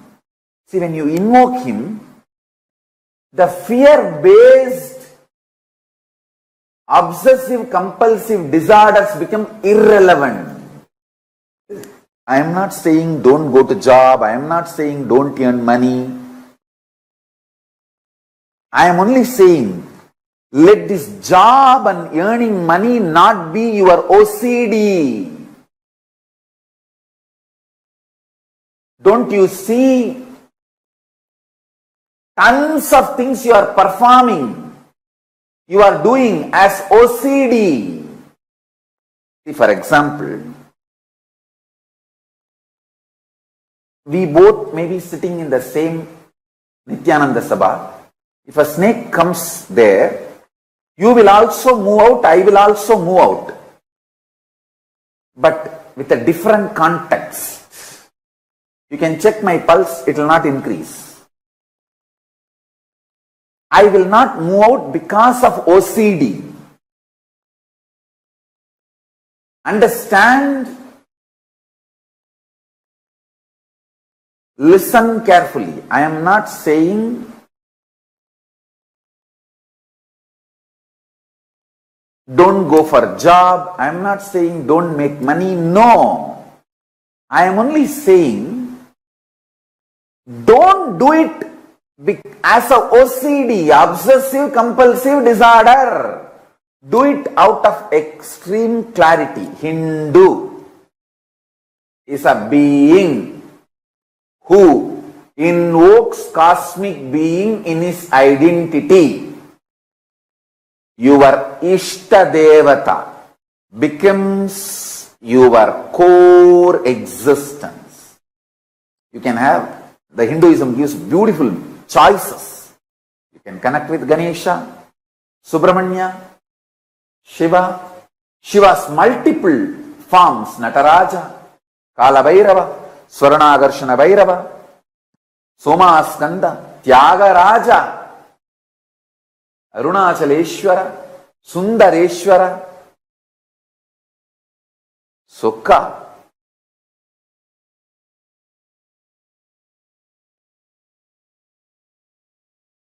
Different forms of Paramashiva, Dakshinamurti,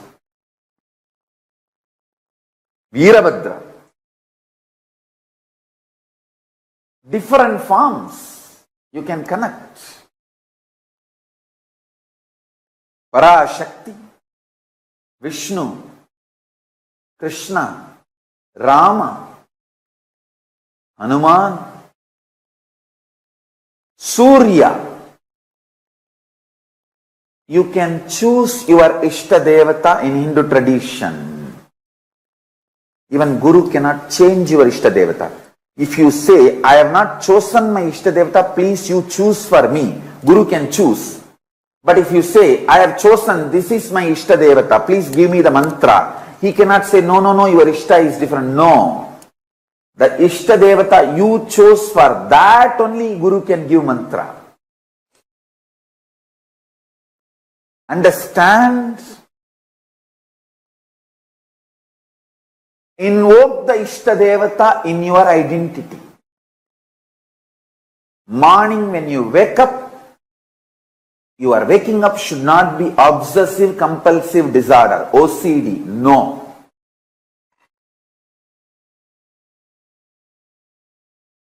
It should be IID, Ishta inspired decision. Not OCD, but IID. Ishta inspired decision. Use this word. Ishta inspired decision. IID, not OCD. I tell you. When you react based on OCD,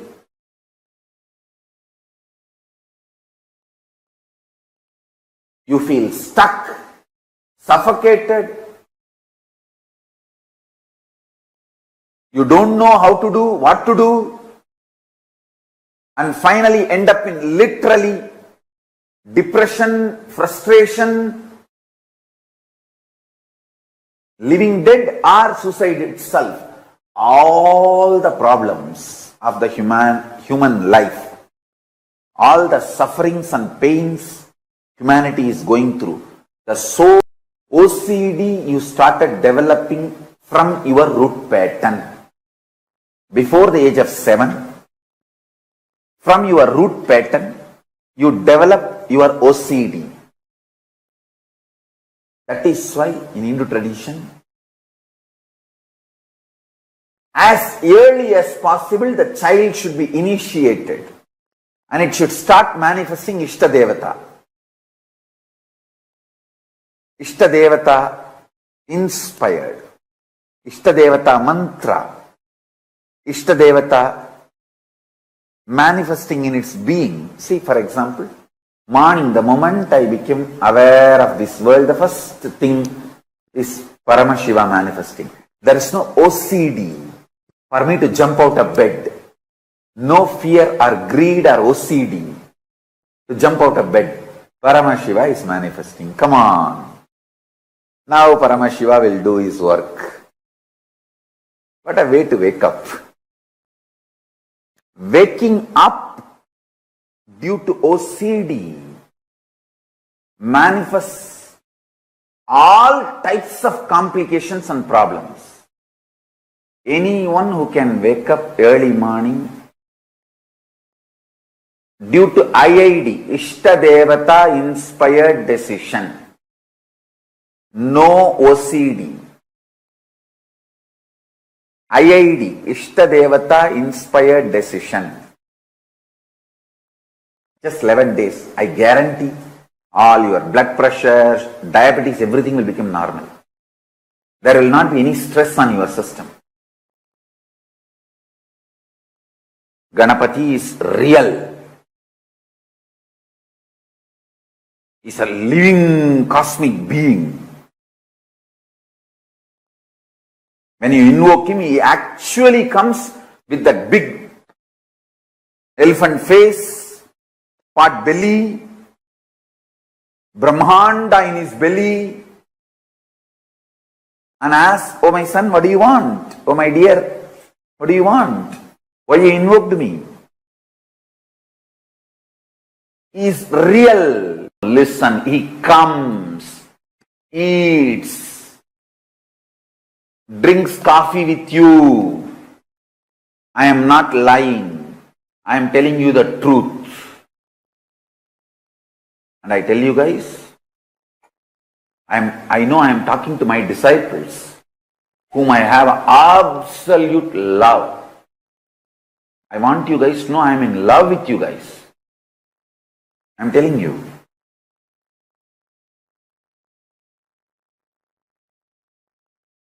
They are all really, really real. Don't think they are just some principle painting done by some rishi to explain certain concept and principle. They are all real beings, cosmic beings.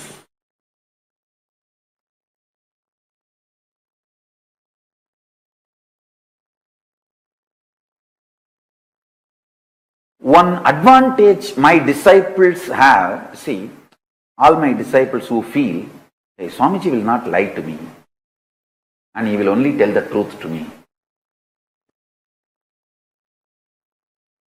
For you guys who have that feeling, hey, Swamiji will tell only truth to me, he will not lie to me. The biggest advantage you have is your being immediately connects with that consciousness, with that beings. Your identity opens with them because your identity is convinced, hey, Swamiji told Ganesha is real, he is real. Swamiji told Kalabhairava is real, he is real. Swamiji told Paramashiva is real, he is real. That is the way actually initiation happens.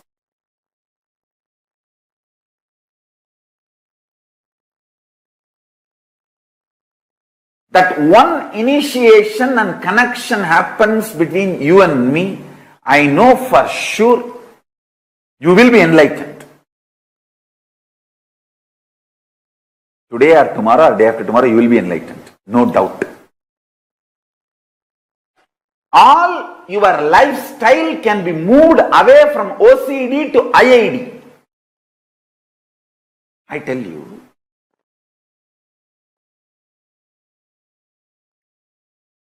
All your decisions and its good, bad effects, results, success, failure, everything finally take it to Paramashiva and cry. Want to express your frustration, express it to him. Want to express your love, express it to him. Want to show your gratitude, show it to him. Want to fight, fight with him. Do everything with your Ishtadevata. It can be Ganapati, it can be Shiva, it can be Muruga, it can be your Guru. I tell you, just practice this one. In few weeks, your life will start moving from obsessive-compulsive disorder based to Ishtadevata inspired decision based, IID. You are liberated, I tell you. Please understand, the concept of Ishtadevata is unique to Hindu tradition. I want all of you to know, I connect with the ultimate as Paramashiva and Parashakti. But I am absolutely sure, listen to this statement, even if you think Vishnu is the ultimate, you will achieve ultimate. If you think Ganapati is ultimate, you will achieve ultimate. If you think Parashakti is ultimate, you will achieve ultimate. If you think Subramanya is ultimate, you will achieve ultimate. If you think Surya is ultimate, you will achieve ultimate. Please understand. Parabrahma, Paramashiva, Parashakti, Paramapadam of Vishnu. All this leads you to the ultimate, makes you experience ultimate. Please understand. The truth of Ishtadevata is unique to Hinduism. Let me tell you very clearly, I am revealing this truth, the ultimate secret, with the permission of Paramashiva, with the blessings of Kalabhairava. It is the truth as it is. Never ever worry which form of the God you are worshipping or connected. Decide that form is the Parama for you, ultimate. That's all. If you want, you can add the Parama, ultimate, to that your Ishtadevatas cognition about you. If Ganapati is your Ishtadevata, decide Mahaganapati, Paramaganapati, Paramburule, Paramburule, Mahaganapati, Mahaganapati, Paramburule, or the ultimate reality, O Mahaganapati. That's all. That's all. If you are feeling very deeply connected to Kalabhairava, say Paramburule Mahakalabhairava, Kalabhairava Paramburule, Kalabhairava Paramashivame. That's it. If you are connected to Vishnu, Paramapada Paramburule Mahavishnu, that's it. Understand, this Ishtadevata is the unique truth of Hinduism. I should say the Ishtadevata principle, truth, is the real ultimate grand narrative of Hinduism. Hinduism does not stand on one definition of God. Anybody who puts one definition of God on you is putting Kashta Devata on you. Because man cannot go through just one idea and reach the ultimate. No. Ishta Devata is the only antidote for all Kashta Devata.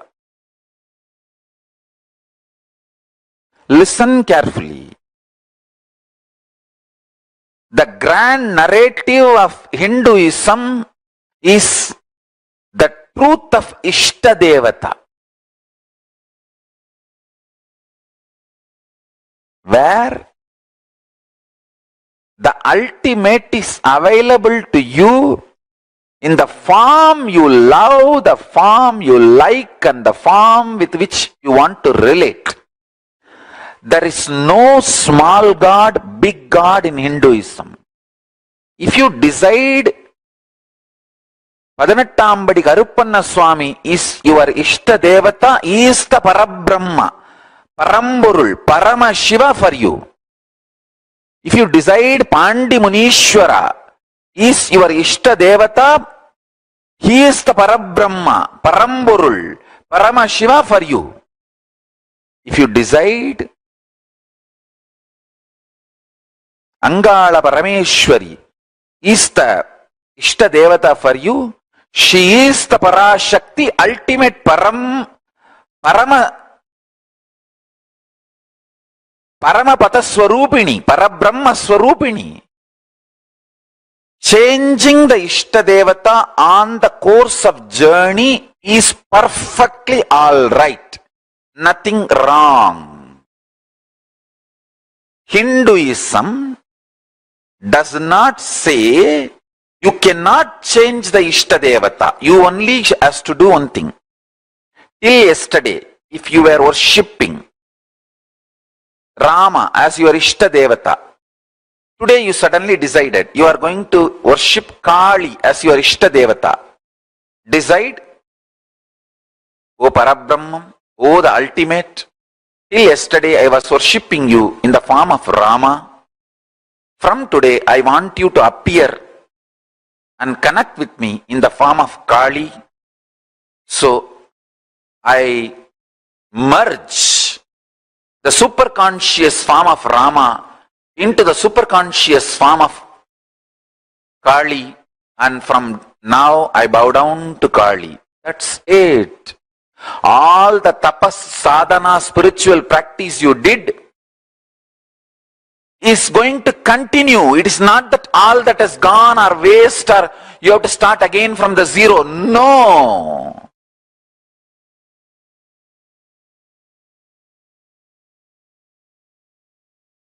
I am telling you from my experience.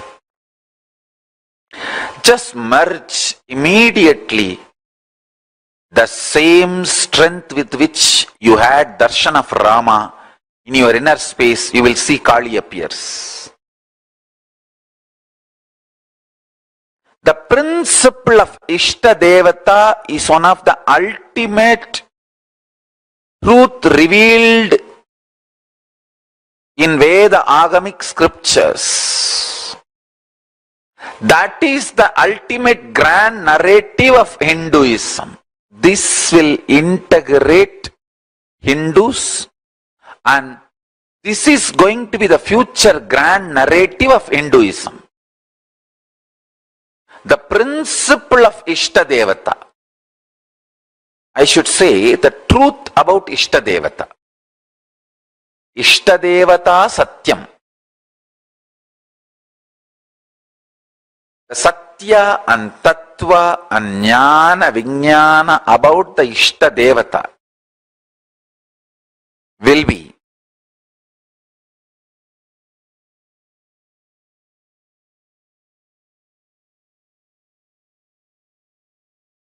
the ultimate real grand narrative of Hinduism.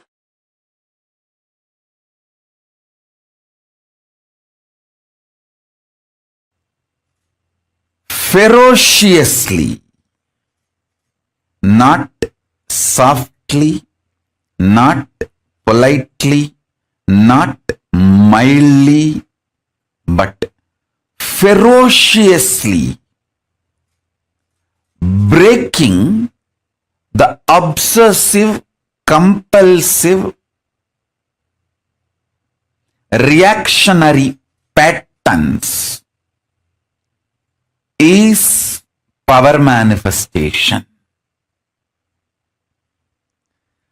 Paramashiva's powers manifest to beings who powerfully, ferociously break obsessive compulsive reactionary patterns. Even once you behave with your obsessive compulsive reactionary pattern ferociously and break one pattern and manifest powers, the kind of the courage you will feel, you will straight walk towards enlightenment. Because after that, every obstruction, every barricade, every stopping will look very funny. It will look very funny. All your patterns, obsessive, compulsive, reactionary patterns are not worthy. Life, Paramashiva's powers are only worthy to manifest, celebrate, enjoy. Listen carefully. Listen intensely. Unable to build collective integrity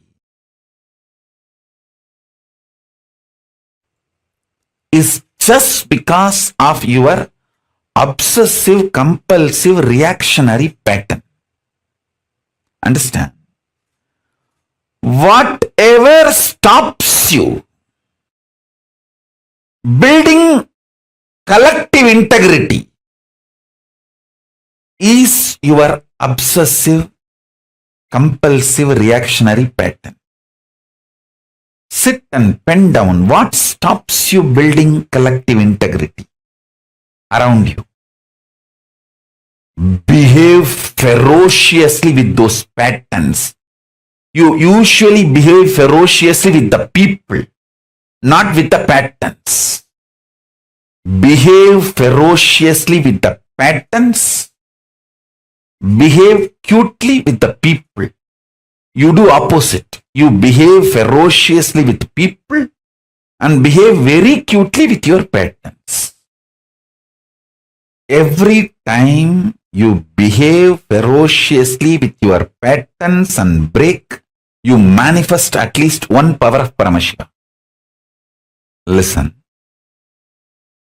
To behave ferociously with your pattern, you don't need anything other than feeling connection or trust on me, because the trust you have on me will naturally manifest as the courage to execute my words. That is the way I manifested Paramashiva. See, my extreme love for my gurus, my extreme love for my gurus.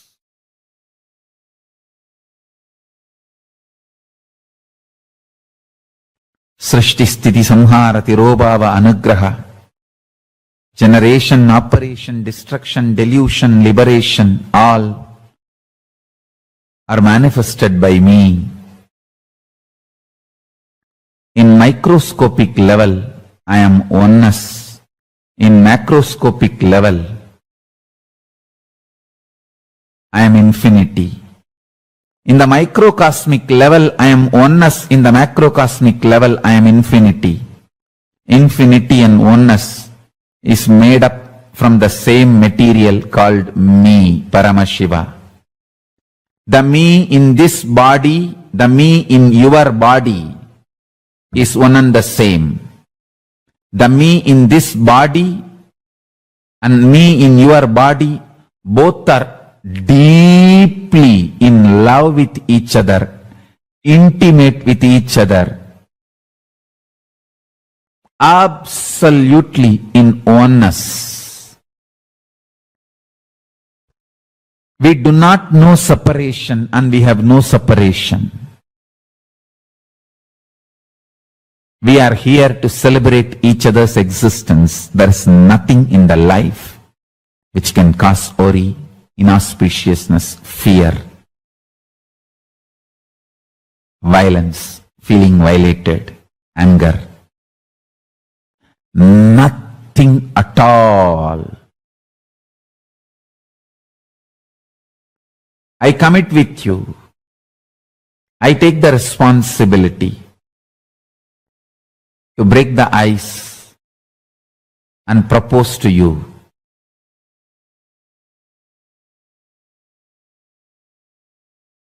let's celebrate our life together. Let me manifest in you. Let you manifest in me.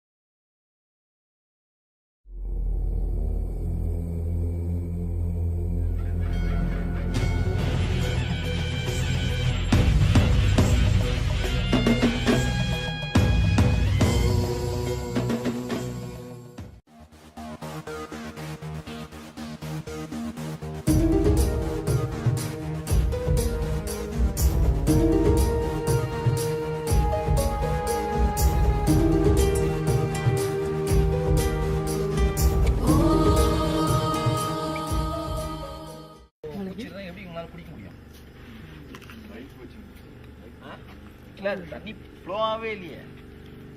பாரு உள்ள தண்ணி கீழே போட வழி இல்லையா? தண்ணியே இதுல flow ஆகல.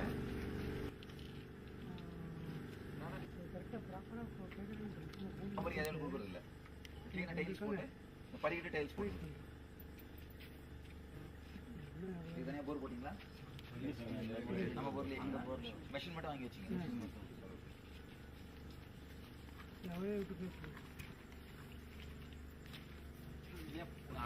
அழகான மாட்ட நல்லாமா அடிச்சு இந்த மாட்ட சொல்லு ஃப்ரண்ட்ல.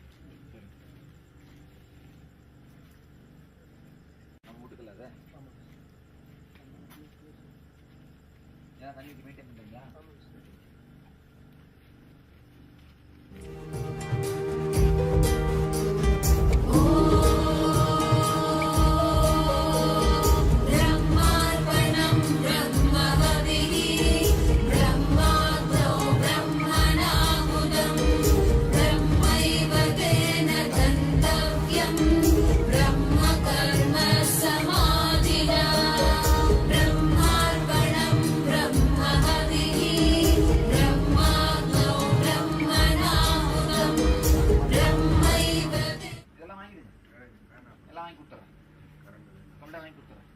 என்ன பண்ண போறீங்க? எப்படியும் மாசம் மாசம் சோறு கூட முடிவாயிடுச்சு.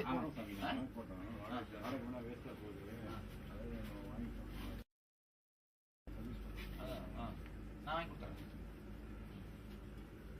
இதெல்லாம் நம்மளுதான் வாடகை.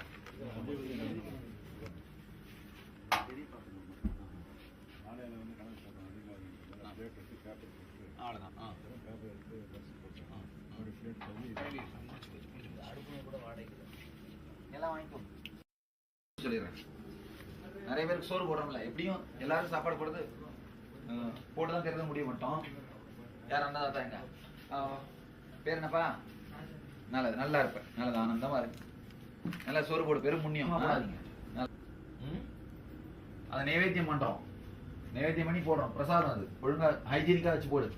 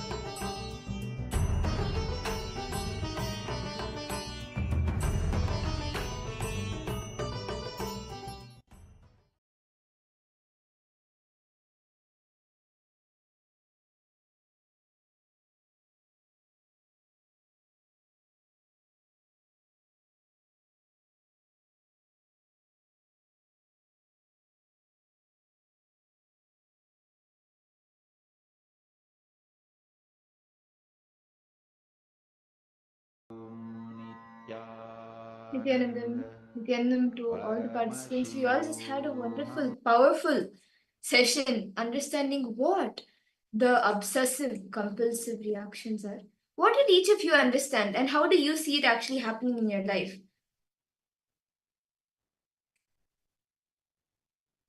Can I request each of you to pause before we move on? Very beautifully, Swamiji spoke about the obsessive-compulsive disorder. Yes, I see so many participants logged in. Ma Priyatma Surupini, Nithyananda Ma, welcome for the program. Ma Grazina, Nithyanandam to you too. Yes. Ma Yogananda Rupini, Nithyanandam to all the participants once again.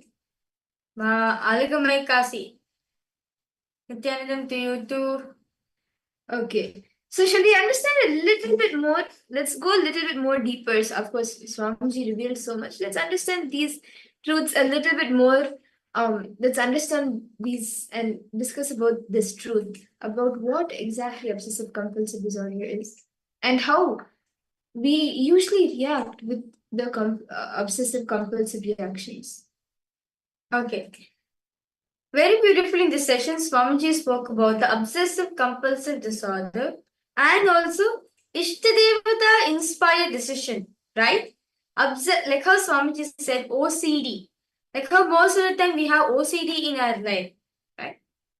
And how to make decisions, Swamiji very beautifully says, Swamiji gave us a very powerful technique. How to make our life based on Ishtadevata inspired decision. How to make a decision based on Ishtadevata concept, based on the bhakti, the inspiration you get from the Ishtadevata.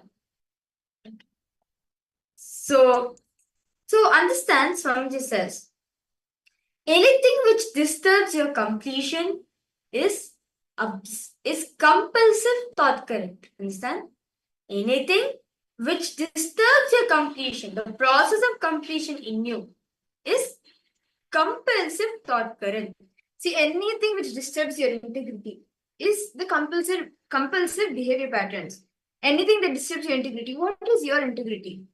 For example, maybe getting up for yoga, or you would have made a decision, okay, this is my integrity. This is what I need to do. But anything that disturbs that is the compulsive thought currents. Can I request each of you now to take a few minutes and pen down your top 5 obsessive compulsory reactionary patterns that you strongly feel that the pattern is you, that you feel that is only me. Now, for example, you're going to see all of these obsessive reactionary patterns. It is like you go through it, you feel it, and you feel it is you, and you go through all of the suffocation that comes with that pattern. For example, you during how Swamiji said, right, like for all females during the monthly cycle and for all males during like the hypersexual time, we all have certain ups and downs, hormonal ups and downs. But unfortunately, we start thinking that those ups and downs are us. But no, those are the compulsory reactionary patterns of different altered states. So you start seeing different patterns in you. Can you each of you write down 5 obsessive compulsory reactionary patterns, which now you have started thinking it is you, it is your reality, it is you, and you're suffocating yourself with that. Can I request each of you to pen this down? Take a few minutes.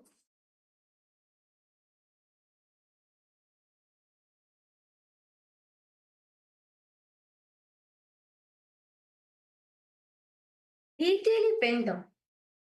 Detail write down.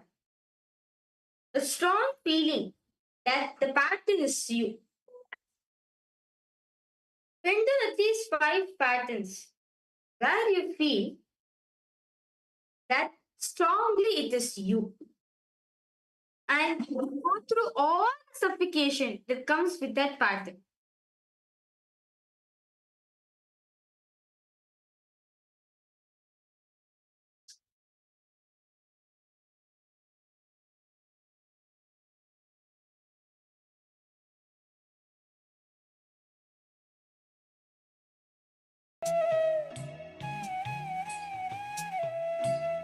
Detail.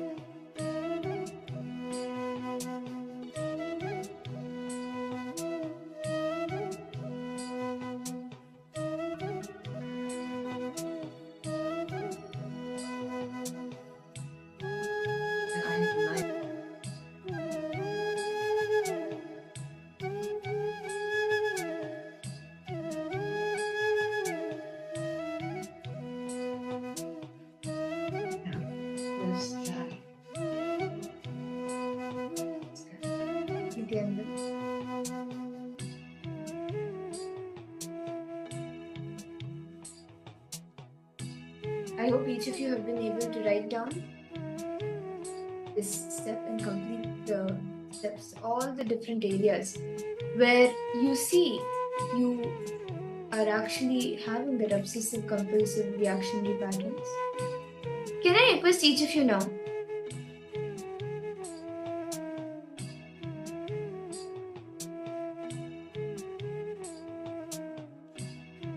Can I request each of you now to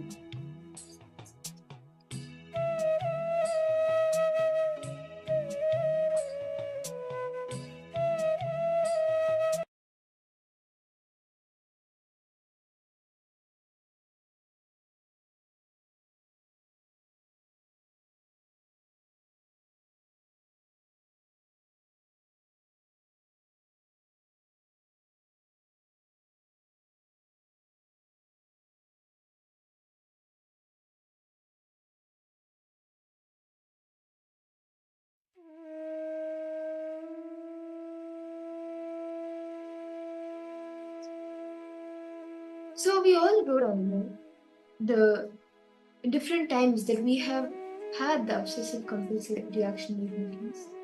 Can I request each of you now to pen down and actually invoke all the patterns which have written?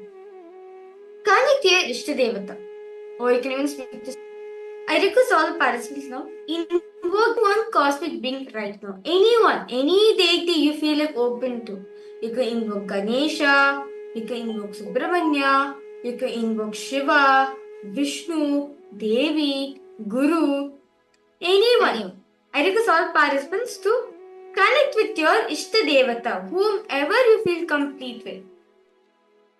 Please take a minute to do this.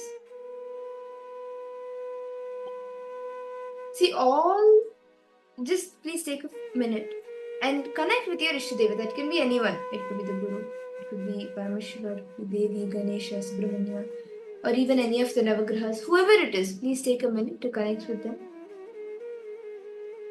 Now, just start expressing to your Ishtadeva. I request all participants to take a few minutes more. Start expressing to your Ishtadeva. Whatever comes in your inner space, like the obsessive compulsive reaction pattern, right? Start expressing to Swamiji. Like you want to express your frustration, fine, express to Swamiji, no problem. You want to express your love, gratitude, express to Swamiji. You will see when you start living your life with Swamiji, right? When you start living your life with Guru, with the deity, you will see how this obsessive compulsive reactionary pattern, this obsessive compulsive disorder based pattern will slowly, not slowly, it will actually move from OCD to IID, which is Ishtadevata inspired decision based, which means you are liberated from it. So request all participants now to please start expressing to your Ishtadevata, whatever it is, your gratitude, your love, or even any frustration, whatever it is, start expressing.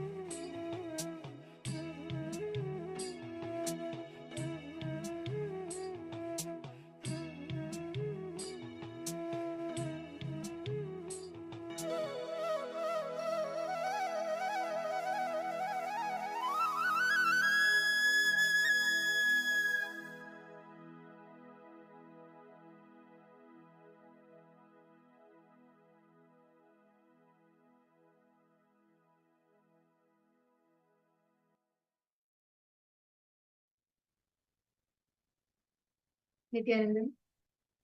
I hope each of you have been able to connect with your Ishta Devata and have been able to express to them whatever you are going through, whatever you are feeling.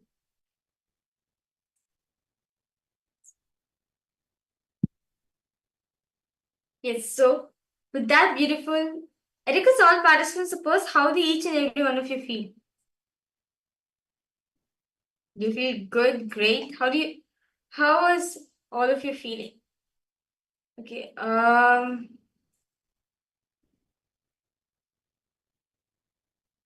Makarini. Okay, Makarini. Okay, Makari. Okay, basically, the second step is you have to connect your Ishta Devata and you have to tell all your problems, not the problems, all the patterns, your obsessive compulsive patterns to your Ishta Devata. Okay, okay, Magrazina, you have asked. Okay, so see, the second step, what Swamiji is saying is, second step is you need to connect your Ishta Devata. Whichever Ishta Devata you are connected to, either is a Paramashiva, Devi, Swamiji, whichever the Ishta Devatas you are connected to, you have to connect to them. Connect to the deity. If you're, for example, if you're connected to Swamiji, right? If you're deeply connected to Swamiji, sit in front of Swamiji's Murti and tell Swamiji, these are my reactionary patterns I'm having.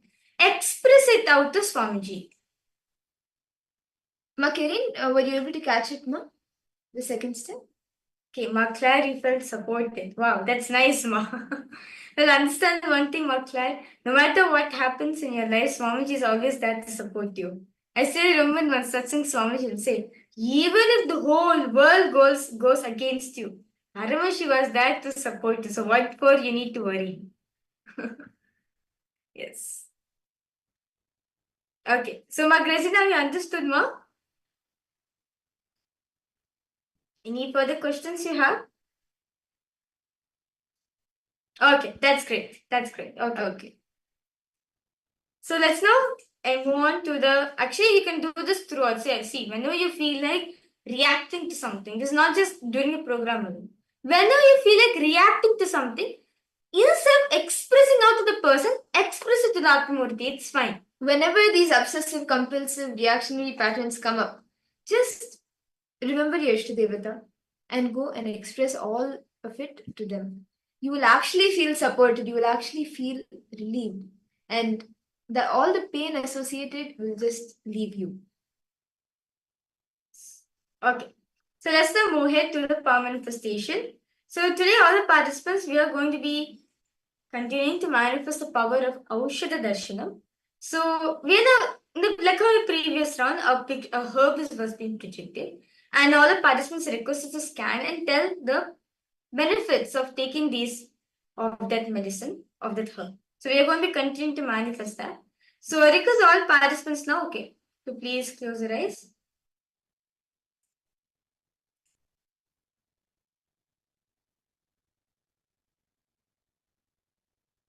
We will be projecting an image of a herb, and each of you can connect with Swamiji and scan what is the benefits of the herb. What exactly, how, in what way does it benefit us?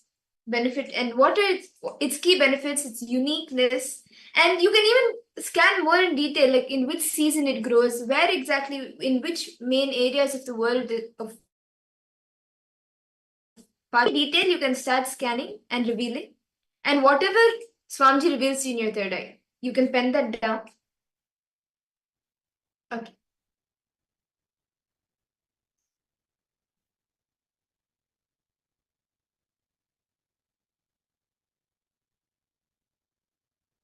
So we are now projecting the image for all of you. Please start scanning. Intensely connect with Swamiji. Chant the Mahavakya.